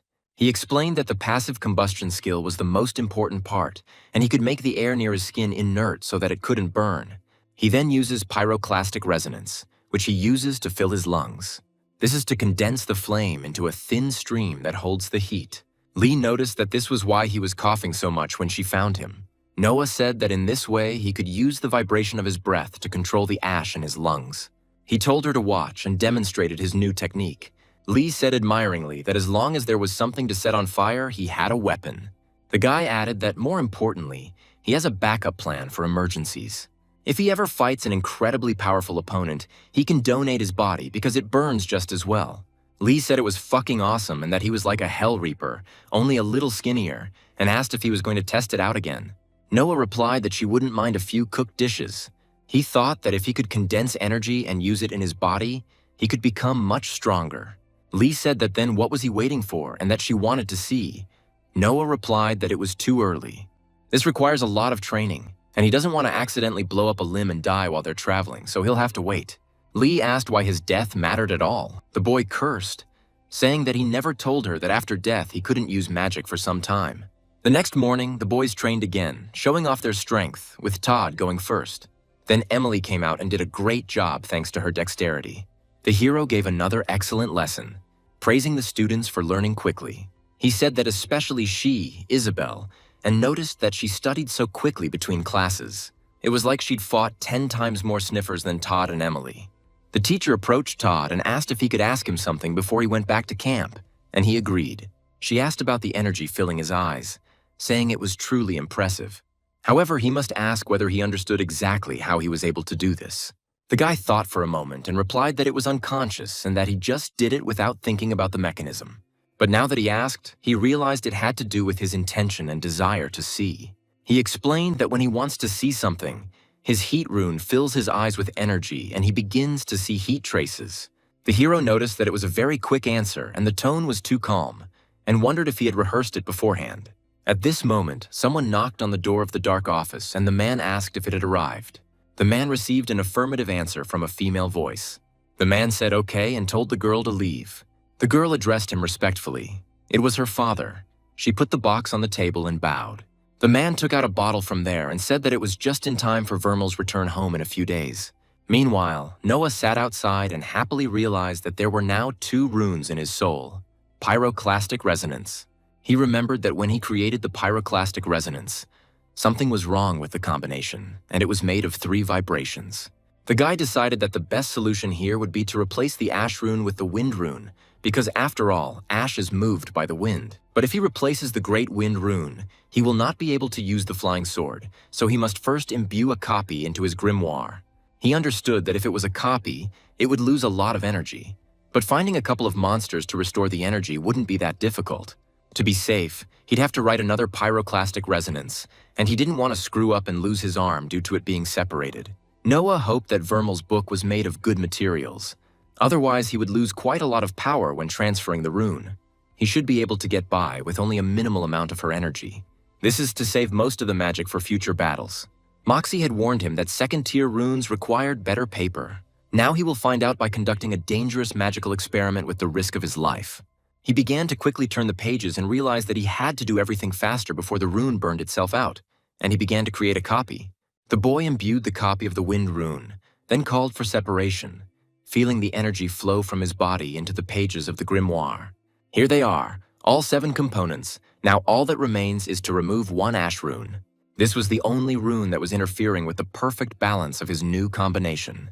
He replaced it with a wind rune and recombined them, and to his relief, it worked. He created a perfect rune, superior to anything he had before. Noah swore from fatigue and said that he had to return to camp. Brayden announced to everyone that it was time to move on, to the finish line of their journey. All that remains is to cross a place called the Deadlands, where it is more dangerous. But if they move at a good pace, they should get out of there before dark. When asked how much more dangerous it was there, Brayden replied that the monsters there were more terrifying. They are more terrible than the root demons, and for him they are not a threat, but for the students they are. Alan said he could stand up for himself and there was no need to put him on an equal footing with everyone else. However, Brayden recalled that that root demon was his first real fight in many years. He added that his family sent him to arbitration because of his inspiring research. It was not because of flexible limbs that this happened, and he was told to be grateful for that. Noah had a hard time regrouping his lungs with pyroclastic resonance in such heat, and it was brutal on his body. Luckily, his soul wasn't particularly damaged by the rune splitting, probably because he canceled the combination rather than completely removing all of its components. He coughed and a loud whistle echoed around him. The others, in shock, asked where Brayden had gone and if anyone had seen him. Someone screamed that they were being attacked, and Noah asked if it was the root demon again. He asked what could have made such a hole and if he could see anything, but Moxie replied that it was too dark in there. Noah said that maybe he could do something about it and started creating sparks. Moxie replied that no, it was still too dark, and he suggested stretching a vine through it to get inside, but he was stopped by a shout. Suddenly, the boy said he saw something, and Lee screamed and grabbed him to keep him out of the dangerous area.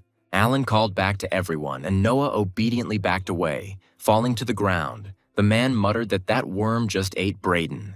Everyone froze in silence, peering into the darkness, and Noah felt the tension growing with every second, and his heart was beating somewhere in his throat. The guy gathered all his will into a fist and prepared for battle, and Alan stood up, preparing to attack. Moxie stood by his side to protect him and the others from any threat that would emerge from the darkness. The group stood at full combat readiness, and Noah felt his new runes pulsing with energy. They were already ready to break out and destroy any enemy. He knew this battle would be tough, but he was not going to give up because he had his students behind him. Noah shouted for everyone to retreat back, and the group began to quickly move away from the dangerous place, escaping from the unknown threat. Noah said that if he were alone, dying in battle would not be a problem.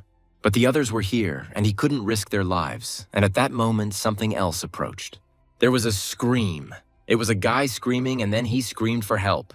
Everyone froze, and Noah asked in horror what was happening, and Brayden exclaimed, "Oh gods, how disgusting!" Everyone saw Brayden coming out of the monster. Isabel said she thought he was dead. Brayden replied that he couldn't be killed that easily, and he was caught. But the easiest way to kill a pale worm was to pierce its heart. He said he got caught and struck, and then added that he kept going deeper until he found what he was looking for. He hoped the worm would be too busy with him to fight anyone else. Noah cursed, and Noah noticed that the worm didn't even try to attack them. He was convulsing and trying to get rid of Brayden, and he asked how strong he was. Brayden replied that he didn't think anyone was hurt. The guy indignantly asked what about him. We're talking about his juice, and Brayden offered to help him with them. He refused, saying that it was not necessary, thanking her. Then Lee offered help, but he again refused. Brayden said, as he said, "The Deadlands are not the most pleasant place," and asked if we should move on. He said that if they wanted to make it before sunset, they couldn't stop, and the group continued on their way, which took several more days. With only 1 day's journey left to the Linwick estate, everyone was exhausted but determined, and they moved forward, enjoying the fresh air. Suddenly, Moxie called out to Noah and said that something was wrong. He and Emily won't go any further, and that it's a wise decision on her part. She explained that even if she was quite good for Tauren, none of them should appear on the Linwick territory. Noah asked where they would go then, and Moxie replied that they would train for the survival test. The hero asked how they would get back to the academy, and Moxie said that it was none of his concern and they would figure something out. Moxie replied that it depended on the circumstances and asked how long they planned to stay at the Linwick estate. Edward chuckled and said as if that idiot could handle a hellish reaper. He added that he might have performed well in the battle with the root demon, but when the Hell Reaper was killed, he was only a first rank. The hero thought he sounded almost believable and that he was getting better at lying, and Isabel asked if it wouldn't take long. Braden replied that it would only be a little while, a week or two at most, and then she would take them to arbitration, and Braden told them not to be late. Moxie said she was never late, unlike some people, and nudged Noah, and the boy indignantly exclaimed, "Hey!" Moxie wished him to keep up the good work, especially if he was dating someone important. Noah replied that it would be fine, don't worry, and asked her to be careful too, and everyone said goodbye, wishing her good luck. The protagonist thought that he knew it would be better this way, especially now. Noah looked at the Linwick estate, which was more grand than he remembered. Braden asked, "Something like that, it's really huge." The guy repeated Braden's words. This place is huge, and he expected to see a mansion or a fortress, but definitely not a whole city. The boy thought about all this, what he had gone through, everything that had happened since the moment he arrived in the Arbalest Empire. It was thanks to his father, the man he almost met, to the man who most likely sent his son to be eaten by a demon. These thoughts made his soul feel languid, and the guy lit a cigarette again. Braden asked his companions if everyone was ready, to which they replied that they were absolutely ready. A girl, the man's daughter, entered the man's dark office again. She came to inform him that Vermal was already there, to which he replied that he was aware. The group continued moving forward, entering the Linwick estate. They entered the gate, and the main character, scratching the back of his head, was again surprised by the scale of the estate. Braden announced that they had arrived, and in that case, their journey had come to an end, and it was great to see Alan. Noah replied that yes, he did too, and thanked him, and they said goodbye. Alan called his assistant along with him, and they went their separate ways. Braden turned to one of the servants, ordering him to take the three to his guest house, and the servant nodded obediently. He said that he and Vermal had an appointment with their father and asked the students not to worry and that he would meet them. The servant gestured for them to follow him. Noah asked Lee to wait a second while he picked up his things. The guy handed her the package and asked her to put it in a safe and inconspicuous place. Because he didn't want to walk around with him in plain sight, Lee sighed and said that she would take them, and they headed for the exit. One of the servants asked in surprise if it was really Vermal Linwick himself. He asked how long he had been away from home, 2 years or 3. Noah replied that something like that was the case, and the servant named Hanlon laughed. Hanlon tried to talk to him, but Braden cut him off saying they didn't have time to talk, but Noah said it was okay. He asked Hanlon how he was doing, and he replied that anything can happen in life, and that both white and black stripes come his way. Hanlon said he was sent to the Red Marshes for several months last year, and it was terrible. Noah winced and said he shouldn't have asked, and Hanlon pointed out that it didn't sound so bad until you experienced it firsthand. The boy asked Hanlon if he could ask him for a favor, and he happily agreed, asking what happened. Noah said he was afraid of accidentally crossing someone's path and asked if much had changed while he was gone. Hanlon replied that yes, a little, and now there is unrest, and there are rumors that another war, a civil war, may begin. Noah asked again, civilian, and Hanlon said that although it was rumor, he should keep it in mind, and Braden hissed at them, telling them to keep their voices down. Hanlon apologized and said all the rumors were centered around Dayton, who recently returned from a 3-year trip and came back with a bang. He has reached the 5th rank and is now dissatisfied with the social hierarchy or the family's position in the empire. He wants the Linwickis to be more involved. Dayton has publicly challenged the head of the family several times already. It's not difficult. It's all because the head of the family barely appears in public. The worst part is different. People begin to follow him and say that he is the one who will bring the necessary changes to the family and lead it into a new era. He is ruthless, grew up receiving everything for piety from his parents, runes, resources, and reputation. Dayton believes the whole world owes him. The girl looked at the house and said that this was his house. Todd quietly said he knew, but tears were already streaming down Isabel's cheeks. They approached the house, and Hanlon announced that they had arrived, and in that case, he would leave them alone. He added that it was great to see Vermil, and Noah replied that yes, he did too. Hanlon and thanked him, and they said goodbye. Braden said it was time to go. They entered the room, and a soft melody came from the hallway, and Noah asked if it was real music and how long it had been since he had heard it. Noah froze when he heard it, and Braden called him, seeing that he was lost in thought, and asked if he was ready since he knew his father. The guy replied that no, he didn't know, and that they would never be ready, It would be better to just tell him everything. Brayden said that his father always listens, and if he can help, then he should call him. Although he doubted his father suddenly became interested in what he thought, Noah replied that he had already helped a lot. If he hadn't said it yet, then thank you, and Brayden sheepishly asked not to embarrass him. He said just go and talk to him, and asked. He added that he was waiting downstairs, and Noah replied that he was, as always, and sighed. The boy scratched the back of his head and said it was time to go back to the first lesson. He headed towards the office, feeling the tension build with every step. He entered the office and saw his father sitting in a chair. The man gestured for him to sit down and said that they had much to discuss. Noah asked his father if it was safe to speak here, and the man replied that in all the empire there was no place more secluded from prying eyes and ears. He added that since his son's last visit, he has added additional protection. He has imbued every corner of this room with magic, but something must remain a secret. His father said that a surprise is no longer a surprise once it is revealed, and Noah couldn't help but agree with that statement. The man asked his son if it had worked and how he should play his cards, and Noah wondered whether he should continue pretending to be Vermal. He realized that if his father was even a little bit as paranoid as Brayden described him, this ploy wouldn't work. He asked his father, and he himself thought so. The father asked sharply if he dared to play games with him. Noah calmly replied that he had forced his son to call him, and he had begged him to help. He said that the price was paid with the blood of his family, so it was his father who dared to play games with him.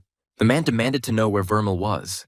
Noah said it was time to make a bet, and no father who cared about his son would use him as a tool. You can tell just by the look in his eyes that his father doesn't care about anyone but himself. He's dead, and his father killed him, and he's the blade he used.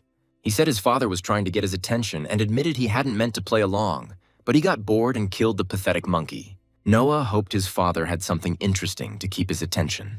He replied that he had admitted that he was not limited by anything, and that the call had been a failure, and his father asked how he knew that he was not out for his head.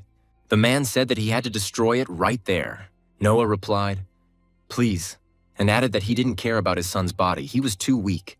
He said that killing him was like cutting off his hair, and his father demanded proof of this. Noah answered why, and that he was still living in an illusion. The father asked what he could do that would cause him more inconvenience than an ant. Noah said that there was no harm he could do, and his father asked him to stop showing off. He said there was another man who dealt with demons. Noah asked who it was, and his father replied that the one who was stronger than them all, and that his son had not failed. He was a gift.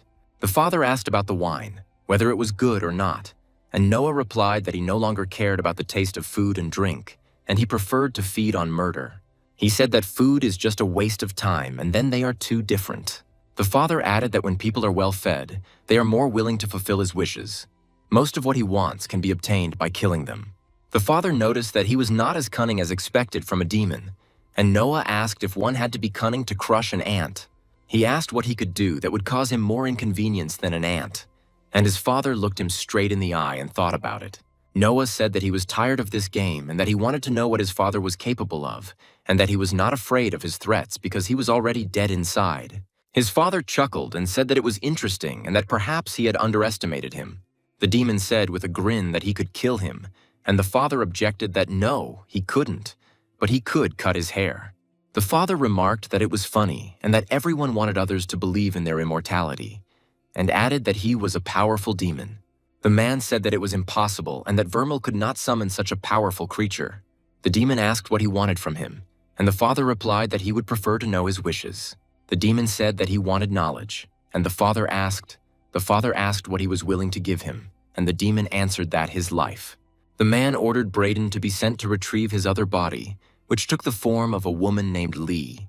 Noah said, "Okay, Lee, it's time to test how well she can improvise," and asked her to go to their current form.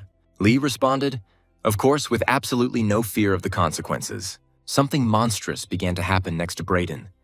The image of a dark clot with burning eyes appeared. A few moments later, another image of the main character was already standing in the middle of the room. His father told Brayden to go, and he reluctantly obeyed, noting that this could hardly be called proof. The demon said the point was how true his statement was, and he assumed he would say that. The demon added that there would come a time when he would regret this decision, but he knew that he would still make it, and the father asked what he was carrying. He told him to stand up, and the man asked if it was a threat. The hero replied that it was just the opposite and asked for a dagger from his collection. He said that no one should have any reason to suspect him of a trick, and the father asked if that would be enough for his show. The demon replied that it was just a hair, putting a dagger to his throat. He staggered and plunged the dagger into himself, causing scarlet blood to spill around him. The main character looked at the man with a furious gaze and said that they would meet soon. The father looked at him with bewilderment, and the demon repeated his words with a bestial smile. Father noticed that the floor was filled with mana, which helps wash away the blood. He then examined the body, saying that if it was a copy of a corpse, it was a pretty good one. He added that the body would de-transform after death, and it was not a face stealer, and told Lee in the man's body to wait outside. The man said they would talk again when his words were confirmed. Then he took the bottle of wine to put it back. He noticed that he had been building up an immunity to this poisoned wine for years. He asked if he should continue taking the antidote and was told there was no risk. Having dropped a couple of drops into his mouth, he wiped his lips and said that this nasty stuff was intended for the soul, not the flesh. The man said that Vermal didn't even flinch, and that he didn't want to buy that poison again, since the bottle cost 10,000 gold. He added that, of course, he could always stumble upon another person he suspected of being possessed. He looked into the boy's eyes and concluded that this boy was definitely dead. There was no trace of life left, and the father said that it didn't matter. He had fulfilled his purpose. It still remained to be seen what he had brought to the threshold. If this had been ordinary control, the poison would have pulled the monster out of the body. And since this did not happen, the creature became a full-fledged part of the body. Most likely, this is a powerful demon, but is he an archdemon? And the man wondered. He does not think, and that probably this is the 4th rank. He noticed that when he became aggressive, the demon stood his ground, but did not get angry in response. Therefore, he was not looking for a pointless fight. Still hungry or bored enough to listen, and he said he was arrogant, but not too arrogant, and that more tests needed to be done. The protagonist woke up in a room and said that he shouldn't make a habit of killing himself, otherwise it will become a dangerous addiction. He asked himself where Todd and Isabel were. Then, as I was getting dressed, I thought they were supposed to be here and swore, not understanding what the hell they were up to. Noah went outside where a peaceful rain was pouring down, so the hero took an umbrella. Walking back to his father's office, he met Braden, who asked in surprise what was going on. Braden was surprised to see 2 Noahs and asked if he was sleeping and why there were 2 teachers and what was going on here. Noah apologized and said that he would explain everything later and that it had to do with what he knew. The hero said that nowhere is safe, so you never know. It's better to keep quiet now. He asked Lee to go with him to his father's office just for a moment. Then he said that he needed to find students later and that he had a bad feeling about it. Lee replied that after all, they were his students and they might do something stupid. Braden informed him that he knew he was here, and it was better not to keep him waiting. Noah replied that he hadn't thought about it, and he walked into the office with Lee and greeted his father. The man asked if they would continue their conversation and that he had definitely made his point. "You can consider that he convinced me," said the father. "He believes that he is a demon, as he claims." Noah asked if he planned to keep the body as a souvenir. He asked if he wanted to move back in and added that he apparently liked the hairstyle on his previous body better, and the man just grinned.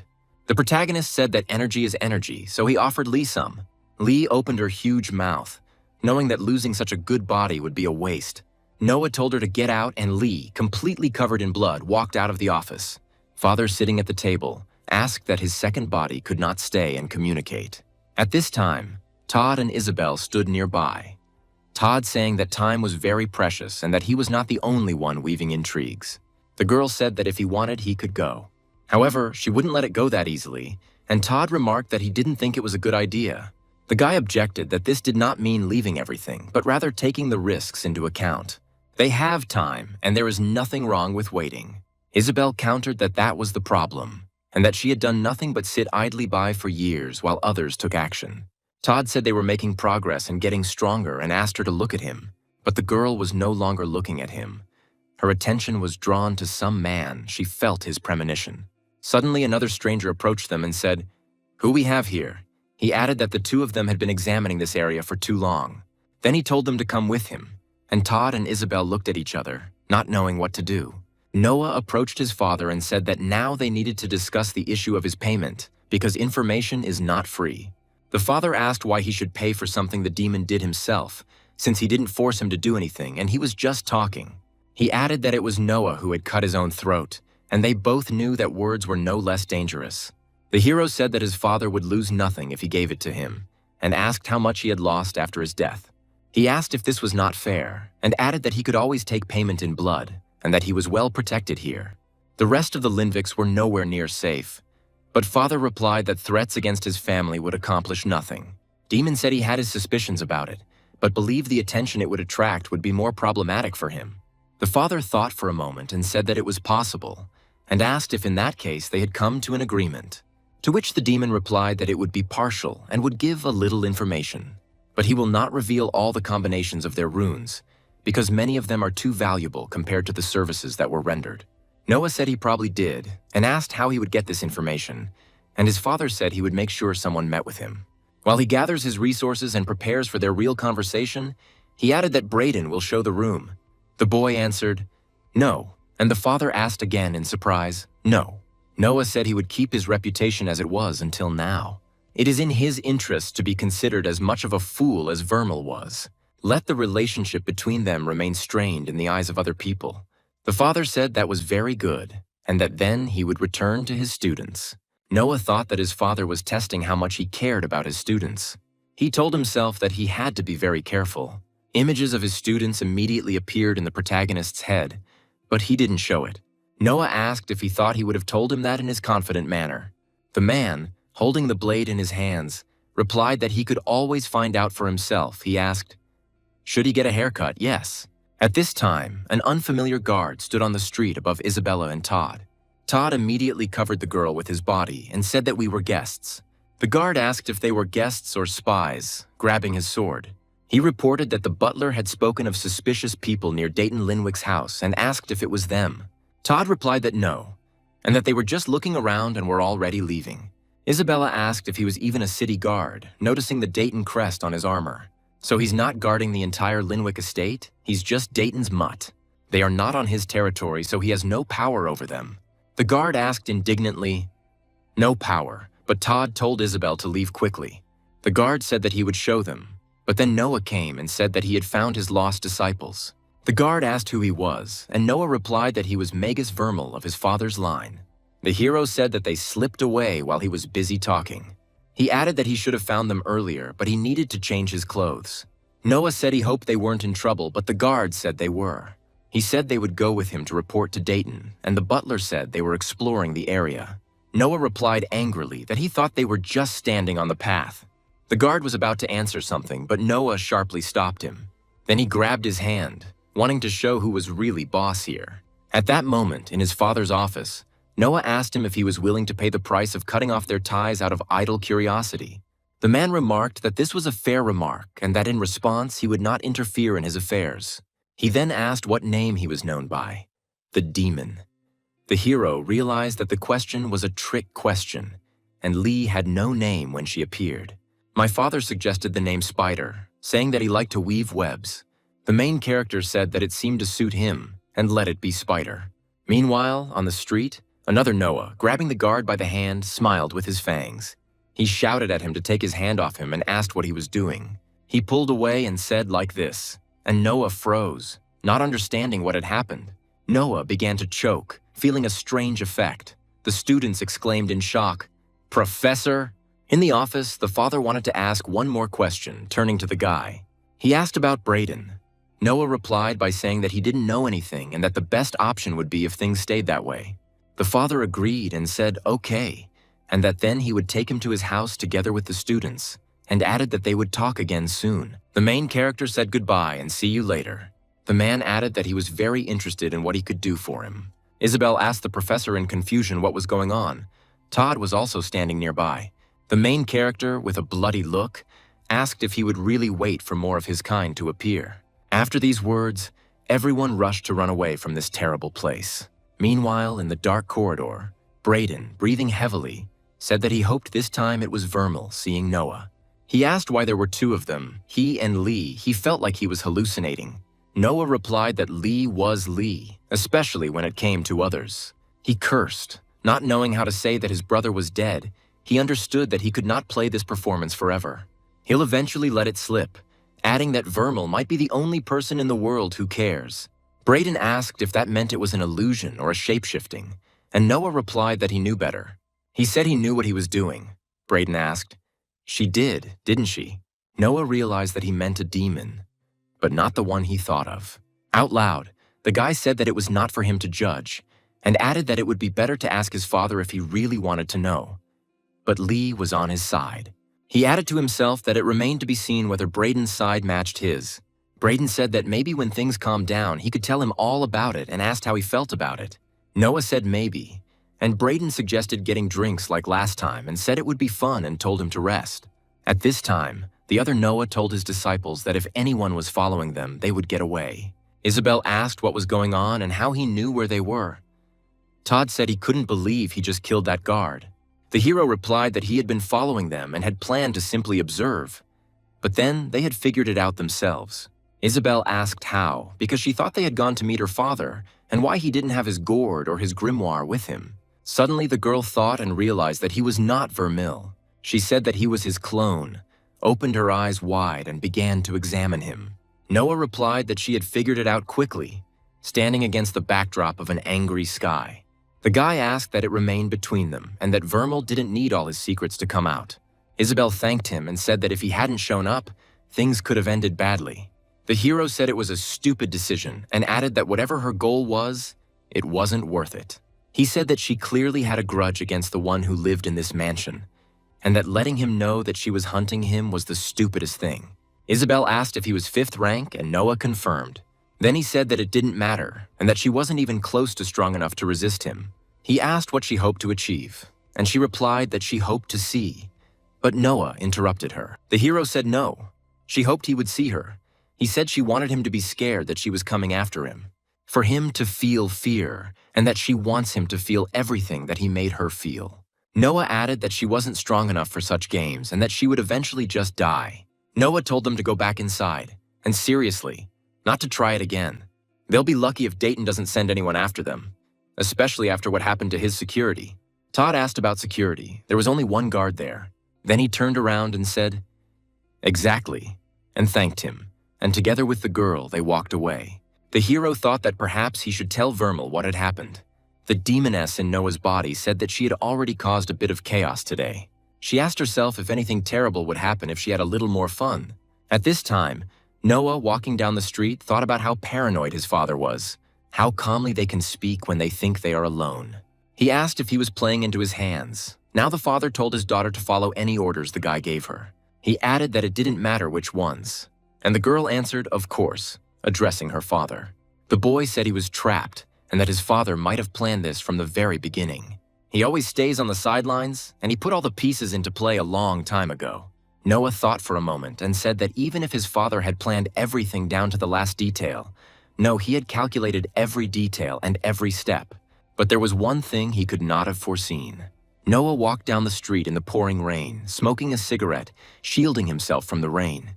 He said there was no way the man could have foreseen it. The next morning, there was a knock on the door of the room, and Noah asked in surprise who was there, to which the girl replied that her father had sent her. She stood timidly in the doorway, clearly nervous and unsure of how to act, and Noah told her to come in and asked her name. The girl introduced herself as Janice, and the guy suddenly realized where he knew that name from, but he didn't show it. He asked how much she knew about his situation with his father, and Janice replied that only that she was to carry out any orders he gave her. Noah asked incredulously, "Any kind?" And he didn't like the way she said it, because there was a hidden threat in her voice. The girl asked him if he wanted to test whether the demon really liked human flesh, and Noah, after a pause, confirmed that any kind. He decided to start simple and clapped his hands, starting the interrogation, and asked what position the Linviks occupied in relation to the others. Janice replied that they were considered one of the 4 most powerful families in the Empire, along with the King, Heron, and Tauren. She added that there is no exact rating, but they have an extensive information network and connections that make them politically influential. Noah asked what their relationship was with the Taurens, and the girl replied that they were politically superior. This is because they have more allies, but their mages are usually considered the best fighting force. He asked if anyone held a grudge against them, and Janice said that was possible, but they had no more enemies than any other family. The guy thought for a moment and said that if Vermil was killed for political reasons, then his list of suspects would be very long. He asked if there were people who didn't like his father. Janice replied that yes, and that one of them was an influential member of the branch who enjoyed a lot of support. Noah realized that they could sit here forever if she listed all of his father's enemies. The hero decided to change the subject because it was leading to a dead end. He said he was beginning to think that whoever poisoned Vermal had been aiming at him, not his father. This does not look like revenge or a desire to spite the head of the family. The guy announced that it was time to move on to another topic and asked to tell him about the Master Runes. However, not just basic information, but details that really matter. He added that he has many questions he wants answered, but the range of questions he is willing to share is much shorter. Janice was surprised and asked again if he was asking about the Master Runes, and Noah confirmed it. She began to explain that no one knows exactly why the Master Runes are unique, although there are many theories. The main theory, she said, is the theory of the manifested aspect, which states that the Master Rune is a manifestation aspect of the universe. Noah remarked that if they were always the same, then they were essentially like laws of nature, and asked if he was sure why or how they became runes. Janice said it was too philosophical a topic right now, and Noah asked if that immutability made it hard to feed them, didn't it? The hero thought that if others did not realize that the Master Rune could nourish the soul, then she would not be the one to reveal the secret. The guy said that was true, and Janice continued that there was only one way to nourish a Master Rune, and that was to bind it directly to the soul. Noah said that everything was clear now and asked if this quality was unique to Master Runes, and the girl confirmed it. She added that this was provided that one's soul was initially large enough to withstand its power. The guy was surprised and asked, "Oh, really, what about the great monsters?" After all, the Hellish Reaper wasn't 3rd rank, but only 2nd rank. Janice agreed and said that was true, and it was a good question that challenged the accepted theory. Noah wondered if it could be because of the split itself, and shook his head in amazement, realizing the uniqueness of his situation with the Master Rune. He returned to the topic of Master Runes and asked what the main benefits she had mentioned were. The girl replied that it was access and functionality, and that filling the rune was the fastest way to gain access to power. She explained that it usually takes a moment to call upon the runic energy from within and channel it. The guy noted that this is probably why powerful magicians create such strong runes on weapons and armor. He said that a split second makes a huge difference when you are fighting for your life. Even without being filled, he can already summon his runes quite quickly, and that is usually enough. However, he added, there certainly comes a point where the benefit of speed diminishes, and content can become a bit of a crutch. The main advantage, Janice said, wasn't speed, but the ability to use infused runes simultaneously. Noah clarified that usually only one rune can be used at a time, and there is no other way for a regular rune. But the filled Master Rune in his soul can still respond to his desires. She confirmed that this is what makes the Master Runes so effective. After all, they can be used in combination with his other runes, creating powerful and unpredictable combinations. The guy said that everything was clear to him, and that it explained a lot, especially about the Hellish Reaper and how it prevented him from using magic. If the Reaper also had wind runes, he reasoned, then he would simply suppress his attacks with them and simultaneously use burning. Noah said that they had different abilities, and that it was time to change something in their strategy again. He decided that his questions should be similar to those a demon would ask, in order to confuse his father. After an hour of intense questioning, Noah looked at the book Janice had brought and asked what it was. The girl replied that this was the only thing that her father had placed restrictions on, and no matter what he ordered her to do. The boy asked what was so special about the book, and Janice told him to open it and find out for himself. He is allowed to study 2 runes from it, but no more. Noah chuckled and said that it was clever of his father, very clever, because he wanted him to take the runes that suited him. He remembered Lee saying that knowing every rune on a demon could tame it, and that extracting the first-tier runes from it would be a mistake, especially if it really was a demon. The boy asked if his father had placed any restrictions on what he could do with these runes. Janice replied that no, it was a gift, and he could do whatever he wanted with them. He asked if he had also included any combinations he could take. The guy looked at her and said that he didn't need the runes, and loudly called out to Isabel and Todd, telling them to come to him. The students ran up and asked what had happened and if everything was okay. Noah replied that he was more than happy and told them to thank his father. Todd immediately announced that the teacher had officially become the best mentor who had ever lived, and he made a promise. Janice reminded him that he had only been given 2 runes, and Noah thoughtfully repeated that he had understood that. If they take his runes, he will never get any more. The boy stated that he did not need such ordinary runes, and that refusing them would make his father nervous and think about his true intentions. The students thanked the teacher, and Todd said that he liked the new vermeil, referring to his changed behavior and concern for them. Noah asked which rune Isabel had chosen, and she replied that it was the armor rune. He was surprised because he was sure that she wanted to be a melee combat mage. Todd noticed that she also had 2 stone runes, and that it was curious, but he was missing something, and thanked the teacher on his own behalf. Isabel said that Todd was right and that it was incredible and that the teacher was spoiling them. Noah replied that they would repay him with their success and announced that that was all for today. The boy wondered if Janice's father would punish him if he tried to take more than 2 runes. When Janice turned to leave and said that if that was all she would go, Noah stopped her. He said that he hadn't yet and that he still had a few questions. At this time in the room, Todd said that he felt like he was falling in love with someone else. The girl didn't understand what he meant and called him an idiot. Todd whispered excitedly that they had received 2 high runes, but Isabel told him to be quiet so as not to disturb the teacher's conversation. She said they didn't want to interfere with what he was doing and that there was clearly some political maneuvering going on down there. Todd said he couldn't stand it. He admitted it was too much effort for him. The girl replied that Todd was just like her father. Then she said that he was right and that she was afraid to show hope again. The guy said it was a damn good deal, even if Dad decided to leave after giving them 2 free high runes. Todd noticed that at this stage she was already thinking about her second-tier rune. Isabel said she already knew which one she'd choose, and Todd added that either Professor Vermilion would have done it. The girl asked him to shut up and threw him onto the bed. Isabel asked what rune he had just taken from the book, and Todd replied, "Armor." Isabel was surprised and said he was too, and he retorted that she wasn't the only one who had been greatly impressed by her father. Noah warned Todd not to do what his father did, because everything has its limits, even the content, and Todd replied that who would talk, meaning that the teacher himself is at risk. Isabel noted that he could at least pull through if he had a master rune. The guy asked her who he thought he looked like, hinting that he already had such a rune. Todd said that just a few months ago everyone was his type. He called him the strangest face thief in history, referring to his uniqueness and unpredictability. Meanwhile, Noah knew he wanted to give his father as little information as possible. Of course, he would realize that that was exactly what he was doing, but he added that, oh well, and that his whole conversation with Janice had come down to that. He thought that Moxie could be in serious trouble if anyone found out about their secret relationship. The Taurens are said to be very cruel and do not forgive betrayal. Noah said thoughtfully that it sounded like the truth, although he would have to confirm it with someone who wasn't Linwick. Master runes are most effective when used in conjunction with other runes. They are unique, but not necessarily rare, and that high-ranking mages are likely to have them, including the father. The boy noticed that his father's name literally means father, which is strange, and that it was written the same way in the book.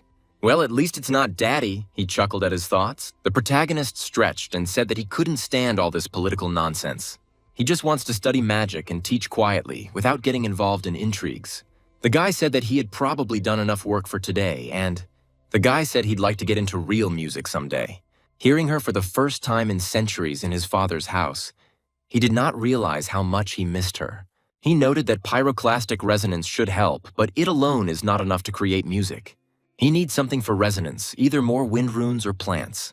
Noah added that he could create his own wind instruments using magic, but his thoughts were interrupted by Lee. She ran into the room through the window and apologized, saying that she had gotten a little carried away when she jumped. Noah, shocked, asked what the hell she was doing. She replied that she had told him she was jumping through the window and that she had been running and did not want anyone to see where she had gone. He asked who she was running from, but Lee was no longer listening to him. The main character did not like this state of affairs at all. At that moment, the fair-haired man cursed in his office and said, "Damn the plane. 8 dead soldiers in one day, and he had to send someone." The guy swore and said that she knew he took it and sent someone after him. But then he calmed himself down, saying that no, everything was fine, and that now he knew. He added that the next time they came, he would be ready, and determination lit up his eyes. Lee asked what it was and explained that it was some of that non-alcoholic moxie potion. Noah, shocked, asked why the hell they were even trying to kill Dayton. She replied that she thought he had killed their parents. Both parents, 4 of them in total.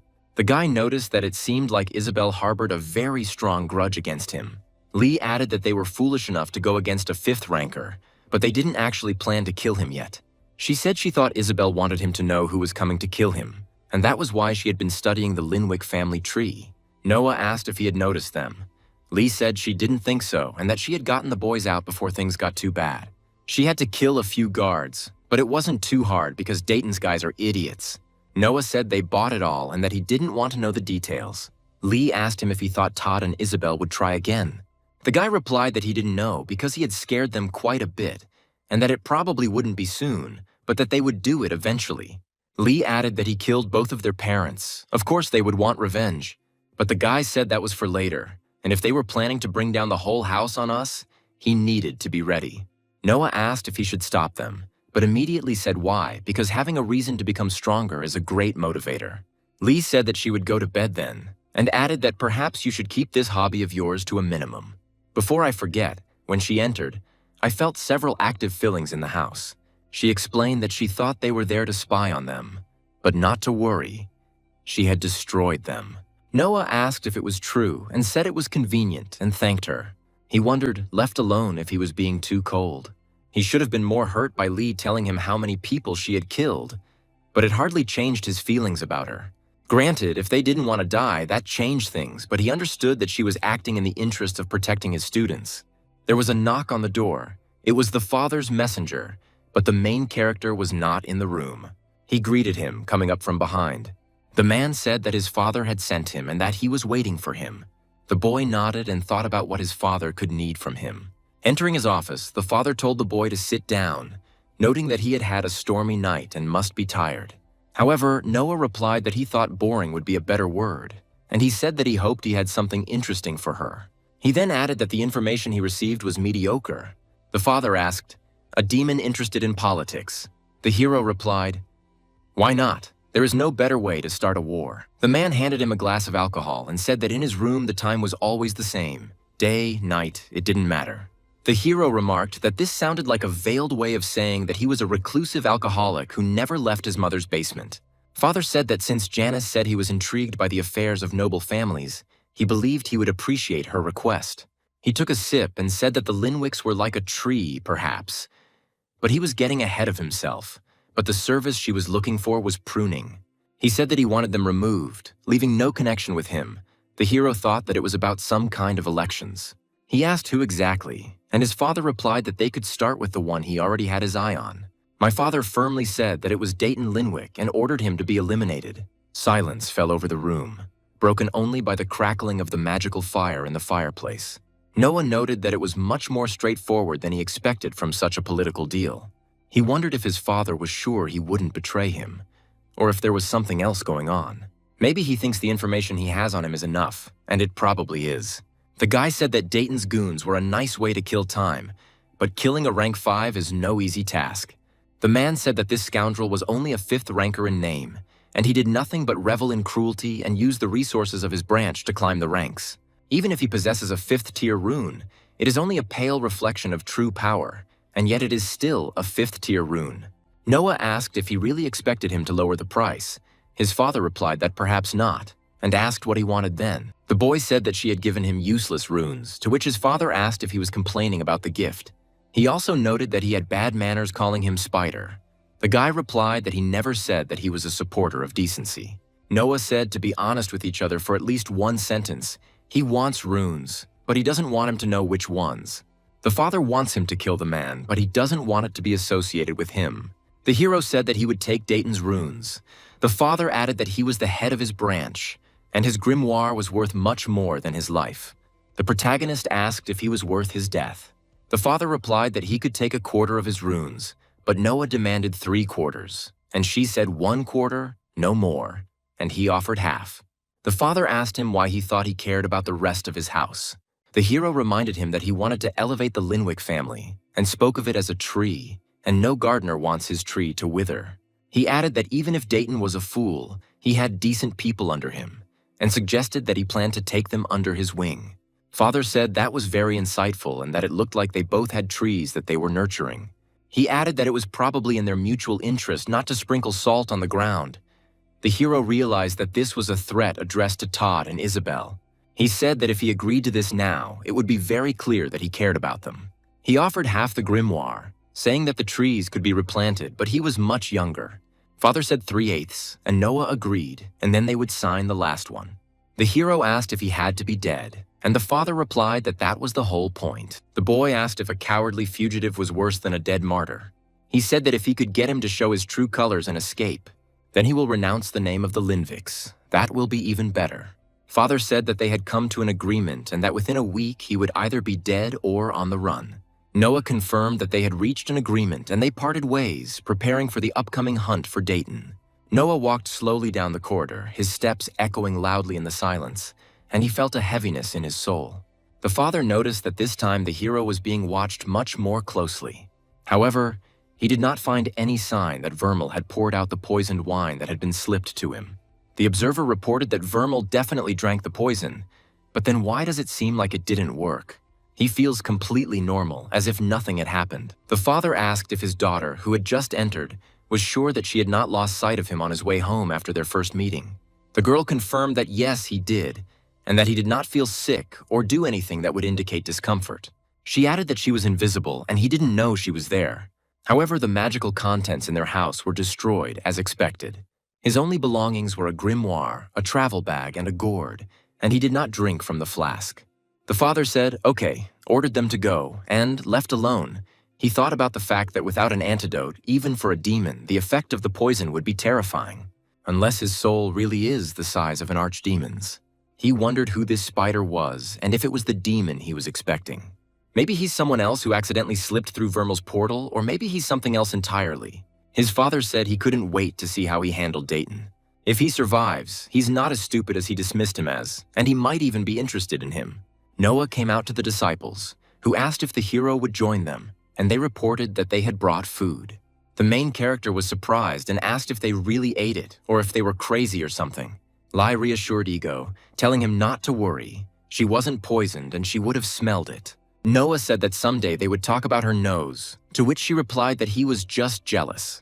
Todd hesitantly asked the professor if they would talk about what his clone had told him.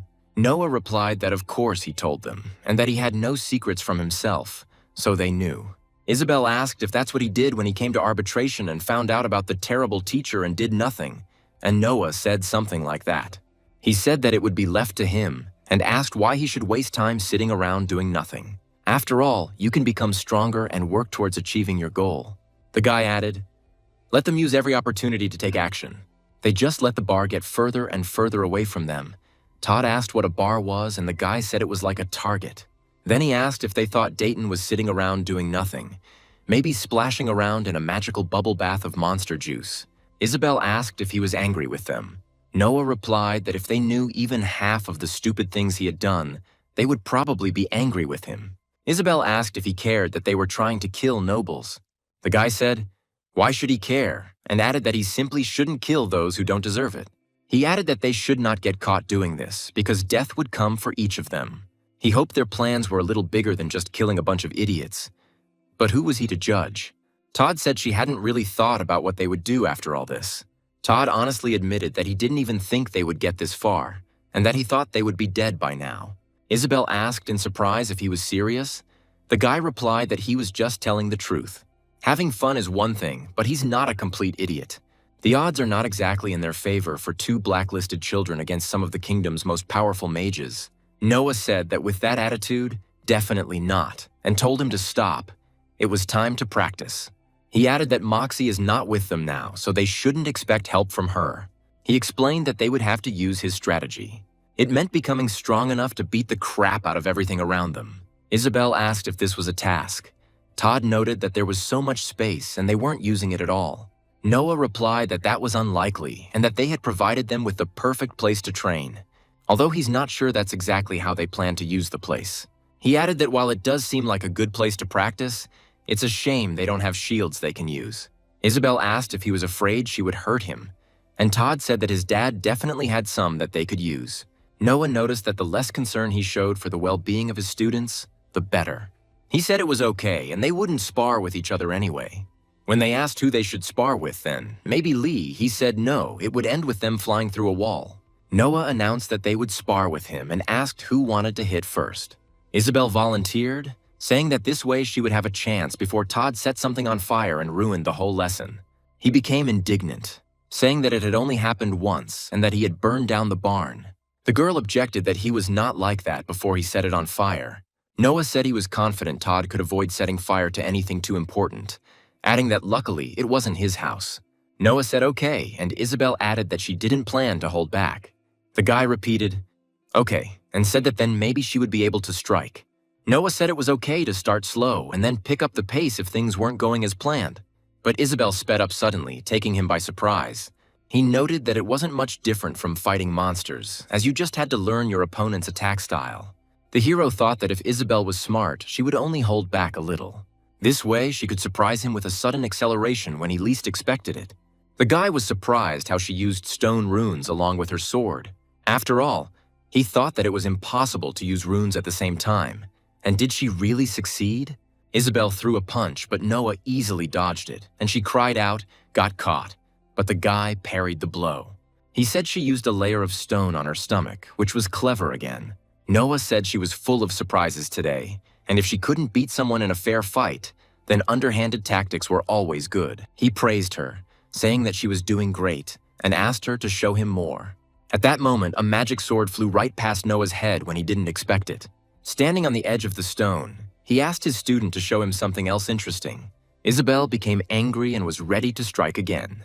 The hero, standing over the girl, said that she was also dead, but asked her not to be too upset. Her results are truly impressive, and Isabel said she could have done better. Todd, sitting on the bench next to Lee, screamed that she would definitely get him. Noah asked Lee if she, the professor's assistant, had any advice, and she said, "Be faster," and Isabel said, "Thank you." She told Todd that she didn't even know whether to wish him to do better or worse than her. The boy thanked him and asked if the teacher was ready. Noah said to start when he was ready. Todd asked if he minded if he started there, and the guy said he didn't mind if it helped. This is training, and he wants him to show everything he can do. The guy said that he understood everything and told me to start. Todd asked what he was doing, and Noah replied that he was filling his pipe and needed smoke to do that. Todd said he hadn't done that to Isabel, and the guy asked if he was the bigger threat. Noah replied that if he wanted to, he could think so. Noah said it was time to begin, and immediately realized that it was the same as the hellish reaper preventing him from using the wind runes. Pyroclastic resonance gives some control over heat, and since his runes are stronger, it can suppress Todd's runes. The guy asked if he had just stolen his fire, and Noah replied that he had redirected it and hoped he had something else. Todd said they would find out now, directing another dose of fire at the teacher. Noah said it looked like he was going to have to adapt, although it was weird. The protagonist noticed that it was becoming more and more difficult to absorb his fire each time. He said okay, and that he wasn't afraid to get his hands dirty. Noah realized that he couldn't take the fire from his hands until he touched it with his magic. The guy said he figured it out quickly and praised Todd, saying, "The training continued, with the students learning to adapt to new conditions and use their strengths." Noah was pleased with their progress and knew that they were getting stronger every day. He knew that many challenges still awaited them, but he was confident that they would cope because they were a team. Noah grinned and, deftly dodging another of Todd's attacks, knocked him off his feet, causing the student to fall to the ground with a dull thud. The boy stood up and indignantly said that it was unfair and that the teacher was interfering with his magic, but he didn't do that with Isabel. Isabel exclaimed why he was whining, since he had gotten to him, and explained that she saw how one of his blows slightly grazed the teacher. Todd was delighted and said that yes, it was a little hot and that he was the best.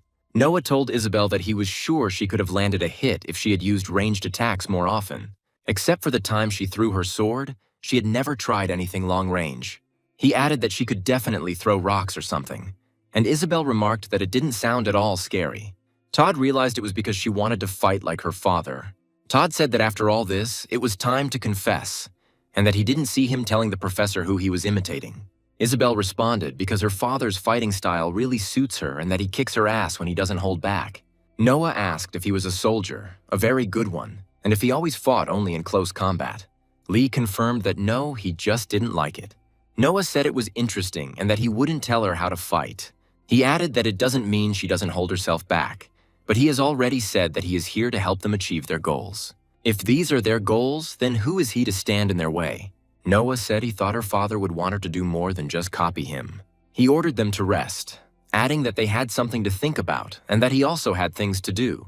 He left the students alone and headed towards Leighton Linwick's house, knowing that this visit could be dangerous. The servant announced that Master Dayton was waiting for him and asked him to follow him. Noah thought with a grin at how quickly, and he wondered how Dayton had found out about his visit. He began to wonder if it was because Lee had killed his guards. Maybe there was a leak from the father, or maybe they are working together and this is some kind of trap or test. The servant politely pointed to the door, inviting the protagonist to enter the office. The guy walked into the hall and noticed with disgust that this place was terribly tasteless. His steps echoed loudly on the marble floor. Noah looked around and thought it looked like the lair of a dragon, a tasteless dragon with no sense of style at all. Dayton greeted him and said he was wondering when he would arrive. Although he didn't think he would just show up and knock on the door, Noah replied that he had been told he was unpredictable. The guy asked how he knew he was coming, and Dayton chuckled and told him not to play dumb. He recalled that yesterday he dealt with several of his guards. He added that half the Linwicks were hunting him, and it wasn't hard to guess. Noah asked if he really thought it was him. Dayton said that of course he was a killer, although he admitted that it surprised him. His father had never shown any hostility towards him, and he thought he might even be one of the few who agreed with him. He noticed that his father seemed to be jumping around in his judgments, although it was not that he was wrong. Noah said how sweet. Did he really think his father would associate with the assassin he hired to kill him? Dayton thought for a moment and said that that would be extremely stupid. And Noah, seeing his confusion, wondered if he had really stumped him. He added that there are dozens of reasons why the father could have done this. If only to prove that no idiot would behave like that, Dayton asked why he was here then. He said he thought he had come to try to kill him, and Noah asked how about he answered that question for him. The hero asked if he felt the power of his runes. Dayton replied that, of course, and at most the third rank. He couldn't even scratch him, and asked if he really thought the killer was a third rank one. He asked mockingly, who simply showed up at his front door after killing a bunch of guards to bask in the glory. Dayton said that his patience was wearing thin at the time, and that he hoped he had come to amuse him. But it seemed he was here simply to die, and Noah asked again, to die. He said that he had done nothing to make him believe that he intended to harm him. Dayton replied coldly that he did not like him, and that was reason enough. Dayton added that the Linwicks had become soft, and all this politics, all this dependence on other families and caution was disgusting. If they want to regain their former strength, they cannot continue to waste resources on games and empty talk. They need action. Dayton stated that actions that begin with following the heart. His heart tells him that Noah can't be trusted, to which the boy replies that he's sorry to hear that. He said he hoped they could talk before things got worse for him. Dayton asked with a grin if it was for him, and if he thought he could do anything to harm him. Noah gave 2 pieces of advice. The first piece of advice was that everything was not as he thought, and that he was not even who he was thought to be. Dayton warned that his next words would be his last, and told him to choose them wisely. Noah said the second piece of advice is to get fire-resistant clothing. There was a cracking sound in the room, and Dayton asked in shock what was going on. Dayton's office was in chaos. He himself didn't know what to do now. He thought it was some kind of self-exploding puppet or hoax. Dayton wondered if he was being played and whispered that he was scared. The servants in the corridor also heard and felt the explosion. Dayton tried to escape the heat. He used a protective shield. However, even under it there was an uneasy feeling. Sweat was running down Dayton's face from the fire. This act made the man very angry. He bared his teeth, wanting to kill the main character. Noah himself, already outside his body, whispered to Dayton, "See you tomorrow." Dayton was left alone in the smoke and chaos, unsure of what had just happened. Noah couldn't wait to see the look on his face and cursed him. Noah left the room, saying that suicide wasn't the most pleasant experience, but Dayton would be pretty damn confused. Once Dayton makes some inquiries, he learns that Vermal was allegedly at the market the whole time. The next time he visits him, he thinks he will be much more willing to listen to him. Noah exclaimed and asked what Lee was doing there, to which she replied that she was hanging out. The girl jumped from the chandelier and asked why the hero asked her to wander around the market. Whether he was trying to throw someone off the scent, the guy confirmed this. Noah asked Lee for help again tonight. Lee assumed he was going to Dayton again. That was correct. Then she handed him the bread, and the main character asked where she got it from. The girl said she had it, saying she took it from the kitchen. He thanked her and asked where he was from, and she replied that she had already eaten a dozen of such loaves, and said goodbye until the evening. Noah thought she was so weird, but that's who she is. That same night, he went to Dayton's lair, creeping through the dark alleys. Lee carried him in her arms and he asked her to be careful, but she told him to stop whining and they went inside. Noah asked if it was necessary to carry him like that, and she said yes, and that it was fun, and asked if he was sure he didn't want her to stay. Noah said he was sure and told her to return to safety. She said he would have fun alone while waiting for him to show up. The guy told her to trust him, that he could handle it, and said goodbye. The girl obeyed him and jumped out of the window through which they entered. The protagonist turned Dayton's table over for his convenience. He sat down on the man's chair, already anticipating how he would enter his office in the morning. Dayton walked leisurely along the corridor and only after waking up headed to his room. As soon as he opened the door, he became very scared and screamed. Noah met him and asked him if he really wasn't going to do it again. Noah chuckled and noted that he hadn't taken his advice to get fireproof clothing. His clothes are also easily flammable. Dayton demanded to know who he was and declared that he would not leave until he received an answer. Noah said he didn't know he needed his permission to leave. Dayton asked if he thought he was that smart and who he worked for. Was he trying to turn him against his father? And Noah was surprised that he thought so. He said that he was not so self-confident now and that he had studied his father's worthless guests. The idiot whose appearance he copies was at the market while he was here. Dayton added that it would be smart if he weren't such an idiot. He asked why he didn't drop his disguise and tell who he really was, and Noah asked why he would do that. He said that for the one who claims to be a worthy leader of the main Linviks. He seemed completely confused about the situation and suggested postponing their conversation until later, perhaps when he was in the bathroom or at dinner. Noah said he didn't care when he came for him and that he would crush him like a bug over and over again. Dayton asked what about his people. The guy replied that he had made an unfortunate mistake and that he thought he cared about their petty family feud.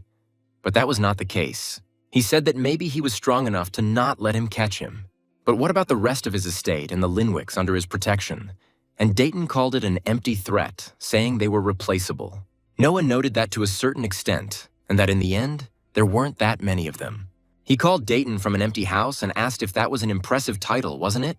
He added that no Linvik would support the extermination of their people, and he did not think his threats had any force. And Dayton paused, realizing that his opponent knew much more about him than he had assumed. Dayton stated that he was no fool and that his threats were unsubstantiated, and asked if he still didn't understand. Noah remained silent, and Dayton, breathing heavily, said that he was not Linwik at all, and asked if he worked for any of them. He demanded that he answer who exactly it was, and suggested that it was her. The guy told him to throw a tantrum. He wanted to see if whining and complaining would help him get what he wanted. He added that for every visit he made that was wasted, he would take something from him. Then the hero got scared and thought that this weirdo was really going to kill him. Coming out of his body again in spirit, he thought that this was not what he had expected. In the evening, the hero visited his father, who asked why he was there and whether he had a task. Noah asked if the son could just visit his father while filling his glass and remarked that the wine was absolutely amazing. He said he needed some supplies to deal with Dayton, and my father asked if there were any difficulties. The guy replied that he was not at all and that he was running out of clothes, and the man was surprised and asked if he was trying to seduce him. Noah asked if it was worth it and smirked. He said no, and Noah replied that it was fine, but he still needed clothes. He wants perfect copies of the one he's wearing now, and reminds her that his clones don't appear dressed right away. The man called his daughter and told her to call his tailor.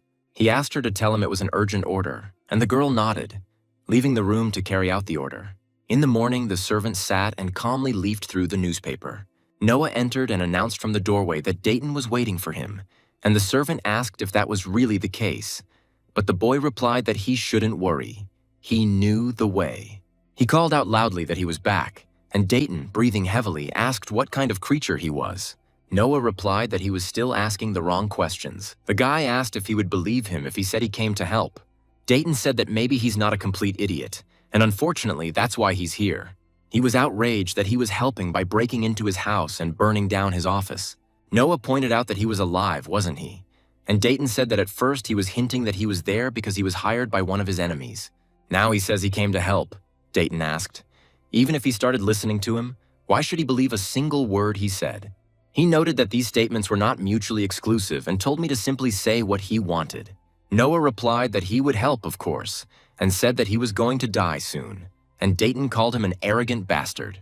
He said that just because he couldn't kill him completely didn't mean he would listen to him. The guy said he didn't say he would do it and asked how many enemies he had made. Dayton replied that more than he could count, and that the weak would always envy the strong.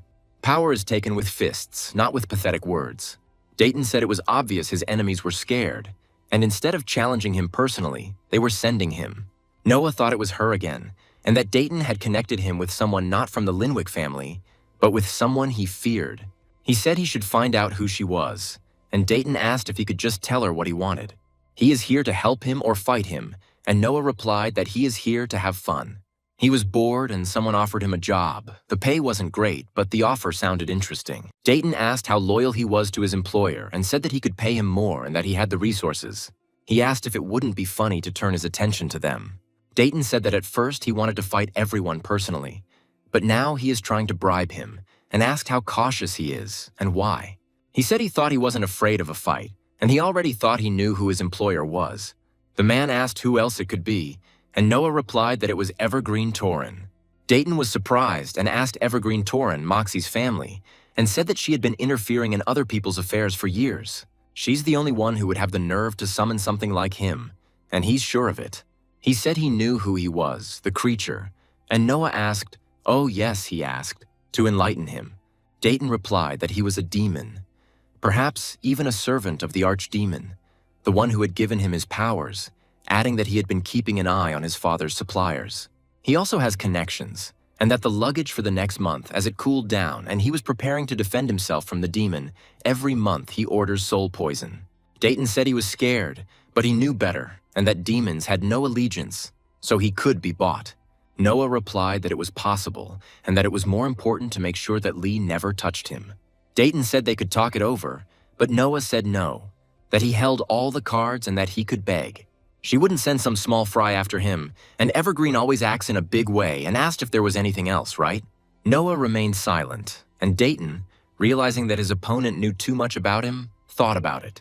He thought about how to get out of this situation and realized that he had fallen into a trap from which there was no escape.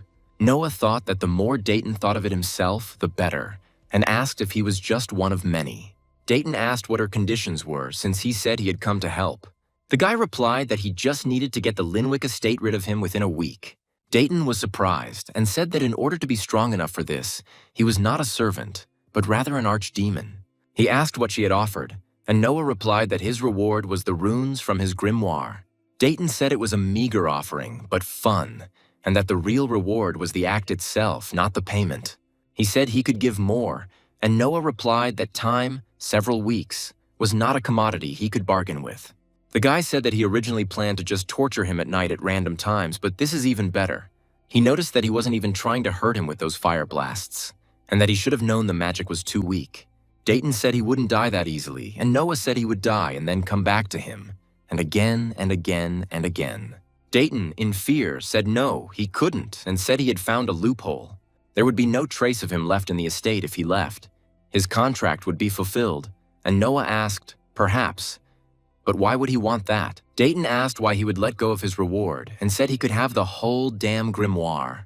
He said that he didn't need it anymore and that he had already combined his runes, and asked what about the entertainment part. Noah said that his time would be wasted if he left with a bunch of pathetic runes. Dayton said that if he really was an archdemon, then he posed no danger to him. He vowed to become stronger and fight him and asked him to give up momentary pleasure for the promise of getting something. Noah said that when the day comes when he will think about the correctness of his choice, let him listen to the wind and hear the cries. Dayton asked what about Evergreen, and Noah replied that what he does is his business.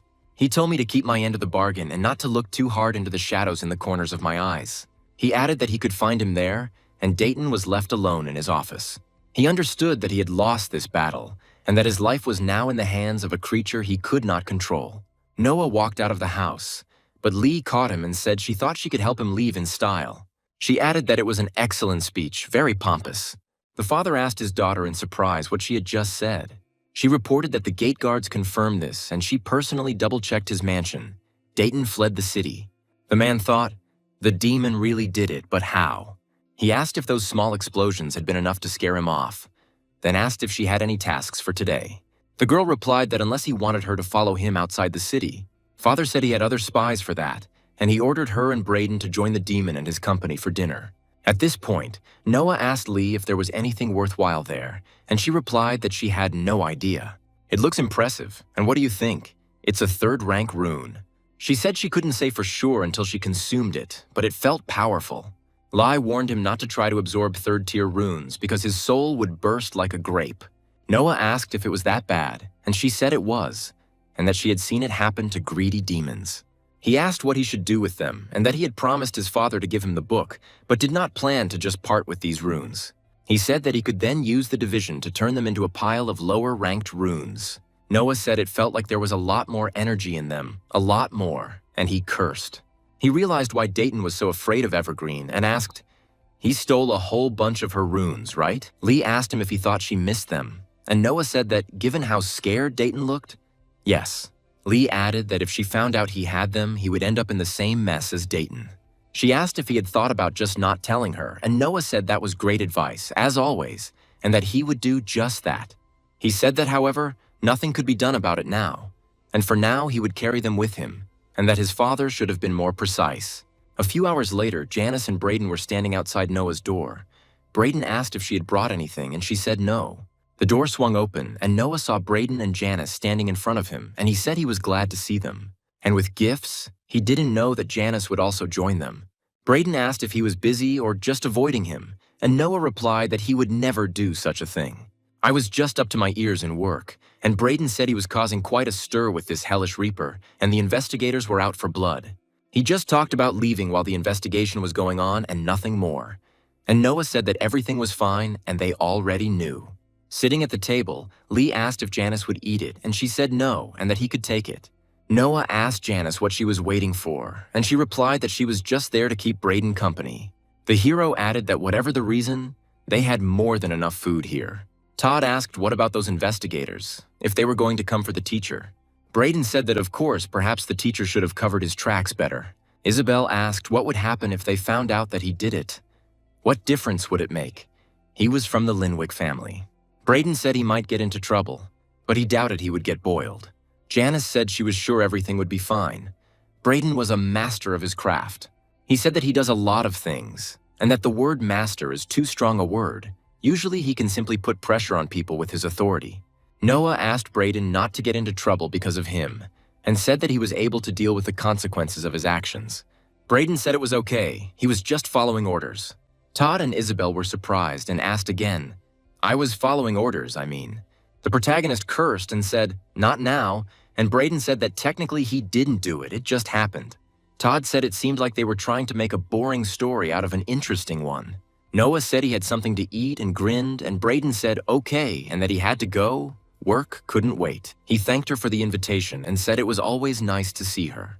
Noah replied that he felt the same way and said that he was going and asked them to try not to get into trouble. Braden laughed and said he couldn't promise anything, and Noah waved and said bye. The main character thought to himself that they are not brothers. After all, Vermal died at the hands of the man with whom he had just dined. The protagonist thanked Janice for coming. The girl thanked him for the dinner and replied that it was just his job and wished him good night. Noah also said goodnight but stopped at the threshold. She asked if the protagonist would allow it. She would like to ask a question. She stopped the guy and pointed behind him. Noah asked what it was. Lee asked Noah why he needed these runes and explained that they emitted a huge amount of runic power, and he asked what kind of runes they were, 4th or 5th rank. She was surprised at how much power the thing was emitting, and Noah asked why he didn't feel anything. Asked whether one needs to be of a certain rank to feel the runic power, the girl said that, to be honest, there is nothing special about these runes. Although she didn't realize that energy was leaking out of them, Noah asked how bad it was. She replied that it wasn't that bad and that she had only noticed it recently. She asked what kind of runes they were, and the guy replied that they were all different and nothing that his father didn't have. She said she got a little distracted when it came to runes and that she had to go home. Janice walked out and Lee wondered if she realized what it was, and Noah said it wasn't hard to figure out. He needed to absorb the runes from the grimoire before she could tell her father. He asked if she was ready to start work. Lee replied that it would be a long night and that she was ready. Then added that besides, it didn't really belong to Dayton and that he had stolen it. Noah said he thought the strategy right now was to focus on getting as many 2nd and 3rd tier runes as possible. Then take the higher ranked ones as your promised part of the grimoire. He added that therefore he was not obliged to give it to his father. And a few minutes later, Lee asked which was the last one. Noah said that life-giving water, second rank. Lee noted that it sounded quite sophisticated. Noah said he doubted Evergreen would use them for herself, but the rune combinations were to be kept a closely guarded secret. She said she bet she was furious about them going missing, and asked if he was thinking about getting them back. Noah replied that he would never do so, and that he had a better idea, and asked that the rune of the earthly cataclysm be brought to him. He said that it was certainly a well-formed rune, but it was not perfect. Noah said he might be able to fix it, and something similar to what he did with his vibration runes, but with more fine-grained control. He said he wanted maximum clarity, and Lee noted that the title had completely changed, although the components remained the same. Noah said it was another perfect rune. He added that intention does change how the runes fit together, and more importantly, what he got. Lee let out a joyful exclamation, and Noah said, yes, it worked, and that it was perfect. The girl was glad to finish her work, so she began to eat the treats. Todd said the last couple of days have been absolutely amazing, and it feels like they have a personal chef. Lee asked him if he had ever had a personal chef before, and he said that, well, yes, he and Isabel had one for a while, but not anymore. He said that, well, they were blacklisted, both their families, and that Isabel's father was an explorer and technically a soldier. Todd's father was his filler, and their families were very close allies. Todd added that both of their houses were minor nobles and had gone unnoticed until Isabel's father got his hands on the Master Rune. Suddenly, they found themselves in the spotlight.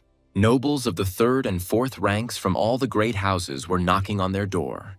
They demanded that she be given back, and there were even representatives of the fifth rank, and that it was very scary and dangerous for their families. Todd said his dad didn't mean to do it and that he was awesome and that's why he got killed. He added that at first they tried to bribe them at home, and when that didn't work, they started threatening them. But his father didn't want to give up this stupid thing. Isabel explained that her father was convinced that the Master Rune would pave the way for a better life for their entire house. So he was ready to fight for her, but powerful houses act differently. She said that when they didn't get what they wanted, they simply poisoned him and his mother. Before anyone could explain themselves to them, they killed her parents and almost everyone else in his house. This all happened because of a rune they didn't even have, and one of those scumbag nobles probably took it. Lee asked what happened next, Isabel explained, then used their families as cover. Noah asked how the two of them survived, and Todd replied that several other noble houses eventually intervened. They pretended to be cleaning up, but they of course sided with the larger houses, and all who survived were blacklisted and made an example of. At this point, her father asked Janice if that was all she had to say about last night's dinner. She replied that yes, Vermal seemed worried when she pressed him and asked about that scroll. Father said he thought he had outwitted her, and that she should rejoice in the grimoire of that fool Dayton. He added that whether he was a demon or not, he was just like everyone else, focused on the prize instead of looking at his feet. Janice asked what she would have her do now, and her father told her to spread the news of Dayton's retreat. He said that such an act of cowardice would be his undoing, because he always insisted that strength should be the master of everything. He added that in this way they would undermine his authority and lure members of his house to their side. Father said that of course they still needed to deal with the demon and he would like to get more out of him, but this guy was too smart. Janice asked if it was poison, and he said no, and he suspected it wouldn't do any good. He said he was asking for a favor, and when the demon returned to the arbitration in a week, the Inquisitors would deal with him. Janice asked, and the students, and said that she knew he told them to ignore the blacklist. But if the other houses found out that they had taken them in, then her father told her to let him worry about the other houses himself. Her goal was to carry out his orders, and she replied that she understood that he had ordered her to bring the demon the clothes he had asked for. Janice again said that she obeyed her father and would do everything as he said. He added that he should have something decent to look good in the grave. The next week flew by, and Noah said that very well. Isabel and Todd trained hard every day. Todd asked if it was unfair, since when did he know how to make earthquakes, and how did they lose 2 against 1? Noah spent every night studying the Dayton runes and choosing which ones to dismantle and take for himself. He said things were going unusually well, and one morning Lee burst into his room and screamed that it was time to wake up. She saw Noah lying on the floor. She jumped up and asked what happened. She clung to him and told him not to dare die. Then she thought about it and was glad for the free snack. She was about to bite the hero when he said, "Please don't eat him."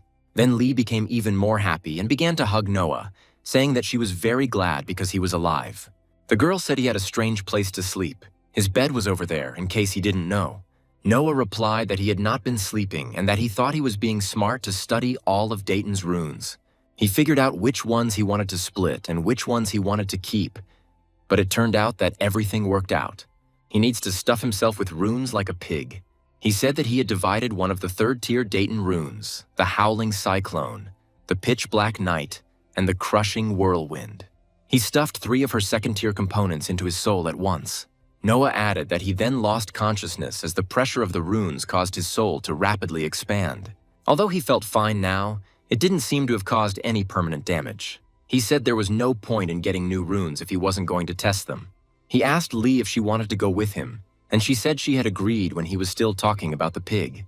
Lee asked if that meant he now had 5 second-tier runes, and Noah replied that yes, 6 runes in total. He listed them, and Lee noticed that this meant there were only 2 left until the 3rd rank. Noah said that the rune of the Crushing Whirlwind is a complete mess, and if there is an opposite of the perfect rune, this is it. He'll probably just take it apart. Noah activated his new rune, and a powerful gust of wind swept around him. Lee remarked admiringly that it was cool, and he agreed with her. Lee asked if he ever intended to give the runes back to his father, and Noah replied that only when it was absolutely necessary to do so. He may suspect a shortage, but since he didn't say anything, he won't either. He said he would give them to Janice before they left, at least the ones that belonged to Dayton. Suddenly, Brayden came in and told them to pack their things because they had to leave. Somewhere far away, at this time, priests were praying for Johan's strength. Noah asked in surprise what and why, what was happening. Brayden replied that these were bad omens, and that Janice had told him of the appearance of powerful monsters on the way back. Noah said he thought it was safe here, since it was Linwick territory. But Brayden replied that monsters didn't really listen to rules, and the longer they waited, the worse things would get. Noah asked what kind of monsters they were, and Brayden said that the investigative committee wanted him back in arbitration. They don't want him to stay here too long because there's a chance something might happen. Noah chuckled and asked if they thought he would run away, for example. Brayden replied that they were more likely to think he would be killed because he saw something he shouldn't have, but he didn't know for sure. At this point, Todd and Isabel said that they were kind of eavesdropping on their conversation, but they weren't spying, honestly. Noah asked if everyone was ready, and Todd said almost, and Noah said they were running out of time. The main character asked if he left something here. His father would get it. Brayden replied that he was sure Janice would bring it to him when she cleaned the house. Noah then decided to leave what he wanted here, and the group set out on their journey. Isabel asked what about Edward and Alan, and of course it was great that they weren't with them. But still, Brayden replied that they had returned to the arbitration a week ago, and there would be 5 of them before they met Moxie. Noah thought he couldn't understand why, but he expected more. Despite everything that could have gone wrong, everything went almost too smoothly, and it's strange. They stopped for a rest, and Todd asked if they were stopping for a rest yet. This is because there may be monsters roaming the area, and it will become unsafe at night. Brayden explained that there were powerful runes ahead, something very strong. Brayden said to stay here and he'll go check it out. Noah asked if he was sure he didn't want to take someone with him and that Lee could. He replied that there was no need to worry and that he was not so easy to kill. He said that he would be back soon, but if something went wrong, then run to the estate. Todd noticed that Brayden had just teleported and he thought he was saying it was too hard and he could. He said he wanted to learn teleportation and that it was an amazing fighting style. Lee said she did too. Isabel responded sarcastically, wishing him luck in finding the right runes for this. Todd said he would get Brayden to spill the beans at some point during their trip. The main character, noticing Lee's confusion, asked if everything was okay, what happened. Lee suddenly said she thought she smelled something, but added that it must have just been her imagination. At that moment, a stranger appeared before them and said that he assured them that he was not an illusion. Noah asked what it was, and the stranger introduced himself as Johan and said he was here to help. He is a 3rd-rank Inquisitor, and Noah asked for help with what and said that they are fine, thank you. Johan told them not to be afraid, but he and his companion discovered a demon among them. Noah tensed, realizing that their secret was out and that they would now have to be doubly careful. He looked at Johan and said that he was wrong and that there was no demon among them.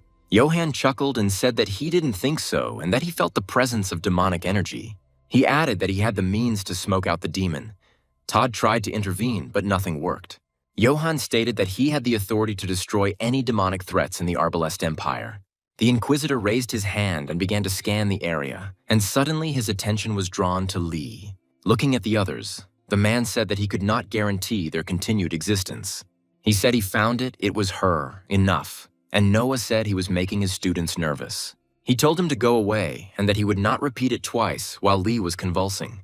Johan asked if he had really decided to intervene and added how unfortunate it was. Noah took a deep breath and prepared himself for the final battle. Knowing that his life and the lives of his disciples depended on the outcome of this fight,